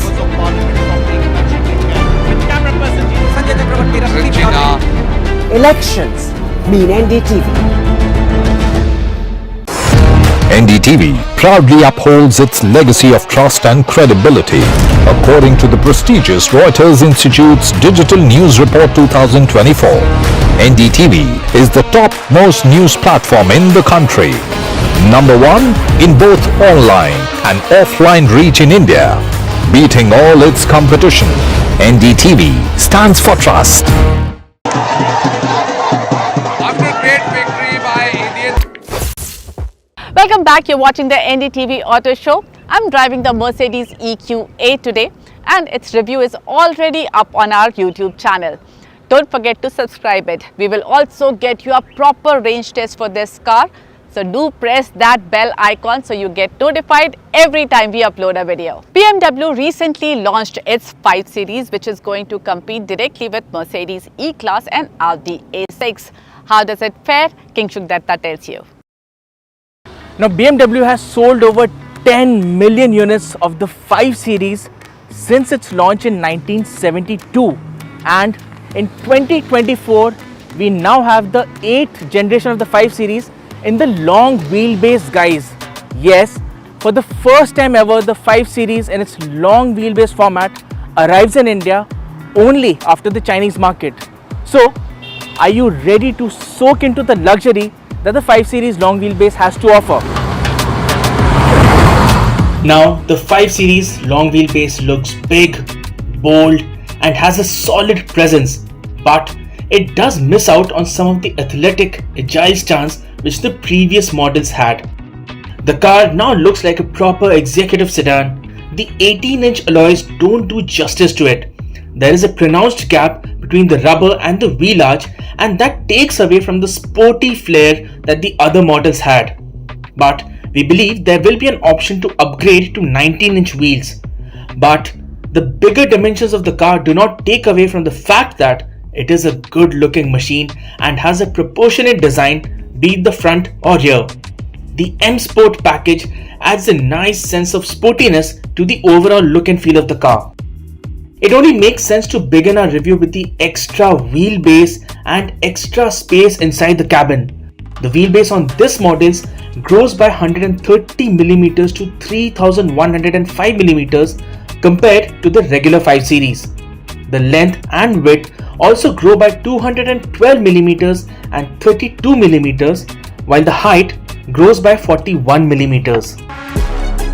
With the extra wheelbase and length, the 5 Series long wheelbase becomes the biggest car in its segment, trumping not only the current gen Mercedes E-Class long wheelbase but also the next gen E-Class long wheelbase, which will be launched globally later this year. And as you can see, acres of space inside, massive amounts of knee room, and enough space for your feet to slide in under the seat in front of you. And the seat itself, after a long hard day at work, you just want to sink in to these sumptuous vegan leather seats.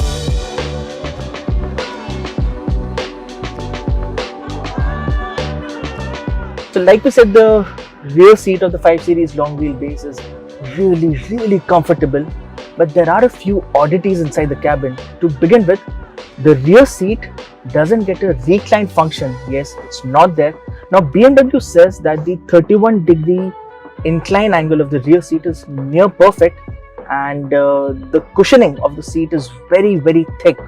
So they haven't given the recline feature on purpose, but you should know that the current generation E-Class long wheelbase, it gets that feature, and even the previous generation 5 Series had that feature. Apart from that, you also don't get blinds for the rear window and the rear windscreen, which in my books is a serious miss because you need that privacy, you need that protection from harsh sun, and this is something that even cars 2 segments below get that feature. The previous generation 5 Series had that feature, so I really can't figure out why the current gen, this model, gives a miss to the blinds. Apart from that, there's another oddity right here, which is the fixed glass pane sunroof. Yes, so there is a sunroof, there's a massive panoramic sunroof, but it doesn't open up. And in my books, it's perfectly fine because the opening sunroof, it creates a safety risk, a safety hazard. Now we spoke to BMW and the company said that there will be a provision for getting the blinds fitted onto the rear windows at the time of delivery for customers. The other miss is the fact that there is no boss seat function.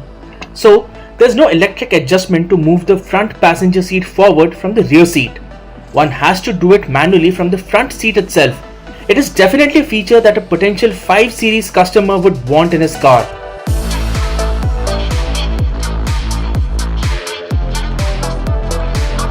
Now the dashboard too has been redone, making it minimal and pleasing to the eye. For example, the AC vents are hidden but are effective nonetheless. There's a 14.9-inch touchscreen with the BMW iDrive 8.5 UI, which can feel a bit too cluttered. The interaction bar is similar to the one on the 7 Series and can be used to control the AC and ambient lighting. The center console is redesigned as well and houses controls for various functions. You will see BMW has used crystal bits inside the cabin particularly on the gear selector for that premium touch. The other highlight is that the sedan uses vegan leather upholstery, with regular leather being an option as well. You also get 3 wireless phone chargers, 6 USB Type-C ports, ventilated front seats and a 4-zone climate control. There's a nice ADAS setup as well, with features like collision warning, lane keep assist, braking assist, parking assist, but misses out on adaptive cruise control. For all the audiophiles, the 18-speaker Bowers & Wilkins system works brilliantly and will keep you wanting for more.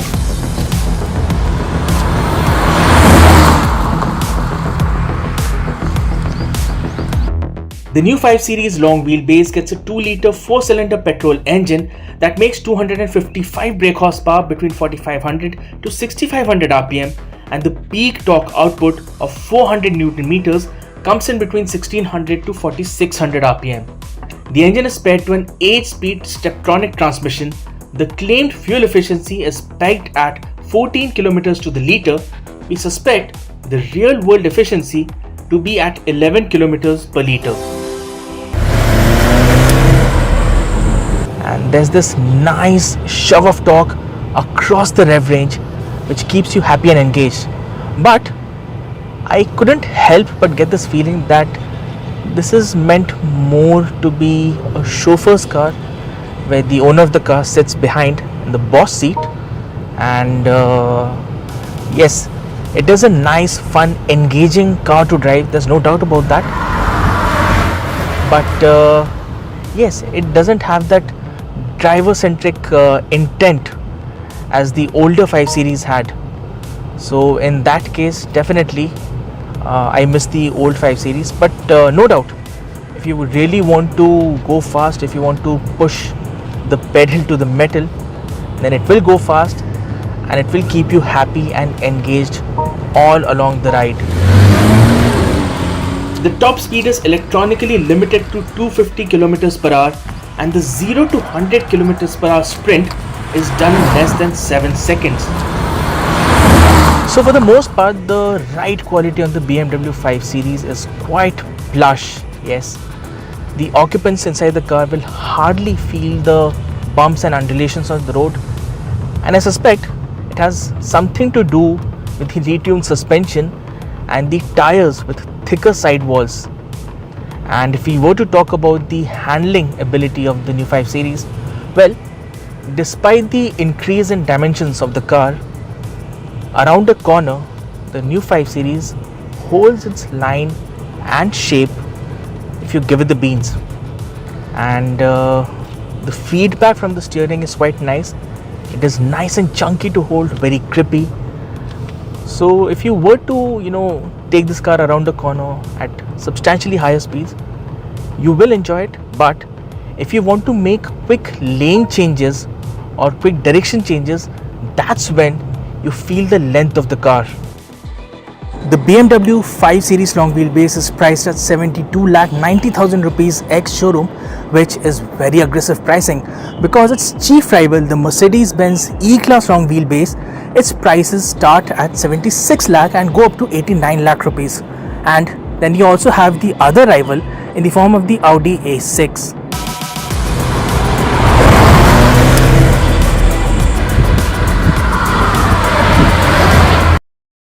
The day BMW launched the 5 Series, they also launched the Mini Cooper S, Mini Countryman Electric and India's most expensive scooter CE04. BMW is actually quite positive on India. I sat down with the management to know their India plans. BMW Group is really excited about Indian market. In one day, they have launched 4 new products, and to talk more about it, I have with me Mr. Jean-Philippe. Thank you so much for joining us today. The first question I have is, 4 new products, that's quite an aggressive strategy for India, and you have launched products for BMW 5 Series, then Mini and BMW Motorrad as well. So how significant is Indian market for BMW? Well, India is one of the fastest growing market for BMW. It's in the top 3 worldwide. Right. It's the fastest growing market for my region. I'm responsible for the Asia Pacific, Middle East, Eastern Europe and Africa region.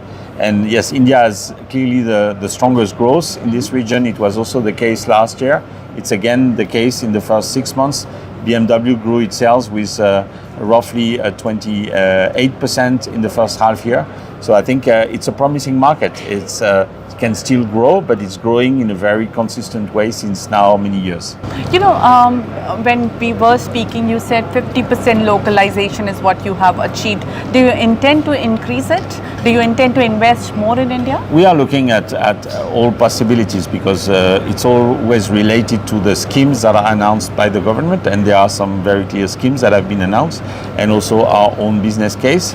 And the more the market grows, the better are the chances that we invest even more, because production follows market, and if the scale is big enough, then there is clearly a business case to come to produce even more here and to localize even more in India. Your plant right now, which is in Chennai, what capacity does it work on? It can sell much more than what we, it can produce, much more than what we currently sell. There's still a lot of capacity. So then, does that not excite you to make it like an export hub? Or there are challenges to it? You know, there are many protection barriers sometimes when you produce somewhere else than in the market where you sell the cars. But we are always looking at this. Yes, that's always a part of our decision criteria. But at the moment, the plant has more capacity, but we have sized our teams to fulfill the Indian market. Again, it's growing every year, roughly 20% a year. And if this journey continues, then we will come at some point at the end of our capacity locally, but there's still some room.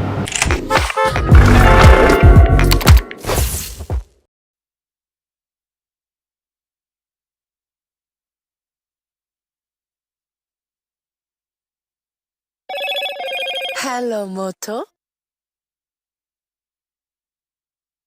Motorola Razr 50 Ultra comes with Google Gemini.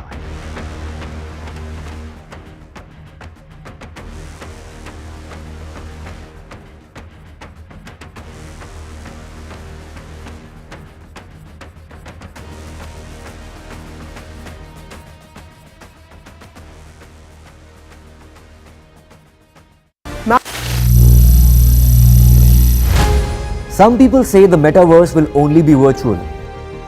One day this lecture hall will be made of code, and driverless cars would be trapped in intersections. But even in this maze of the future, you can't wish away health. It's time to become more resilient.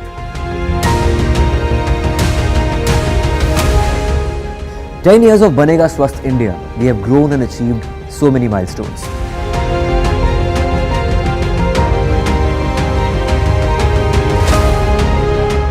And now I have a plan to beat the urgency, to stop breathing with difficulty, to relieve getting choked with inactivity.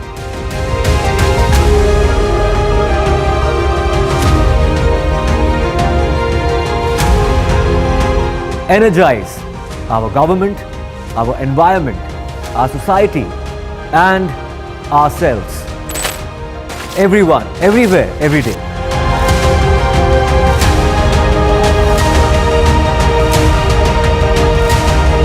Banega Swasth India. One world hygiene.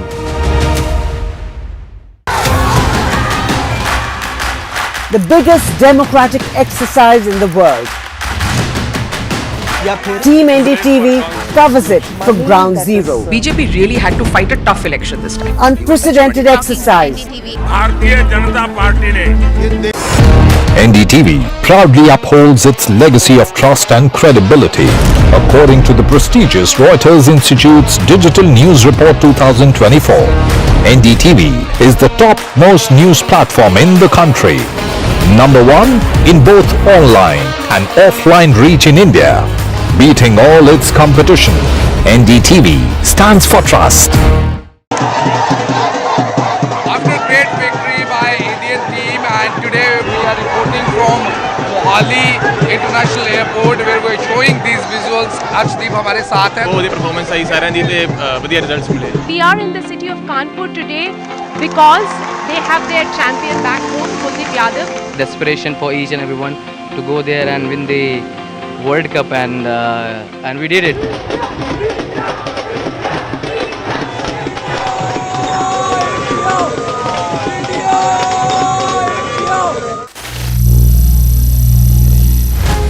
Some people say the metaverse will only be virtual.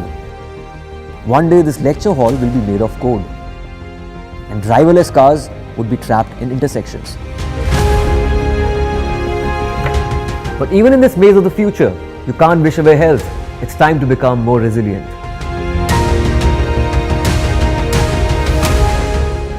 "10 years of Banega Swasth India, we have grown and achieved so many milestones.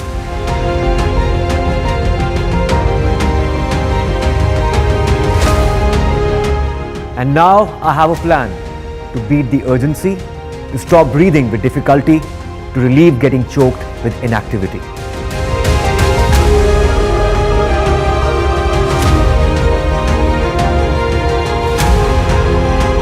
Energize our government, our environment, our society, and ourselves. Everyone, everywhere, every day.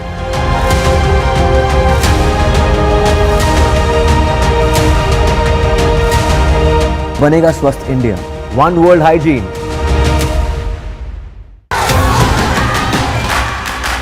The biggest democratic exercise in the world.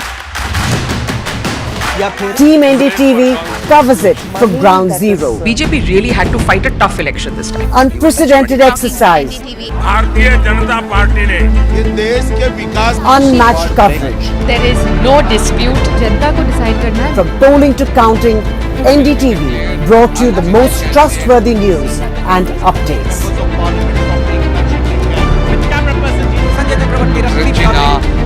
Elections mean NDTV.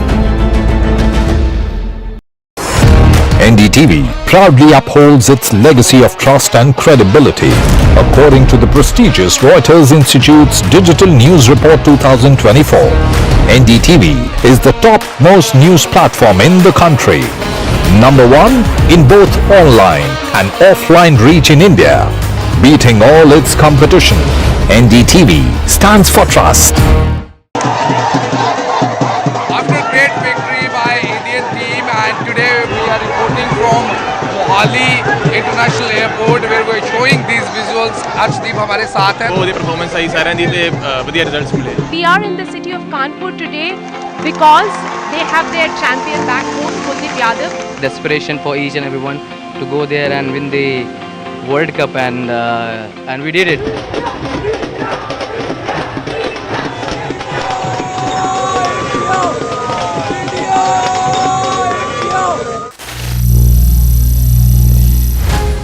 Some people say the metaverse will only be virtual. One day this lecture hall will be made of code, and driverless cars would be trapped in intersections. But even in this maze of the future, you can't wish away health. It's time to become more resilient.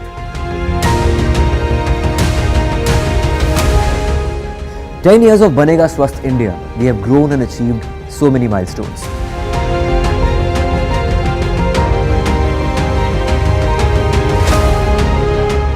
And now I have a plan to beat the urgency, to stop breathing with difficulty, to relieve getting choked with inactivity.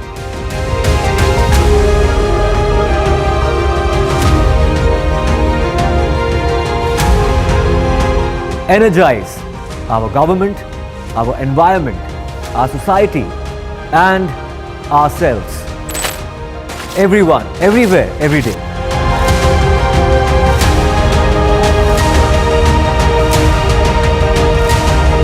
Banega Swasth India. One world hygiene.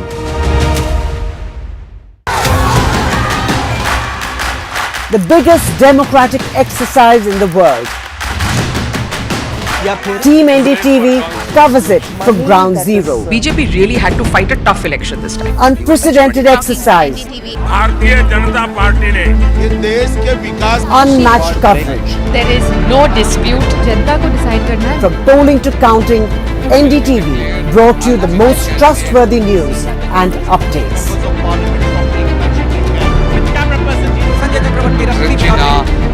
Elections mean NDTV. NDTV proudly upholds its legacy of trust and credibility. According to the prestigious Reuters Institute's Digital News Report 2024, NDTV is the top-most news platform in the country. Number 1 in both online and offline reach in India. Beating all its competition, NDTV stands for trust. After a great victory by Indian team, and today we are reporting from Mohali International Airport where we are showing these visuals. Arshdeep हमारे साथ हैं. बहुत ही performance आई साਰਿਆਂ ਦੀ ਤੇ ਵਧੀਆ results ਮਿਲੇ. We are in the city of Kanpur today because they have their champion back home, Kuldeep Yadav. Desperation for each and everyone to go there and win the World Cup, and we did it.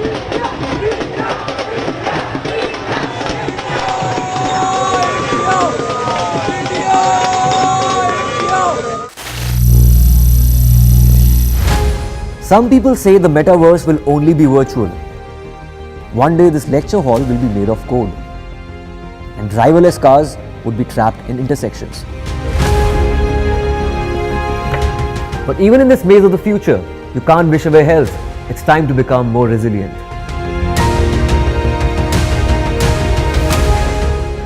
"10 years of Banega Swasth India, we have grown and achieved so many milestones.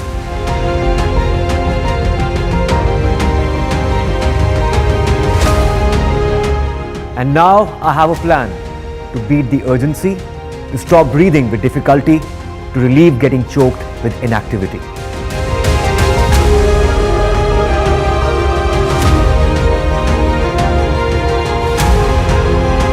Energize our government, our environment, our society and ourselves. Everyone, everywhere, every day.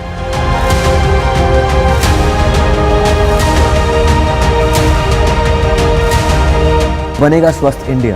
One world hygiene.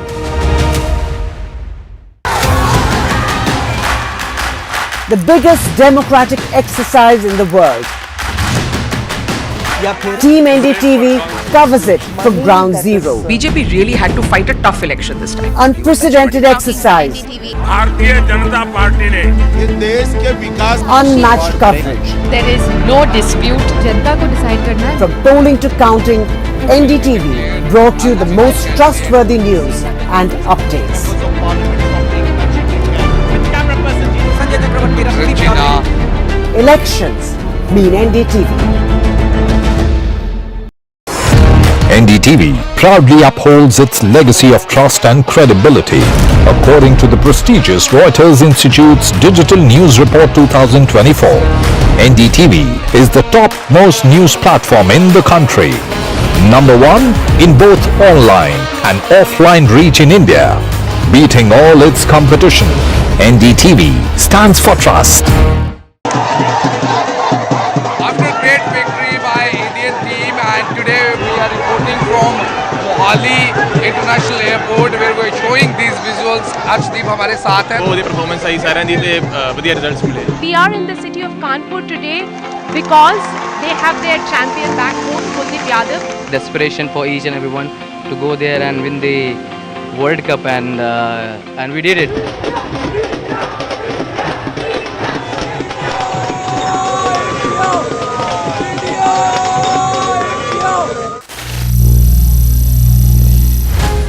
Some people say the metaverse will only be virtual.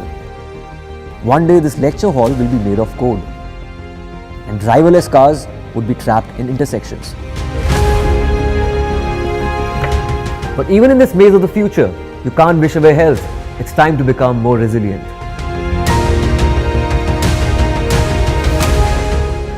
"10 years of Banega Swasth India, we have grown and achieved so many milestones.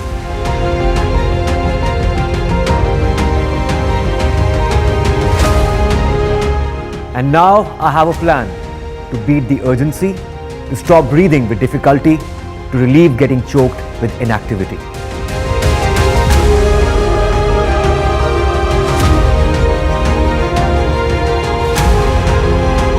Energize our government, our environment, our society and ourselves. Everyone, everywhere, every day.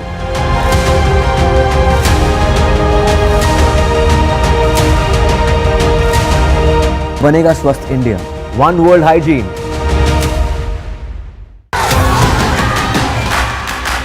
The biggest democratic exercise in the world. Team NDTV covers it from ground zero. BJP really had to fight a tough election this time. Unprecedented exercise, Bharatiya Janata party ने ये देश के विकास unmatched coverage. There is no dispute. जनता को decide करना है. From polling to counting, NDTV brought you the most trustworthy news and updates.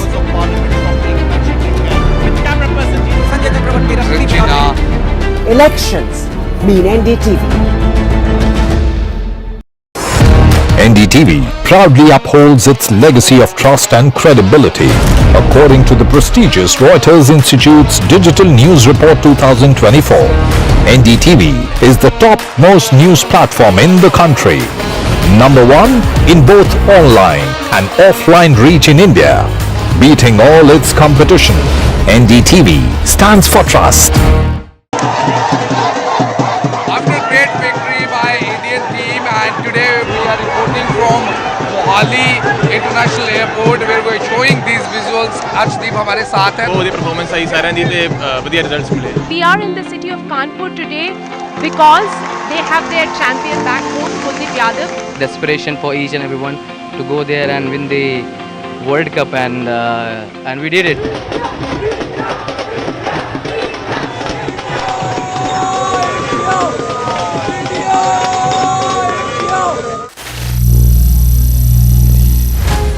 Some people say the metaverse will only be virtual. One day this lecture hall will be made of code, and driverless cars would be trapped in intersections. But even in this maze of the future, you can't wish away health. It's time to become more resilient.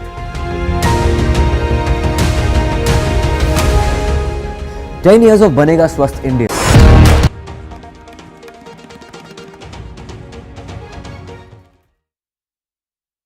Brought to you. After a great victory by Indian team, and today we are reporting from Mohali International Airport where we are showing these visuals. Arjdeep हमारे साथ है. ਬਹੁਤ ਹੀ performance ਆਈ ਸਾਰਿਆਂ ਦੀ ਤੇ ਵਧੀਆ results ਮਿਲੇ. We are in the city of Kanpur today because they have their champion back home, Kuldeep Yadav. Desperation for each and everyone to go there and win the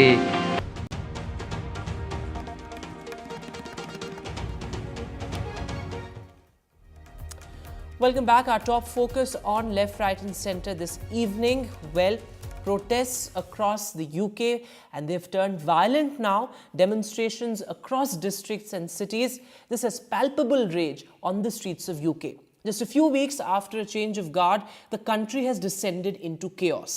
A summer of discontent in England, as many national dailies have described it. This as violence is seething across the country. As far-right demonstrators attack the police, loot shops and launch fireworks at officers in riot gear, unprecedented scenes across cities. How did it all unravel? Almost a week back, a Taylor Swift-themed dance party in Southport turned deadly for 3 young girls who were stabbed to death allegedly by a 17-year-old boy who has now been arrested. It was only a matter of time that fake news about the identity of the attackers spread across cities, and so did arson and violence. The police have blamed the very demonstrators now up in arms for spreading misinformation that the attacker was a radical Muslim. As racist and Islamophobic slurs echo, counter-protests have erupted too, turning the streets of the United Kingdom into a theatre of violence. UK's 1-month-old government has said that rioters will pay the price. But why is Great Britain so angry? Has it taken a turn towards intolerance? Have differences on issues like immigration become irreconcilable? What is simmering beneath the surface? On Left, Right and Centre tonight, we ask, with Britain's worst riots in over a decade, has the country turned into the United Kingdom of anger? Before I bring in my guests, take a look at this report that details what really is happening in the UK.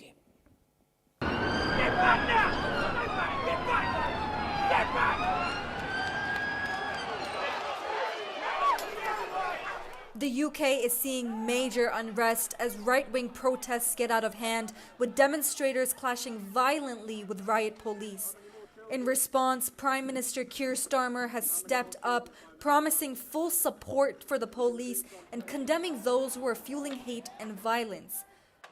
We're clear right across the government, to the Prime Minister, the Deputy Prime Minister, the Lord Chancellor, and for me as Home Secretary, that we will give the police all the backing that they need in the actions that they are taking in response to this criminal disorder and thuggery, because it has no place on Britain's streets. The chaos was triggered after a horrifying stabbing at a Taylor Swift-themed dance and yoga class in Southport last week, where 3 young girls were killed and others were injured. A 17-year-old has been arrested and charged with murder and attempted murder. The situation escalated after false rumors spread online, claiming that the suspect was a Muslim immigrant, which stirred up anger among far-right groups. Although naming suspects under 18 is usually restricted, the judge allowed the release of the suspect's identity to counter misinformation and reduce the violence. The protests have now spread to cities like Hull, Liverpool, Bristol, Manchester, and Belfast. There have been reports of missiles being thrown, shops being looted, and police being attacked. So far, 90 people have been arrested and several officers have been hurt. I am absolutely appalled and disgusted at the level of violence that was shown towards my officers. This is the same officers who've been supporting this community for the last 48 hours. In response to the ongoing riots, Prime Minister Keir Starmer has announced a special police unit to tackle the violence.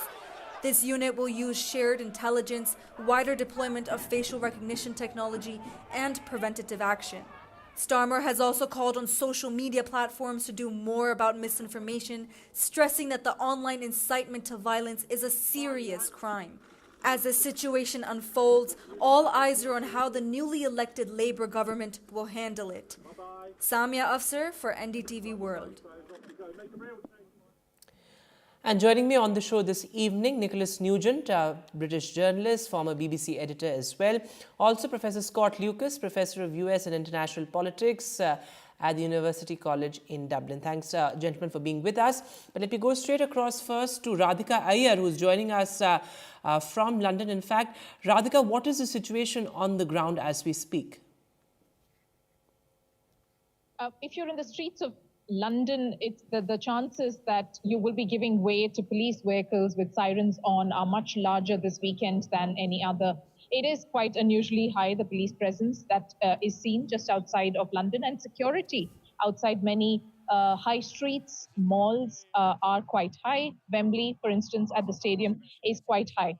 But more than London, the action and the unrest is felt from what my associates are telling me in cities such as Belfast, Hull, Liverpool, Glasgow even, as far as Scotland. So these are all different parts of the UK where we have seen sporadic events and unexpected violence disrupting normal life, and that after this horrific incident of 3 children being murdered in Southport, a very sleepy town, usually known for its seaside quietness, but then turns out that it has turned out to be quite ugly. And for Keir Starmer, who is only a month into office, this is one of the worst situations of social unrest that he and any government would have seen in the last 13 years or more.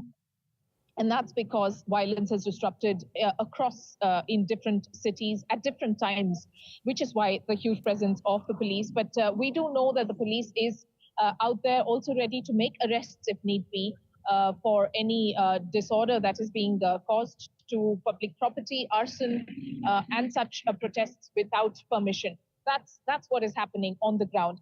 Fortunately, on a Sunday afternoon where I am, for instance, I'm at the moment in West Hampstead, where it is a quiet afternoon where people are out. Right. I've been chatting to a few. Unfortunately, they weren't able to come on camera, but they did share their disappointment in just the way things have panned out in the UK across different cities. Radhika, thanks very much for joining us with that quick update from London. So as Radhika is reporting, there's unprecedented police presence even in London. But let me go across now to Mr. Nugent, you first. What do you make of these visuals, these scenes on the streets of the UK? These are, of course, spontaneous protests, as many would say, but does it point to something larger as well? Well, of course, what I make of them, they're quite shocking. We're not used to seeing that on the streets of Britain, and perhaps surprised that it's happened. It's been triggered by the incident of the killing of 3 children. It's and very rapidly got out of control. I listed about 16 cities where there seems to have been some degree of unrest. But let me say, there are an awful lot of other cities where business carries on as normal. So I don't think this is a sort of nationwide. It's only, for a start, it's only in Britain, in England, not in Scotland, not in Wales. One episode in Northern Ireland, in Belfast, and mainly in Northern England, perhaps where feelings run particularly high because it's closest to the place where the incident of the killing of the children broke out. But the worrying aspect is that this episode seems to have been pounced upon by those who have other grievances, notably towards immigration into Britain, and especially illegal immigration. And I think a lot of what we're seeing over the past 24, 48 hours is aimed at the so-called asylum seekers, people who are waiting for decisions on their application for asylum in Britain. In other words, people who've fled some circumstance in another country and have come to Britain either legally, but most often illegally through small boats.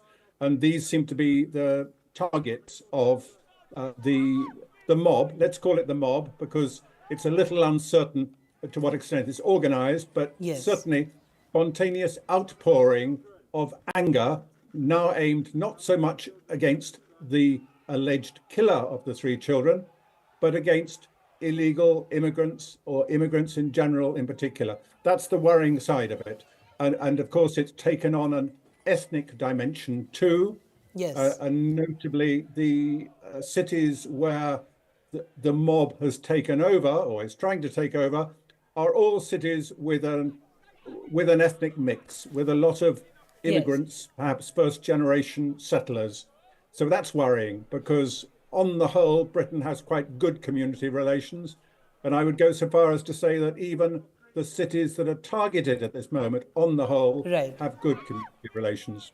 In fact, you made an important point that the protests have extended to sort of other grievances as well. And Professor Lucas, come in on this because the Mail described it as a summer of discontent in the UK. Have differences on issues like immigration, for example, have they become irreconcilable? You know, because of course we've seen all those racist and Islamophobic slurs, as well across cities. So, is there discontent? And what is really simmering beneath the surface that led to this spontaneous outpouring, as Mr. Nugent put it? Let me answer by giving perspective on this. And that is, while it's disturbing to see these scenes, we're only talking about pockets of a few hundred demonstrators, protesters, thugs, if you want to call them that, who are coming out to cause violence. We're not talking about thousands, tens of thousands that are coming out, in terms of a large protest regarding immigration, asylum seekers, or refugees. We're not talking about tens of thousands coming out to express hatred against a certain religion or a certain race, a few hundred.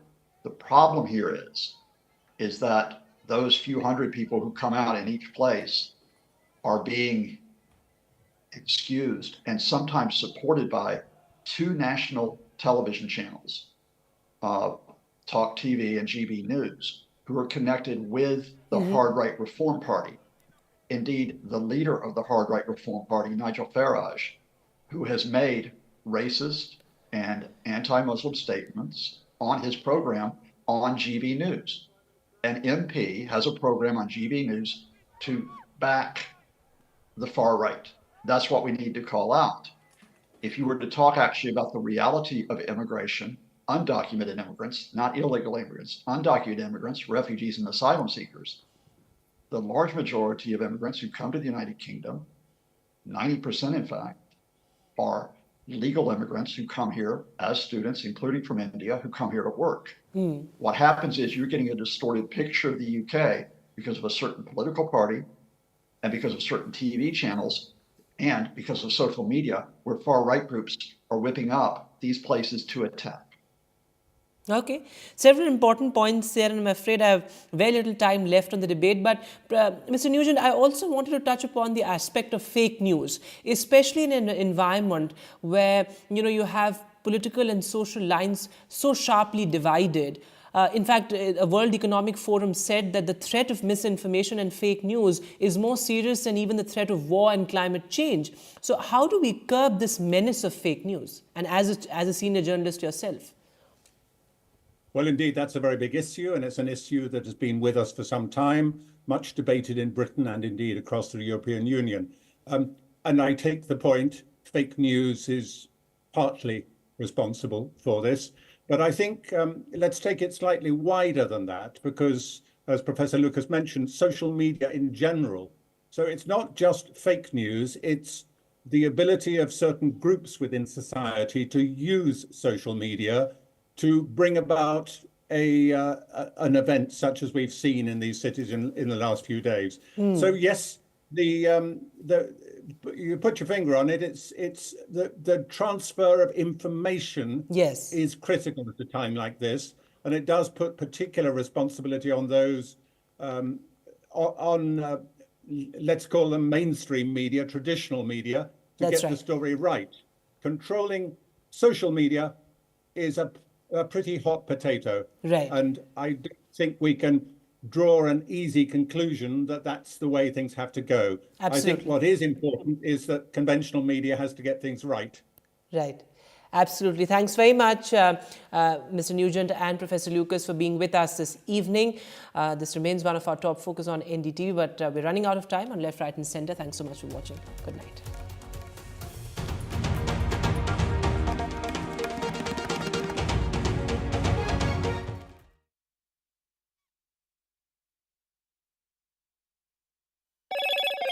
Hello, Moto. Motorola Razr 50 Ultra comes with Google Gemini.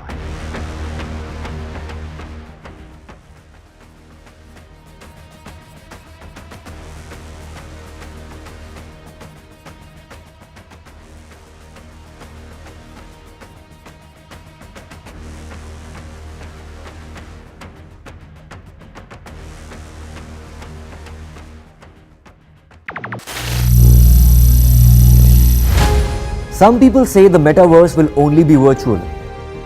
One day this lecture hall will be made of code, and driverless cars would be trapped in intersections. But even in this maze of the future, you can't wish away health. It's time to become more resilient.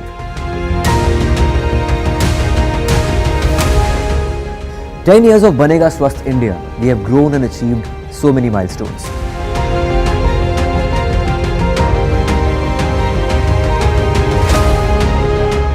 And now I have a plan to beat the urgency, to stop breathing with difficulty, to relieve getting choked with inactivity.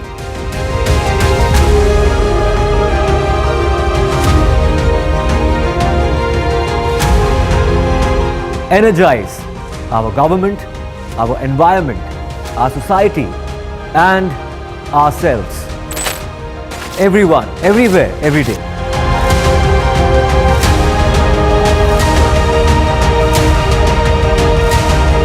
Banega Swasth India. One world hygiene.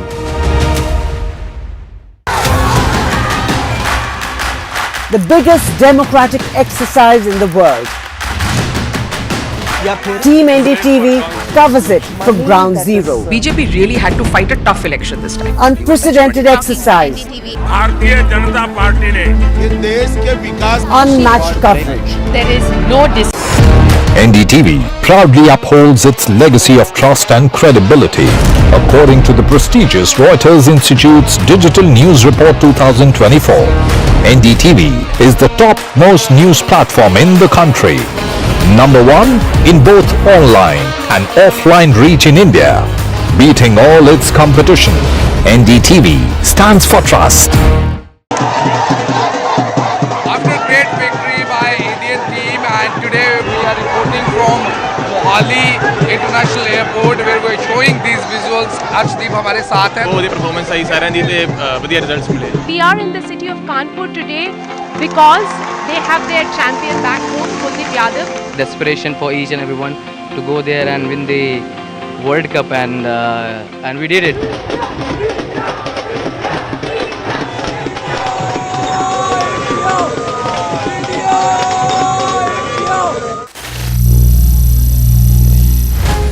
Some people say the metaverse will only be virtual.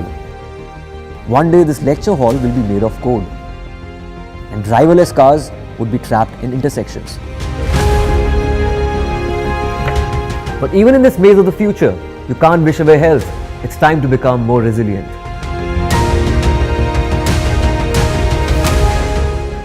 "10 years of Banega Swasth India, we have grown and achieved so many milestones.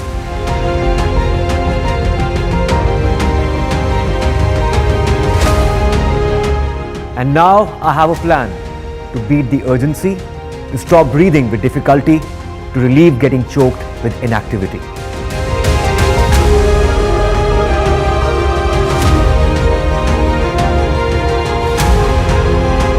Energize our government, our environment, our society, and ourselves.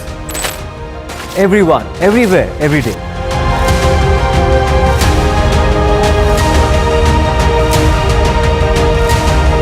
Banega Swasth India.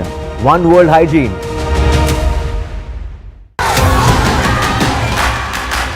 The biggest democratic exercise in the world. Team NDTV covers it from ground zero. BJP really had to fight a tough election this time. Unprecedented exercise. Bharatiya Janata party ने ये देश के विकास Unmatched coverage. There is no dispute. जनता को decide करना है. From polling to counting, NDTV brought you the most trustworthy news and updates.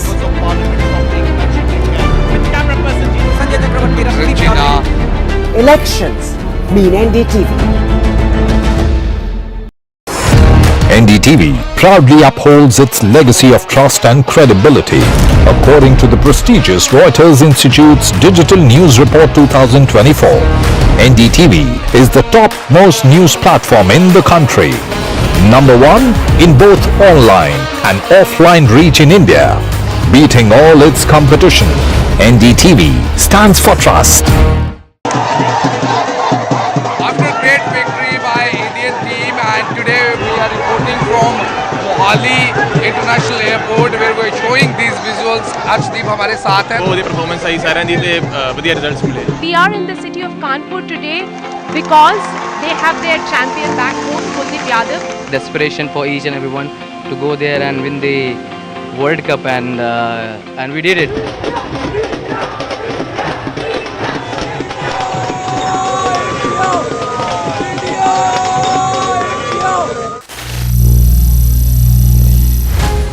Some people say the metaverse will only be virtual. One day this lecture hall will be made of code, and driverless cars would be trapped in intersections. But even in this maze of the future, you can't wish away health. It's time to become more resilient.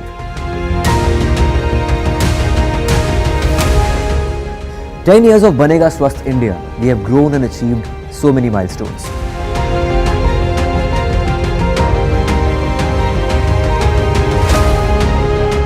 And now I have a plan to beat the urgency, to stop breathing with difficulty, to relieve getting choked with inactivity.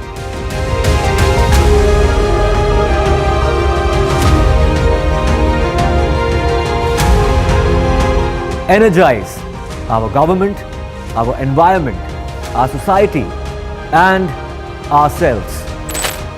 Everyone, everywhere, every day.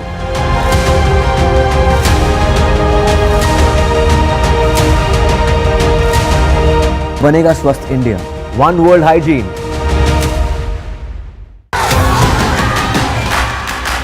The biggest democratic exercise in the world. Team NDTV covers it from ground zero. BJP really had to fight a tough election this time. Unprecedented exercise. Bharatiya Janata party ने ये देश के विकास Unmatched coverage. There is no dispute. जनता को decide करना है. From polling to counting, NDTV brought you the most trustworthy news and updates.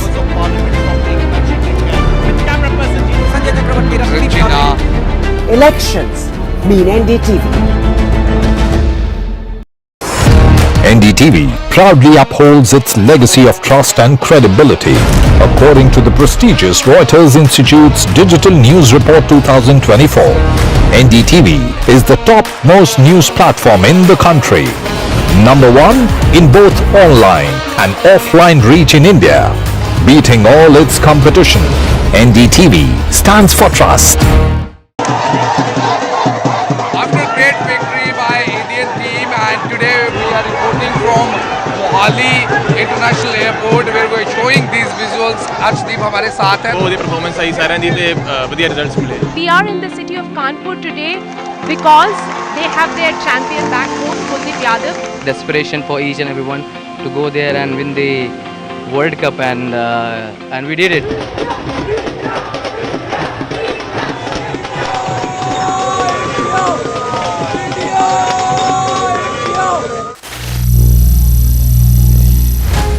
Some people say the metaverse will only be virtual.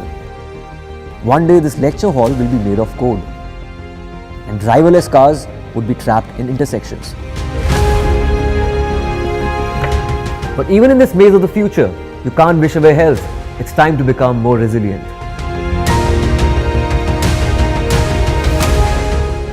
"10 years of Banega Swasth India, we have grown and achieved so many milestones.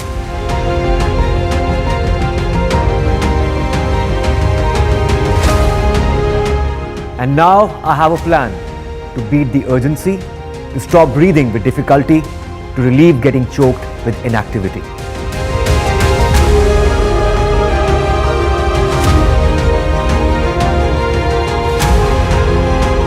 Energize our government, our environment, our society, and ourselves. Everyone, everywhere, every day.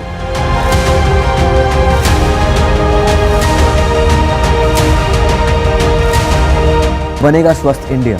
One world hygiene.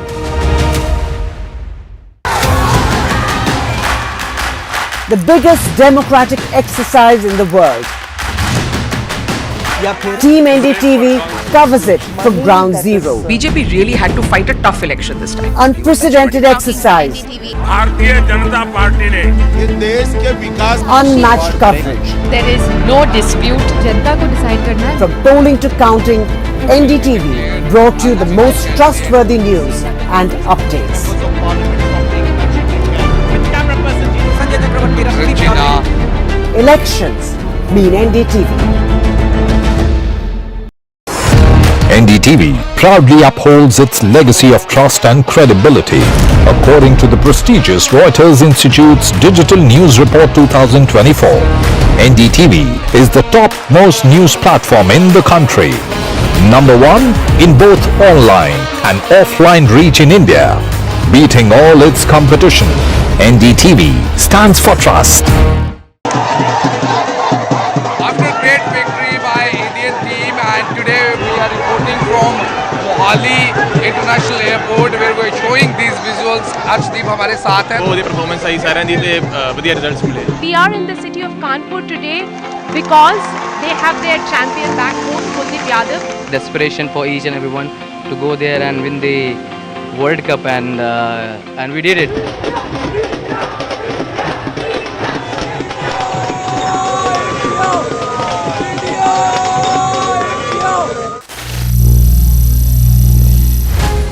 Some people say the metaverse will only be virtual. One day this lecture hall will be made of code, and driverless cars would be trapped in intersections. But even in this maze of the future, you can't wish away health. It's time to become more resilient.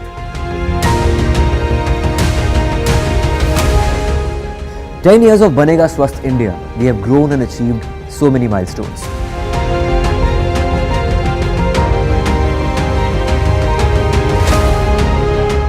And now I have a plan to beat the urgency, to stop breathing with difficulty, to relieve getting choked with inactivity.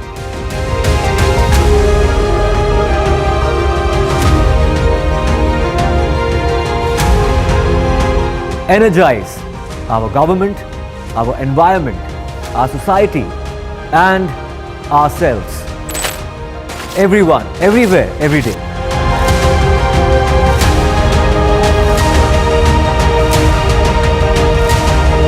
Banega Swasth India. One world hygiene.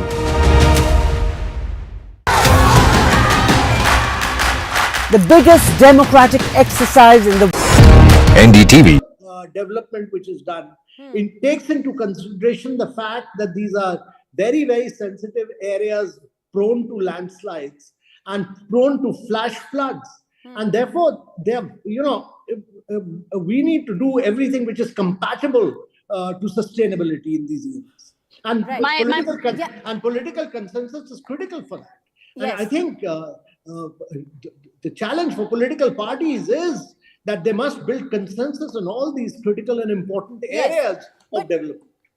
Yes, but I also want to ask you, a day after these landslides swept the Wayanad region, the union government has now for the 6th time issued a draft notification to declare, over 55,000 square kilometers of the Western Ghats across these 6 states, including Kerala, of course, as ecologically sensitive area. But the truth is, on the ground, when it comes to political parties or when it comes to governments, in the lives versus livelihoods debate, it's always the latter that has won. And that's something we haven't been able to change or fight on the ground. So, to my mind, saving lives is critical. Therefore, in these regions, we need to do more of reforestation. We need to do more of sustainable agriculture. We need to do more of value addition on agriculture rather than changing the very basic nature of land cultivation by switching over to plantation crops. Plantation crops will do immense damage to soil conservation in that region. Right. And therefore, sustainable agriculture and reforestation is the way forward. All right, Amitabh Khan, thank you very much for your time. Some very important points that he makes there in terms of how this is a tragedy that could have essentially been avoided, and also how the balance between lives and livelihoods is one that we're just going to have to strike sooner rather than later. So a lot of insights there into the ecological fragility of Kerala, but who better than Madhav Gadgil himself to answer some questions. Thank you very much, sir, for speaking with NDTV. Sincerely appreciate the time. I want to begin by asking you your 2011 report where you'd proposed to categorize the Western Ghats as ecologically sensitive areas to restrict and regulate activities. Your recommendations were not accepted. Looking back now, today, do you think that Wayanad is a disaster that could have been averted? I mean, you cannot say stop for sure, but certainly their frequency, their intensity would have been reduced. That I can say with certainty. Okay. But, your report was completely accurate, at least in terms of Wayanad, in the areas that you predicted would be, worst hit are some of the worst hit areas today. Do you think that the demarcations that you came up with in 2011 and that report's been in limbo for 13 years now should be put in place even today?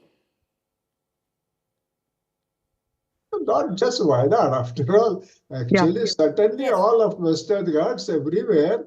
In Maharashtra, for example, there have been landslides which have buried whole villages and killed large number of people, not quite on the scale that now has happened in this Wayanad incident, but nearly on similar sort of scales.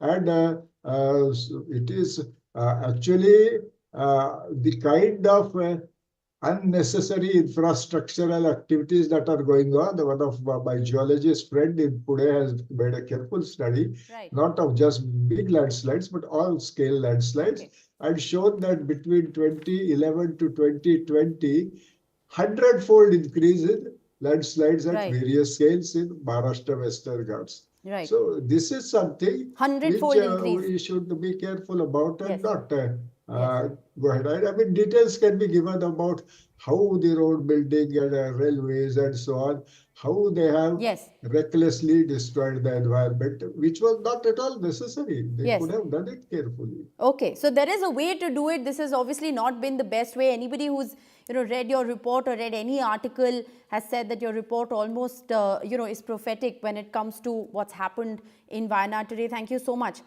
for joining us, Madhav Gadgil. We'll of course keep looking at whether or not the government does anything about your report 13 years ago that still just remains essentially a piece of paper. Also joining me tonight on We the People, Akhilesh Anil Kumar. He is Kerala's youth climate leader picked by the United Nations as a part of its We the Change campaign. We have KT Ravindran, an urban planning expert, and Malika Bhanot, member of the Ganga Ahvan in Uttarakhand, because remember, this is not a Kerala story alone. I want to first begin by asking you, KT Ravindran, you know, a whole host of lessons and learning now. We're given to understand that the government has once again issued a notification to declare, Western Ghats, a certain portion, as ecologically sensitive. Do you believe this is too little, too late, or anything that we can still manage to do will be something that that will perhaps be looked at as salvaging in the future? Well, if you put it like this or that, I think both are correct. Right. In the sense that we have done enough destruction already, but there is a lot more to be saved. So it's not that we have destroyed everything and there's no future. There certainly is a future. And towards that, any new declaration will actually be helpful. The problem in Kerala has been that if you look at the geological conditions of Kerala, you have a linear state, and to the east is the Western Ghats, and to the west is the Arabian Sea. Yeah. On one hand, we have increased global warming, and due to this warming, there is a higher precipitation rate, yes, and therefore higher rainfall, and that rainfall is kept captive by the clouds are kept captive by the mountain ranges, and the waters always flow down from east to west. Right. Okay. Kerala has a contiguous slope from east to west, and on the west we have the Arabian Sea. But I'm gonna just interrupt you there, because a lot of experts, including yourselves, have explained that, and viewers have read it, and we've understood what has happened. Are we any better prepared to deal with what's to come? Yes, we are certainly quite prepared on many ways, because there are a large number of agencies which are working on climate issues in Kerala itself. And the Disaster Management Authority in Kerala has mapped all the vulnerable areas in Kerala.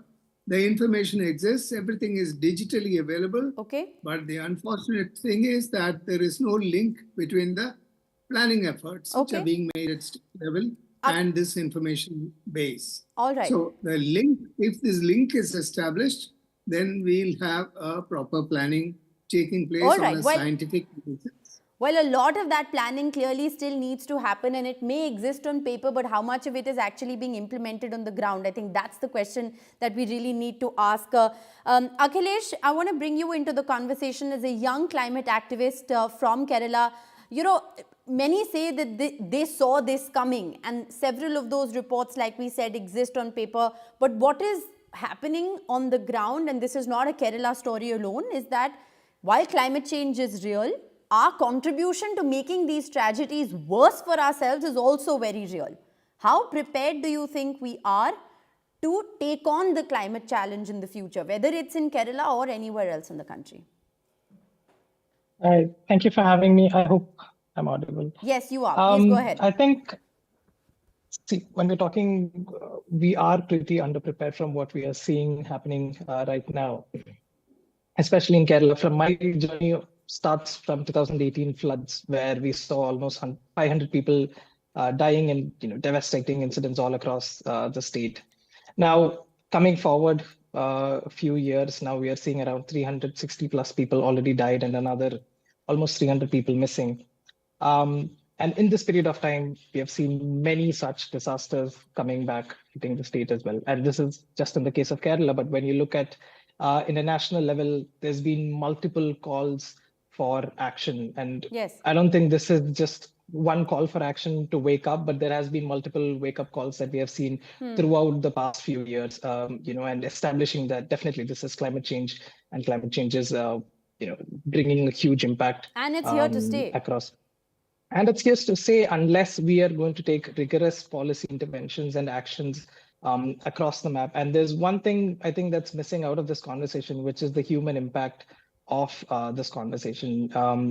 You're seeing the dialogue, which is which is being talked about how climate change and how all these the committee reports and everything is being brought into picture. But when we look at 300 plus people or 360 people dying, there's a huge impact there in terms of how the mental health of all these people are, how they have actually uprooted their whole lives, their livelihood, the dreams that they have built up over the course of several decades. And now the main issue there is when you look at India, the rehabilitation takes almost 8 years or more when you look at several reports. While comparing to other countries, it's just 8 months or maybe a year. Yes. No, I mean, I don't know if you joined in, but I actually asked Mr. Amitabh Kant this question, that how do you balance lives and livelihoods? Because right now lives are being lost only because livelihoods have been put higher than saving lives, potentially because of natural disasters or potentially because of man-made disasters, however you want to look at them. So we have addressed that, and we obviously can't underscore the importance of that more. But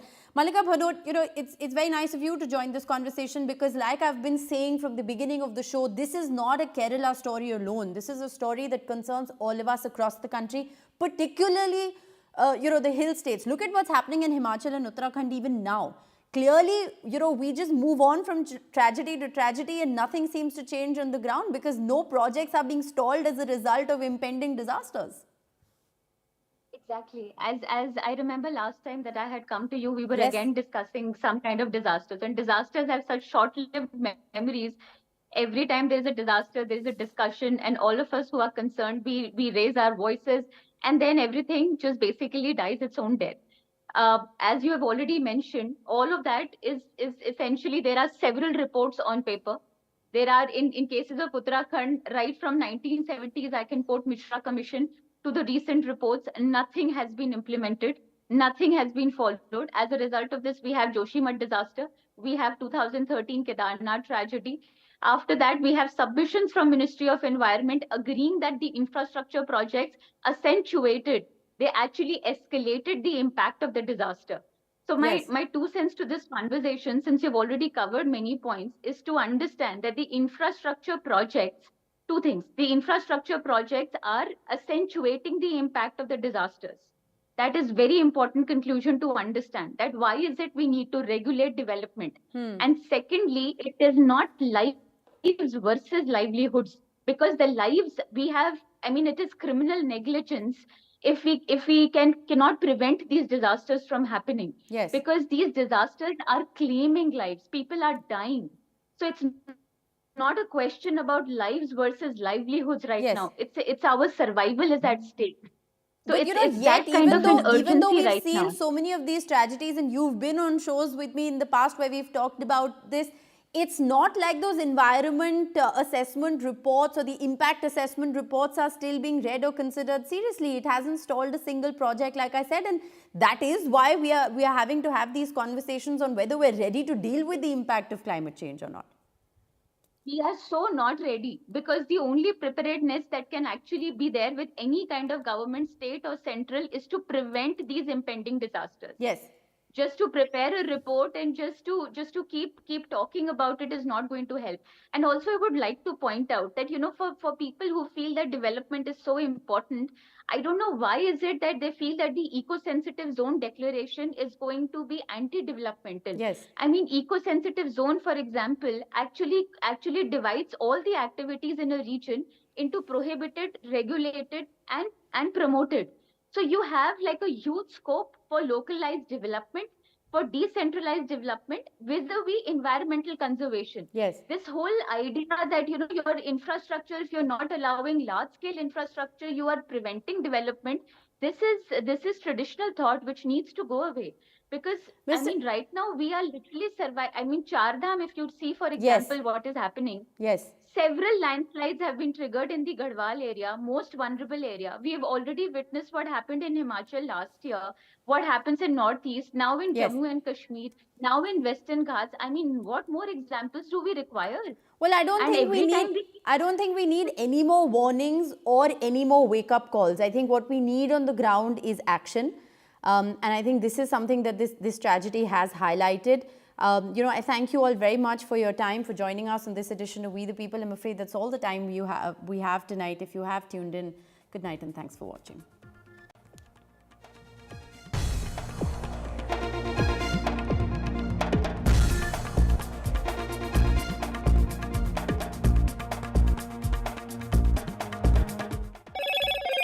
Hello, Moto. Motorola Razr 50 Ultra comes with Google Gemini.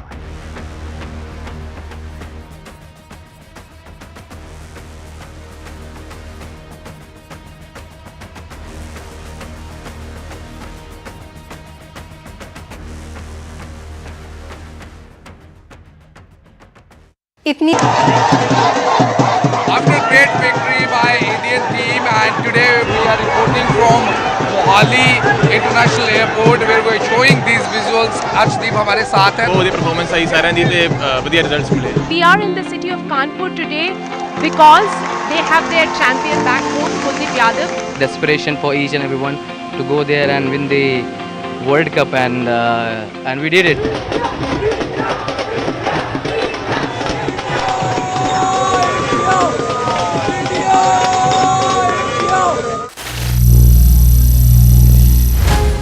Some people say the metaverse will only be virtual.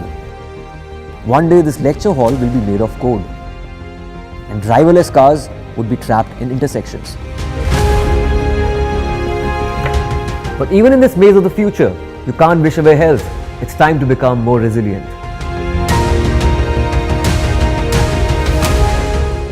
10 years of Banega Swasth India, we have grown and achieved so many milestones.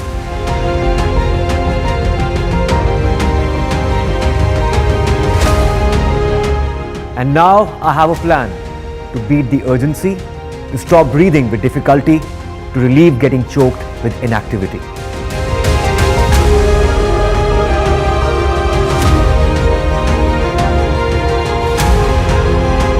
Energize our government, our environment, our society and ourselves.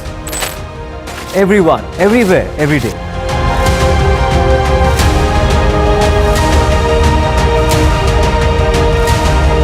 Banega Swasth India. One world hygiene.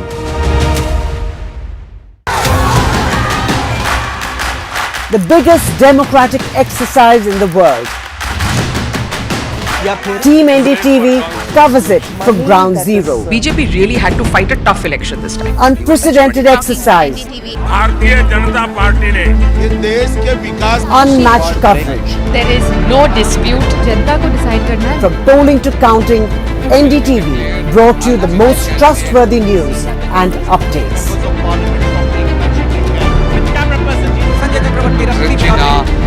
Elections mean NDTV.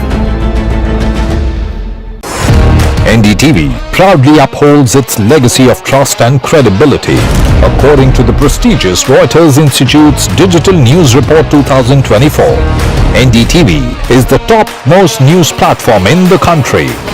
Number 1 in both online and offline reach in India.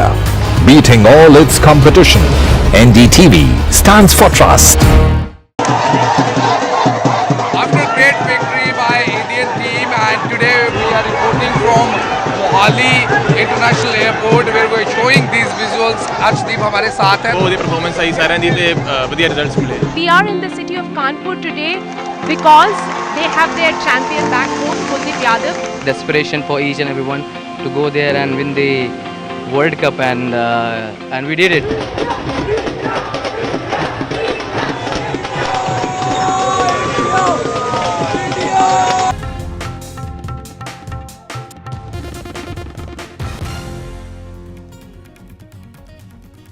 Over 370 dead in the Wayanad landslides, hundreds still missing as the rescue operations now enter the final stages. Villages have been washed away, the focus also now on rehabilitation. Meanwhile, in the hill states of Himachal Pradesh and Uttarakhand, floods continue. In Himachal Pradesh, 13 people have died after flash floods. Many have been trapped as well. A series of cloudbursts reported across districts. Rivers and spate leave a trail of destruction. This as parts of highways and key roads have been washed away. The government plans an overhaul of the Waqf Board Act. Sources tell NDTV that the amendment bill will be tabled this session itself.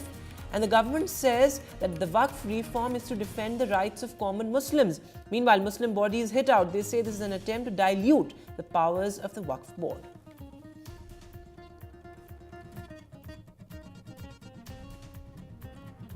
Over 50 dead in fresh clashes in Bangladesh. Anti-government protesters vandalized hospitals and government buildings. Protesters demand PM Sheikh Hasina's resignation.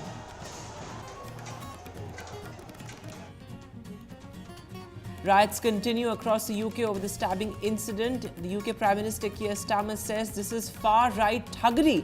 Demonstrations after 3 girls, remember, were stabbed in UK's Southport. And India enter men's hockey semis at the Paris Games, but they also register protest over a red card to their player. This is India's boxing challenge is now over. Lavlina kicked out. Shuttler Lakshya Sen will also now fight only for bronze. And Djokovic backs the goal to complete his golden slam. Well, Djokovic beats Alcaraz to avenge the Wimbledon loss.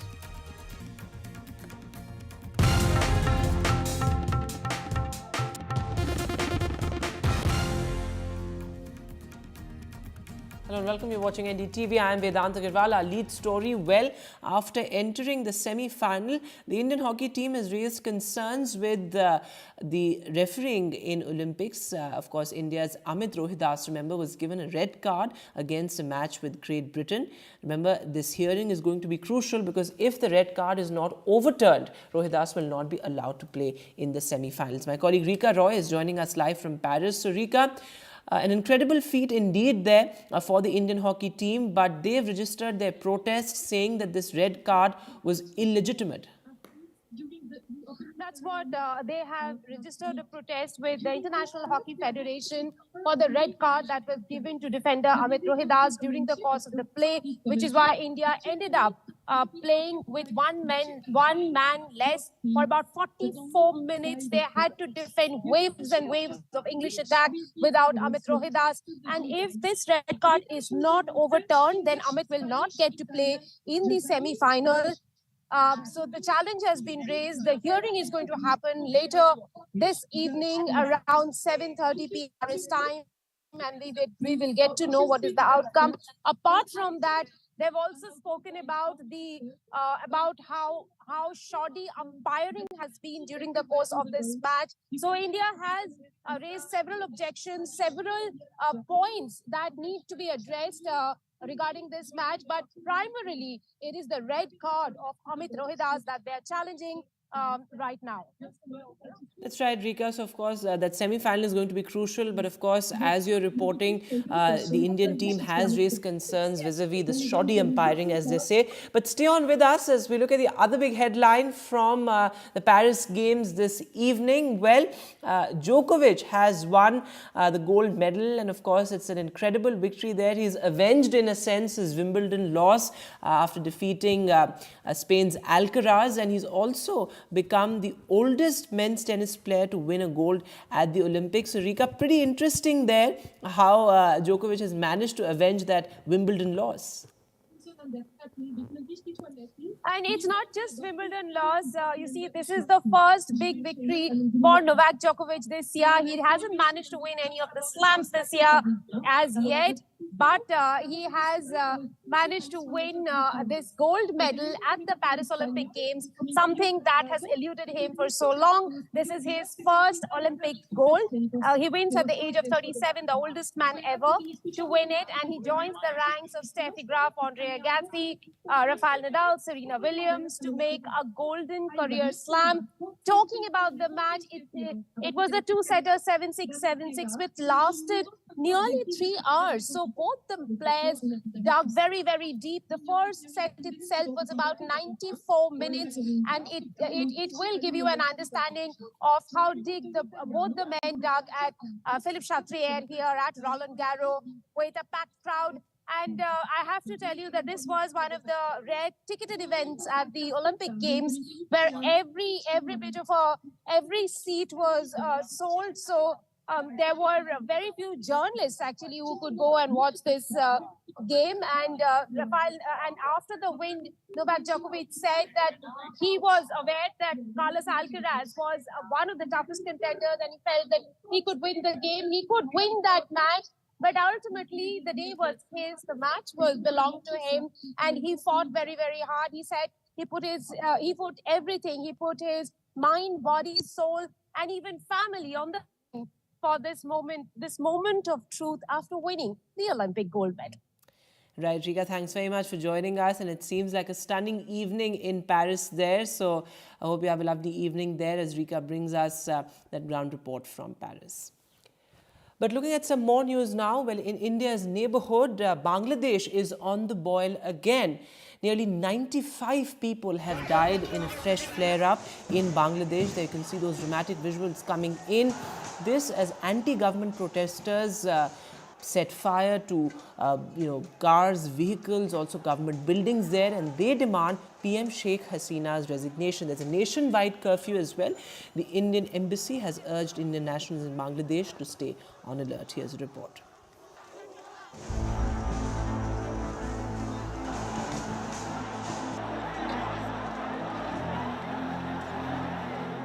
Authorities have imposed an indefinite curfew as protesters clash with police and Awami League supporters.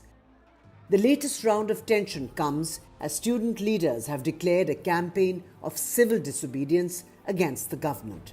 Mobile internet services have been suspended in response to escalating unrest. The violence began early Sunday morning as protesters, part of a non-cooperation movement, took to the streets. They chanted anti-government slogans and demanded the resignation of Prime Minister Sheikh Hasina. In response, supporters of the ruling party confronted them. আমাদের দাবি এক দফা এক শেখ হাসিনার পদত্যাগ আমরা সে ভেবেছে আমাদেরকে শিক্ষা প্রতিষ্ঠান বন্ধ করলে আমাদের আটকে রাখতে পারবে আমাদের আটকে রাখা যাবে না আমার ভাই রক্ত রাস্তার মধ্যে এখনো পড়ে আছে রক্তের দাগ শুকায় নাই এইজন্য আমরা রাজপথ ছাড়ছি না যতক্ষণ তার পদত্যাগ হয় এই বাংলাদেশ আজকের এই সিচুয়েশন এই হত্যাযজ্ঞ এটা আপনাদের কারণে এবং আপনাদের ব্যর্থতার কারণে এটা আপনারাই করতেছেন আপনারা যদি সঠিক বিচারটা করতেন শুরু থেকে যদি এটা মেনে নিতেন তাহলে এত কিছু কোনোদিন হইতো না The current protests are a continuation of last month's anti-quota demonstrations. Initially sparked by students demanding an end to the quota system for government jobs, the unrest has grown into a broader political crisis. Prime Minister Hasina has labelled the protesters as criminals and has instructed the police to use forces to suppress the unrest. The violence has led to widespread vandalism. Buses and ambulances have been set ablaze, and the Hasina government has responded by shutting down major social media platforms, including Facebook, Messenger, WhatsApp, and Instagram. Mobile operators have also been ordered to disable 4G services. The Indian embassy in Dhaka has issued a warning for Indian nationals to remain vigilant. As the protests continue to intensify, all eyes are on Prime Minister Sheikh Hasina and her government. The question remains whether they will be able to quell the unrest or if they will concede to the protesters' demands. For now, the situation in Bangladesh remains volatile. With Disha Bagchi, Bureau Report, NDTV. And well, I'm being joined by two senior journalists, Shamal Datta, executive editor of Bhorer Kagoj, and also Wahid Farooqi, editor of BD Views Media, both senior journalists from Bangladesh. Thanks very much, gentlemen, for being with us. Going across to you first, Wahid Saab, what is the situation on the ground as we speak? Because the protests only seem to be intensifying and the differences between the protesters and the ruling party seem irreconcilable.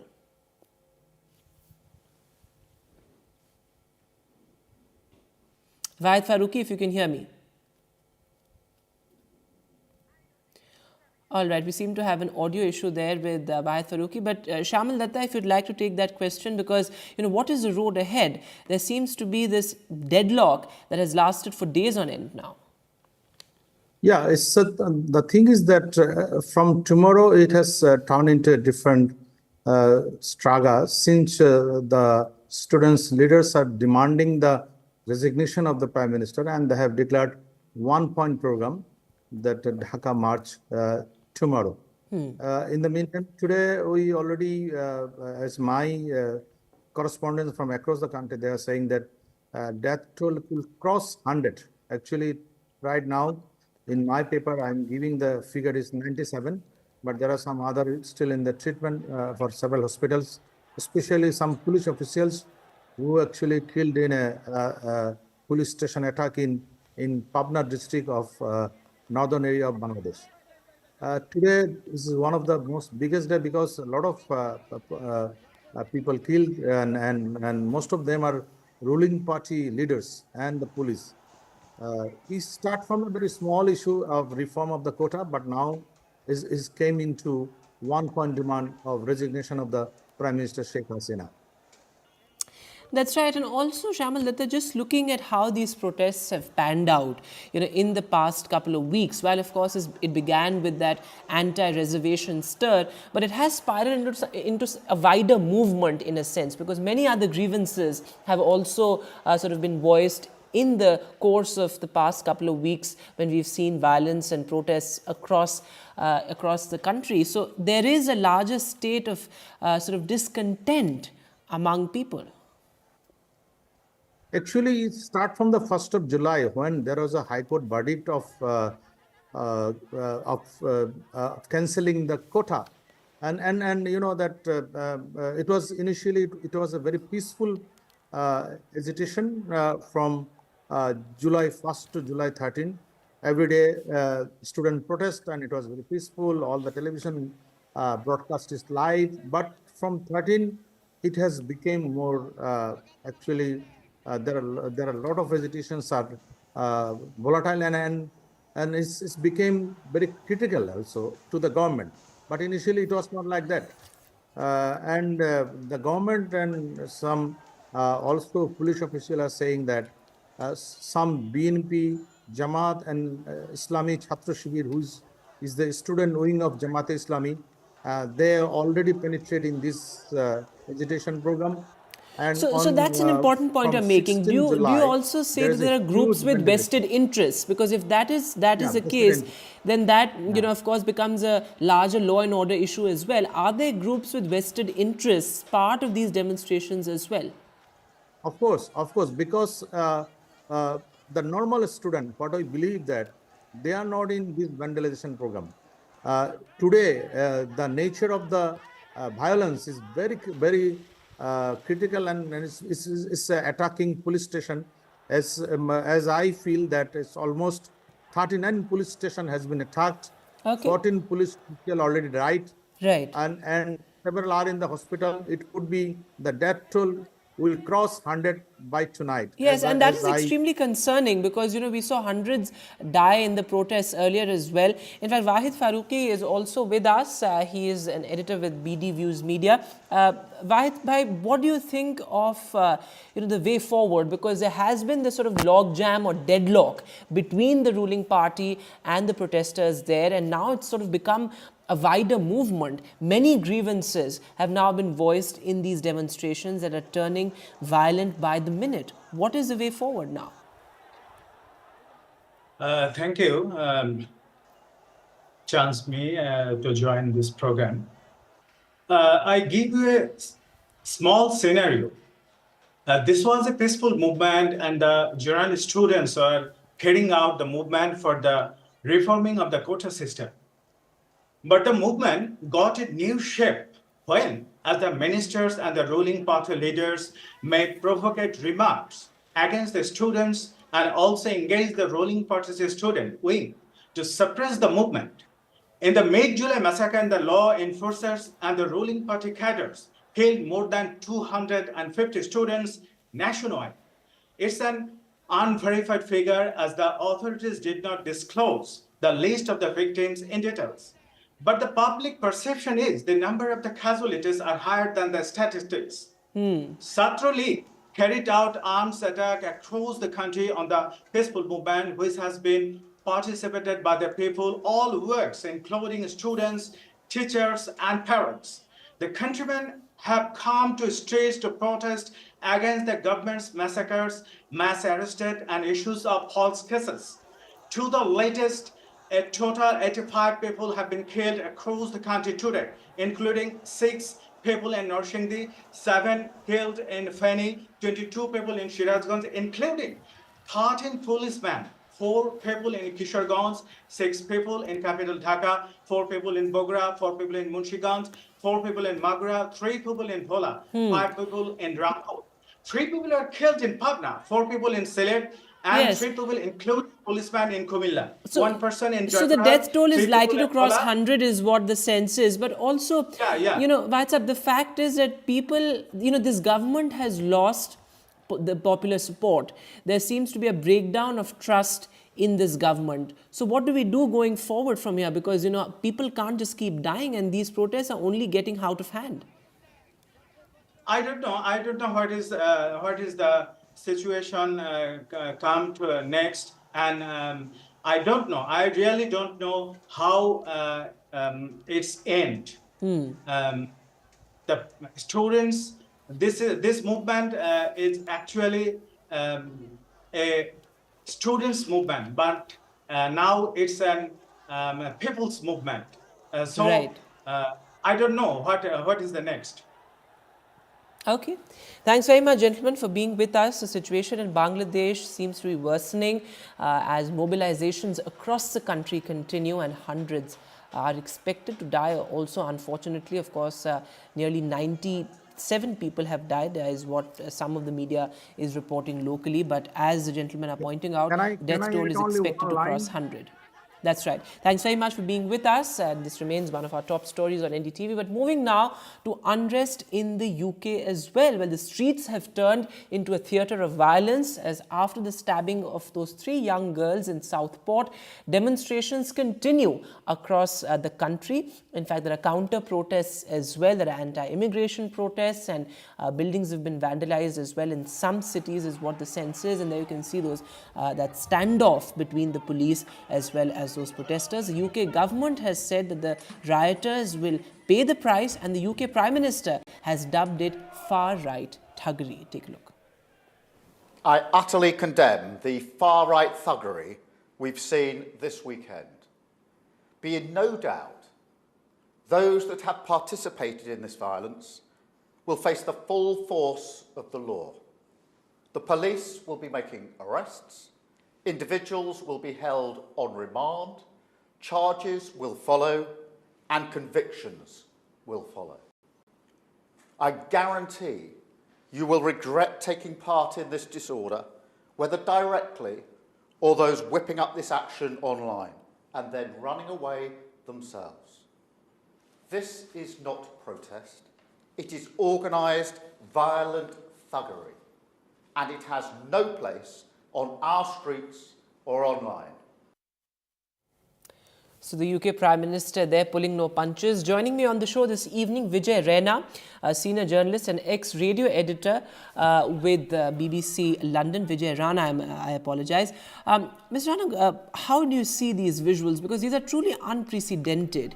And many national dailies, including the Mail, have called it a summer of discontent. Because what started off as a protest against the mass stabbings has turned into, you know, a wider movement. There are many grievances that have now sort of come into these demonstrations that we see across the UK.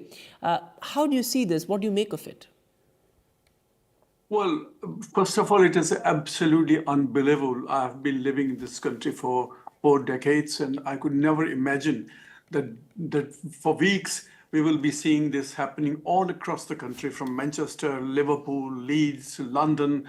Almost every major city is gripped by these riots. But of course, Southport stabbings have provoked these street demonstrations. But the situation was simmering for many, many months now. And it all started with Gaza war that's happening between Israel and the Palestinians and Hamas. There have been pro-Hamas demonstrations in all the major cities. In London, it was virtually impossible to go during the weekend. Week after week, and the local people were really, really angry. And we were just waiting that it was about to explode. And as you said rightly, Southport stabbings really lit the fire.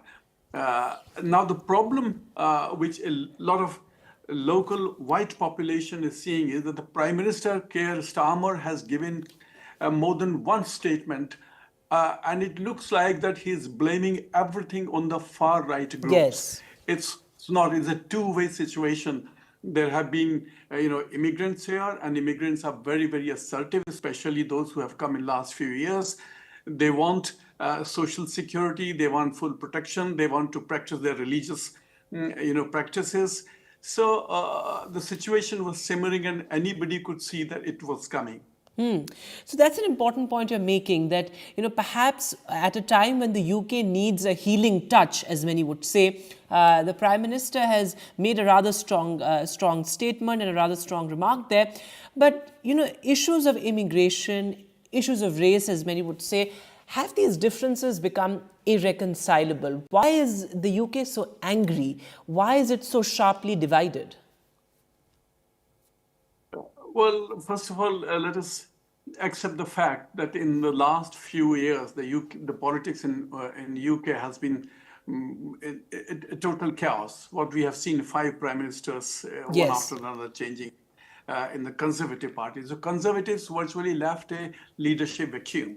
And here comes this new prime minister, whose party is by and large in the grip of leftist organizations, and who have a sympathy for Hamas. And this was seen by a lot of people in the United Kingdom. We have this Reform UK party, which is a right-wing party, and they got about 4 million votes in the recent elections. So the society was really divided in two groups. The left groups were quite pro-immigrants. In fact, the entire UK is half divided. Half of the UK wants no immigrants at all, and half of the UK says, no, these are the poor people seeking asylum here, and UK has an international obligation to provide a safe passage to these people. So the society as a whole is fairly divided, and the earlier government, and remember, this is a small country. It is the most densely populated country in Europe. The population is about 67 million, and we are having about 1.2 million people immigrants coming to this country in last 2 years. So the average is about 1 million new people are joining and coming to United Kingdom.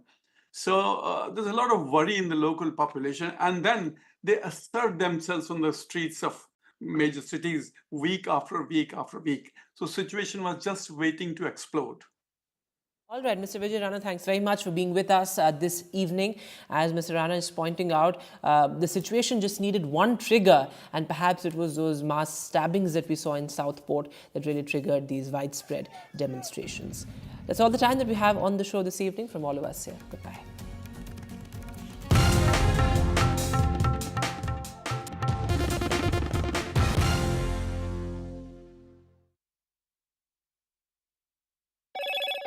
Hello, Moto. Motorola Razr 50 Ultra comes with Google Gemini.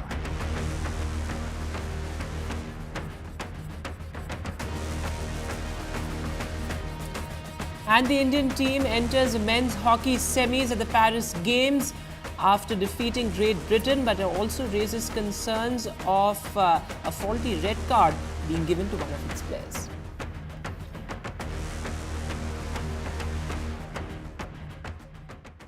इतनी सी salary में घर की EMI कैसे भरूं? Some people say the metaverse will only be virtual. One day this lecture hall will be made of code, and driverless cars would be trapped in intersections. But even in this maze of the future, you can't wish away health. It's time to become more resilient.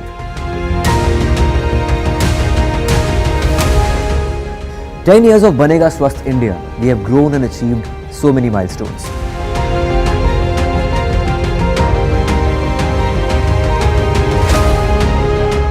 And now I have a plan to beat the urgency, to stop breathing with difficulty, to relieve getting choked with inactivity.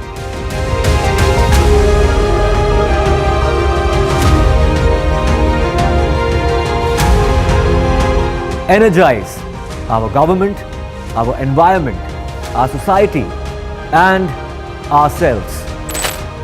Everyone, everywhere, every day.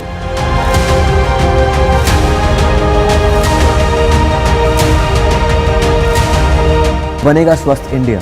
One world hygiene.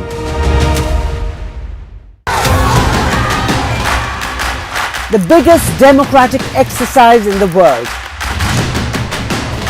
Team NDTV covers it from ground zero. BJP really had to fight a tough election this time. Unprecedented exercise. Bharatiya Janata party ने ये देश के विकास Unmatched coverage. There is no dispute. जनता को decide करना है. From polling to counting, NDTV brought you the most trustworthy news and updates.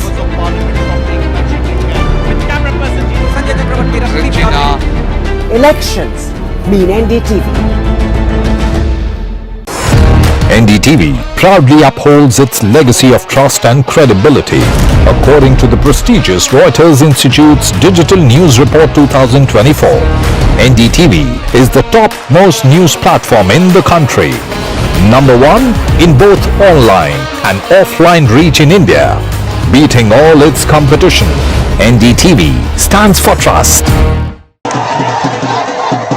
After a great victory by Indian team, and today we are reporting from Mohali International Airport where we are showing these visuals. Arshdeep हमारे साथ हैं. बहुत ही performance आई साਰਿਆਂ ਦੀ ਤੇ ਵਧੀਆ results ਮਿਲੇ. We are in the city of Kanpur today because they have their champion back home, Kuldeep Yadav. Desperation for each and everyone to go there and win the World Cup, and we did it.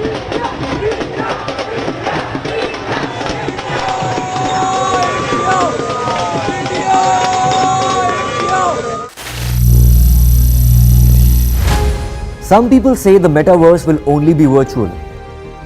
One day this lecture hall will be made of code, and driverless cars would be trapped in intersections.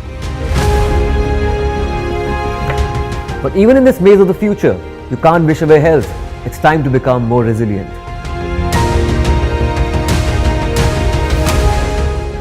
10 years of Banega Swasth India, we have grown and achieved so many milestones.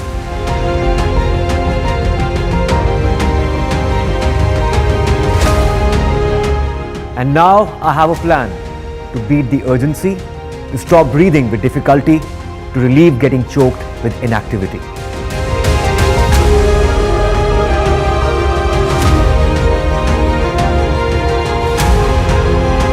Energize our government, our environment, our society and ourselves.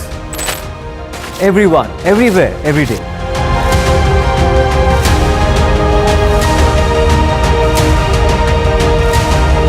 Banega Swasth India.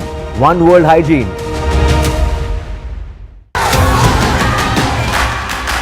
The biggest democratic exercise in the world. Team NDTV covers it from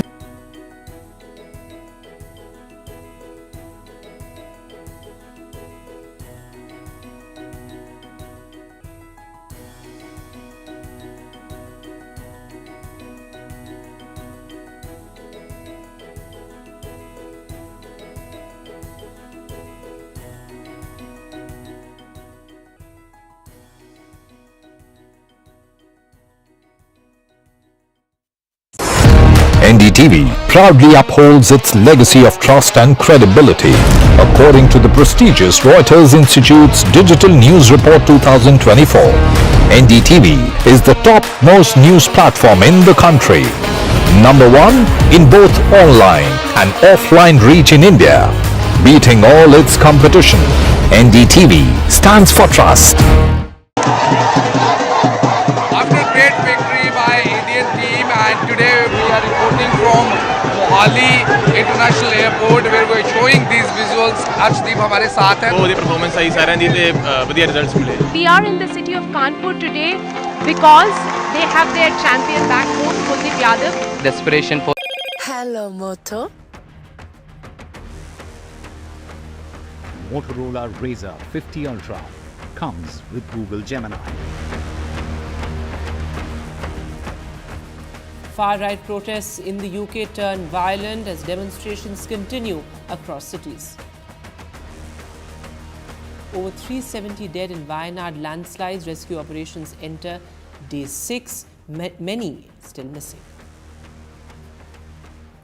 Over 11 dead in the Himachal flash floods. Cloudbursts reported across the state. Over 50 dead in fresh clashes in Bangladesh. Protesters demand Sheikh Hasina's resignation.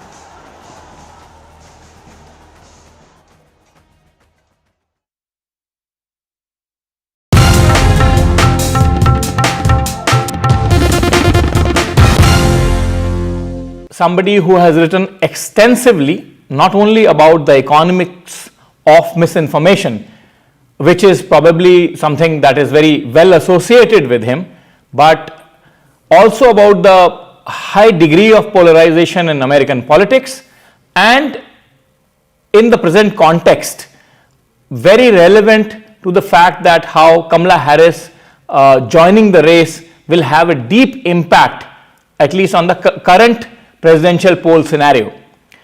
Professor Matthew Baum, welcome to NDTV. And my first question to you, sir, would be, how do you think Kamala Harris joining the race now and President Biden, of course, exiting the race, how does that change the scenario, the electoral scenario for the presidential elections in the United States? Well, I mean, I think it completely upended the way things were heading in the weeks before Biden dropped out. Almost all of the oxygen in the campaign was about Biden's age and whether he was up to the task and whether he had any chance of winning. And then the Republicans were very sort of had kind of a triumphal convention, and they were talking about sweeping the Congress, and the Democrats were feeling really gloomy. You started having some big donors withholding campaign contributions, and it was generally looking pretty bleak. When Biden dropped out and immediately endorsed Harris, and everybody sort of in the party sort of quickly coalesced around her, it just flipped the script, because I think a lot of Democrats were, as I said, feeling really borderline hopeless about the trajectory of the campaign, and this was kind of like a shot in the arm. Created a lot of enthusiasm, really impressive and quick donations, apparently on the order of 200 million in the first week in terms of campaign contributions to Harris. The polls started showing her more or less even with Trump, whereas Biden had been running consistently behind in most of the swing states. So in the short run, at least, it rejuvenated the Democratic campaign. I mean, it's hard to say how it will play out in the longer run, because, you know, she hasn't run a campaign like this before, and the Republicans hadn't really been directing their fire at her, and now they were obviously thrown off balance in a big way by this. And then after that, you know, you had the really shaky introduction of J.D. Vance as Trump's vice presidential candidate, and the gaffes that he's committed. And so as a consequence, so far, she hasn't really sort of endured an aggressive campaign, focus by the Republicans and by the media, but that is sure to come. So we'll have to see how it plays out over time.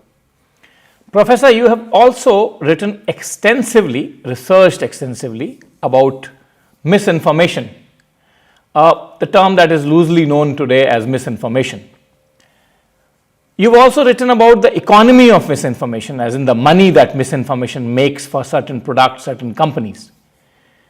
Do you think that it is because of the phenomena like social media and the proliferation of misinformation that Mr. Donald Trump remains immensely popular, despite what many would say incorrectly held beliefs and incorrectly articulated commentary, in the sense that it is at least not factual? Well, I mean, I think social media was obviously a critical tool in his rise in 2015 and 2016. he was treated as kind of a joke by the mainstream media when he first announced his campaign in 2015. And it was his ability to communicate directly with tens of millions of people through his Twitter feed that kind of allowed him to run sort of a guerrilla campaign and allowed him to kind of do an end around the mainstream media. But that said, I think it's an overstatement to say that he's immensely popular.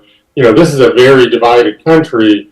His approval ratings tend to run between 40 and 45%, which is not what I would call immensely popular. Because we have an electoral college and that has sort of a variety of anti-majoritarian elements baked into it, you don't necessarily have to have majority support to win an election. Seems pretty unlikely to me that Trump will ever have consistently the support of a majority of Americans, but critically, he doesn't need that. So he has played to the conservative and right-wing base of his party. Almost all of his appeals focus pretty narrowly and targeted on kind of motivating his base so that they vote in really high numbers and hopefully demoralizing the other side, the base of the other side, so that they don't vote in similarly high numbers. So it's very much about getting your people to the polls and trying to suppress the other side, rather than, you know, building a broad coalition that would make you kind of a majority or would win you support of the majority of the electorate. So yes, he's disproportionately popular among white men, especially working class white men. Those aren't the only folks that support him, but it is kind of a core constituency for him, for sure. It is interesting, Professor, even probably disheartening to many, that you have repeatedly described America as a deeply divided country. Do you think that social media has a role to play here, or do you think that it is just one of the factors? It is the factor that I was interviewing Thomas Friedman some time back, and Friedman said that, you know, social media is like a dart gun, and how much, you know, you would attribute how much attribution you would do to the social media for the phenomena like for the rise of Trump and for the phenomena that we are seeing across Europe as well? It's certainly not because of social media. Social media is certainly not the cause. Polarization in this country sort of bottomed out after World War II in the 1950s and into the, at least, you know, much of the 1960s, starting in the early 1970s with Watergate into the 1980s. We've seen a steady, gradual increase in polarization. It increased with the emergence of Newt Gingrich in the House of Representatives and a different strategy for trying to regain the majority in the House by tearing down the other side or demonizing the other side, more aggressively than had been done before. Then during the Clinton administration with first the Whitewater and then the Monica Lewinsky scandal.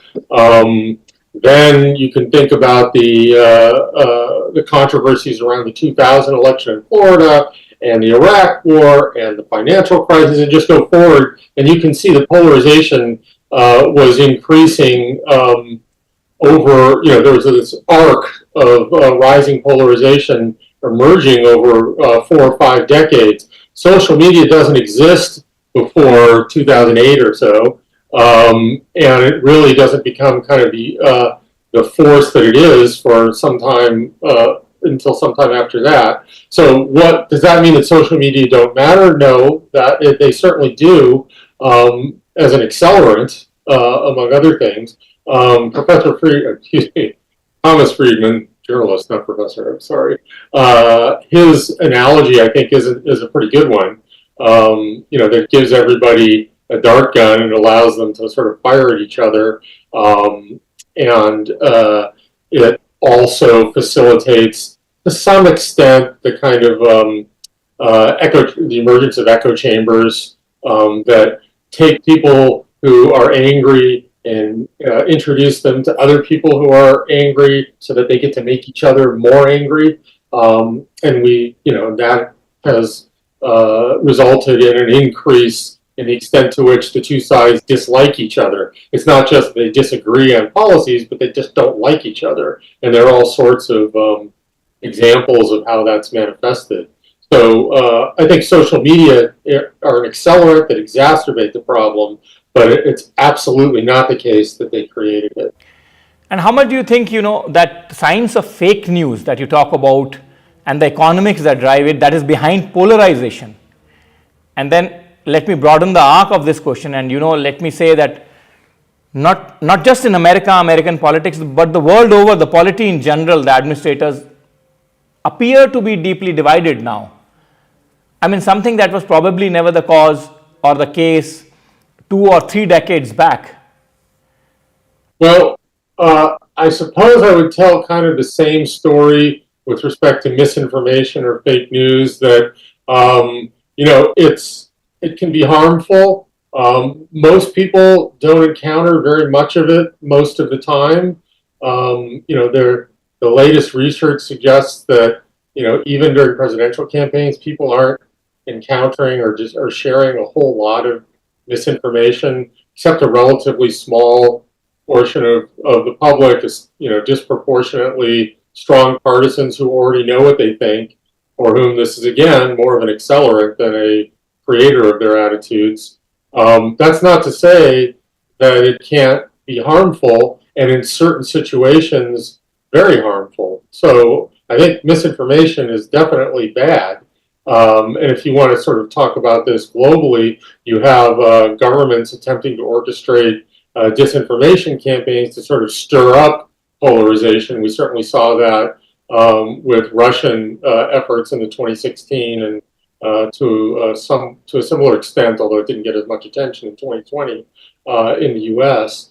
And there have been plenty of incidents around the world where false stories have led to things like riots or innocent people being attacked or killed, possibly influencing some election outcomes in some places. But all that said, I don't think I think we can attribute too much to misinformation or fake news, as you said. It's very easy to point at that when there are a lot of other things going on as well. I don't think misinformation explains the rising appeal of right-wing populism that has sort of spread in Europe and to some extent in Latin America and elsewhere. I think you can identify a variety of factors that have developed over time that explain this emergence much better. That doesn't mean that populists don't exploit misinformation and social media to help their causes. They do, and it helps them. They're tools that facilitate some of the goals of populist politicians and their supporters. But that's different than saying, and again, attributing all the badness in the world to these phenomena. Economy in the United States has performed very, very strongly. Actually, many observers would say post-COVID under President Biden very, very well. And despite that, the working class base of at least the white majority is completely allied to Mr. Donald Trump. Trump remains extremely popular. And there are serious charges, at least in the press. Various publications have said that are there against Mr. Trump. And despite that, Donald Trump remains extremely popular. And Mr. Biden, despite doing well, doesn't seem to be popular on that front, at least. So what do you think is behind that? Well, I think there are several things going on here. For one thing, and I was just talking about this with my students yesterday, actually, What happened with, in terms of the economy, most of the economic indicators in the U.S. Have performed really well. In some cases, better than, as well as they have in half a century.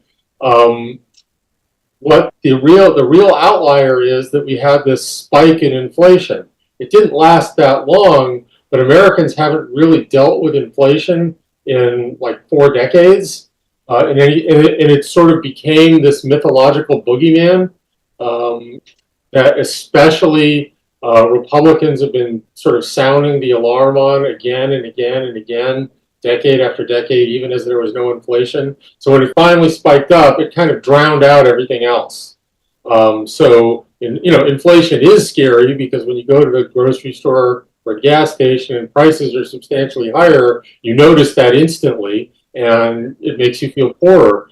But it is also, it weighs more heavily than a lot of these other more distant things like the unemployment rate or economic growth or number of jobs created, because it's more personal, and combined with the fact that it has been elevated to this mythological boogeyman. Because we hear stories about runaway inflation in the 1970s, even though most Americans, or at least most Americans under 40, weren't even born then, and sort of have no experience with the consequences of that.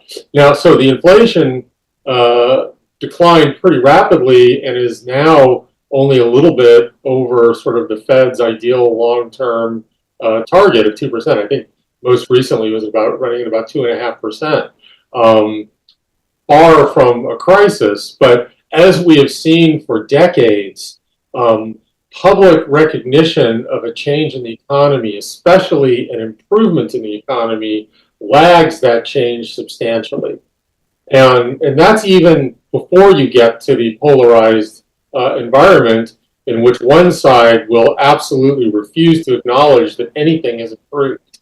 We are more polarized, and half the country is much more stubbornly resistant to accepting that anything good could possibly be happening. So, all of these things combine to reduce the extent to which Biden can benefit from having a good economy. In terms of, Trump's support, this is the subject of much debate. How much of this is about, economic hardship, this sort of the Rust Belt, white working class in the Rust Belt and on the family farms being left behind, and how much of this is sort of cultural resentment, the sort of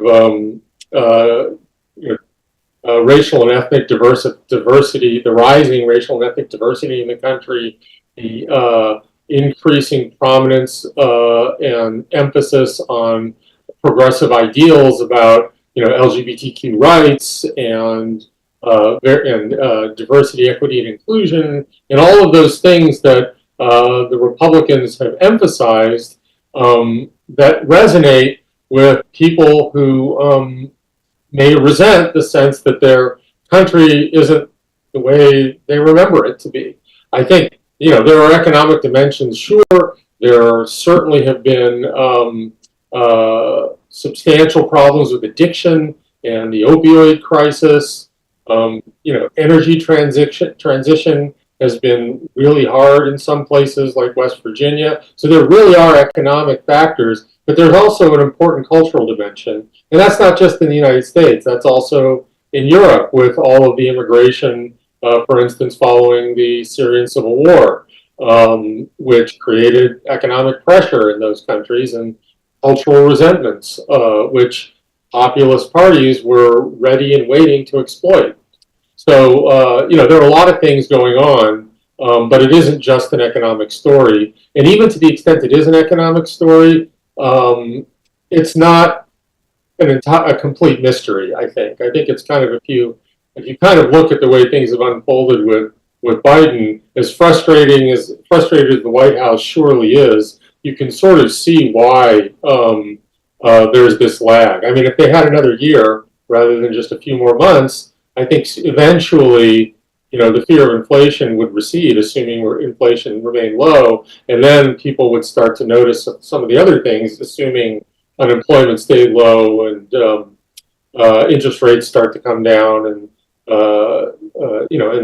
the economic indicators remain positive.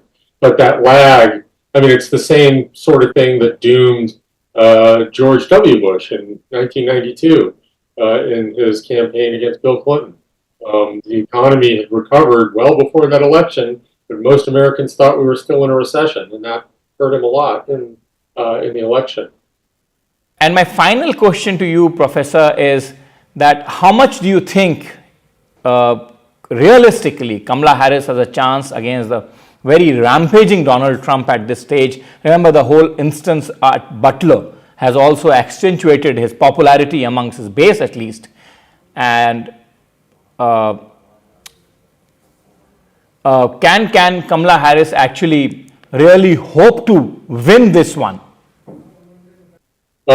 I think it's a toss-up right now, honestly.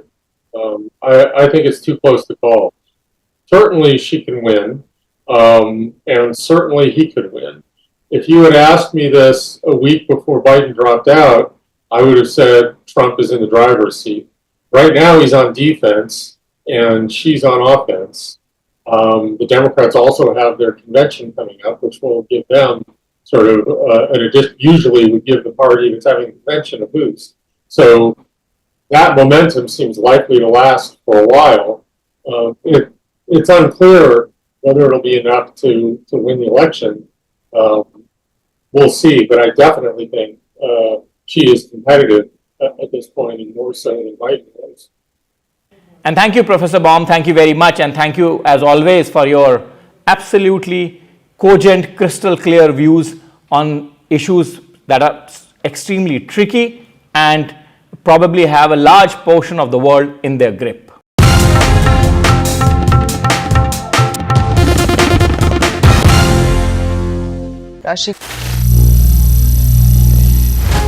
Some people say the metaverse will only be virtual. One day this lecture hall will be made of code, and driverless cars would be trapped in intersections. But even in this maze of the future,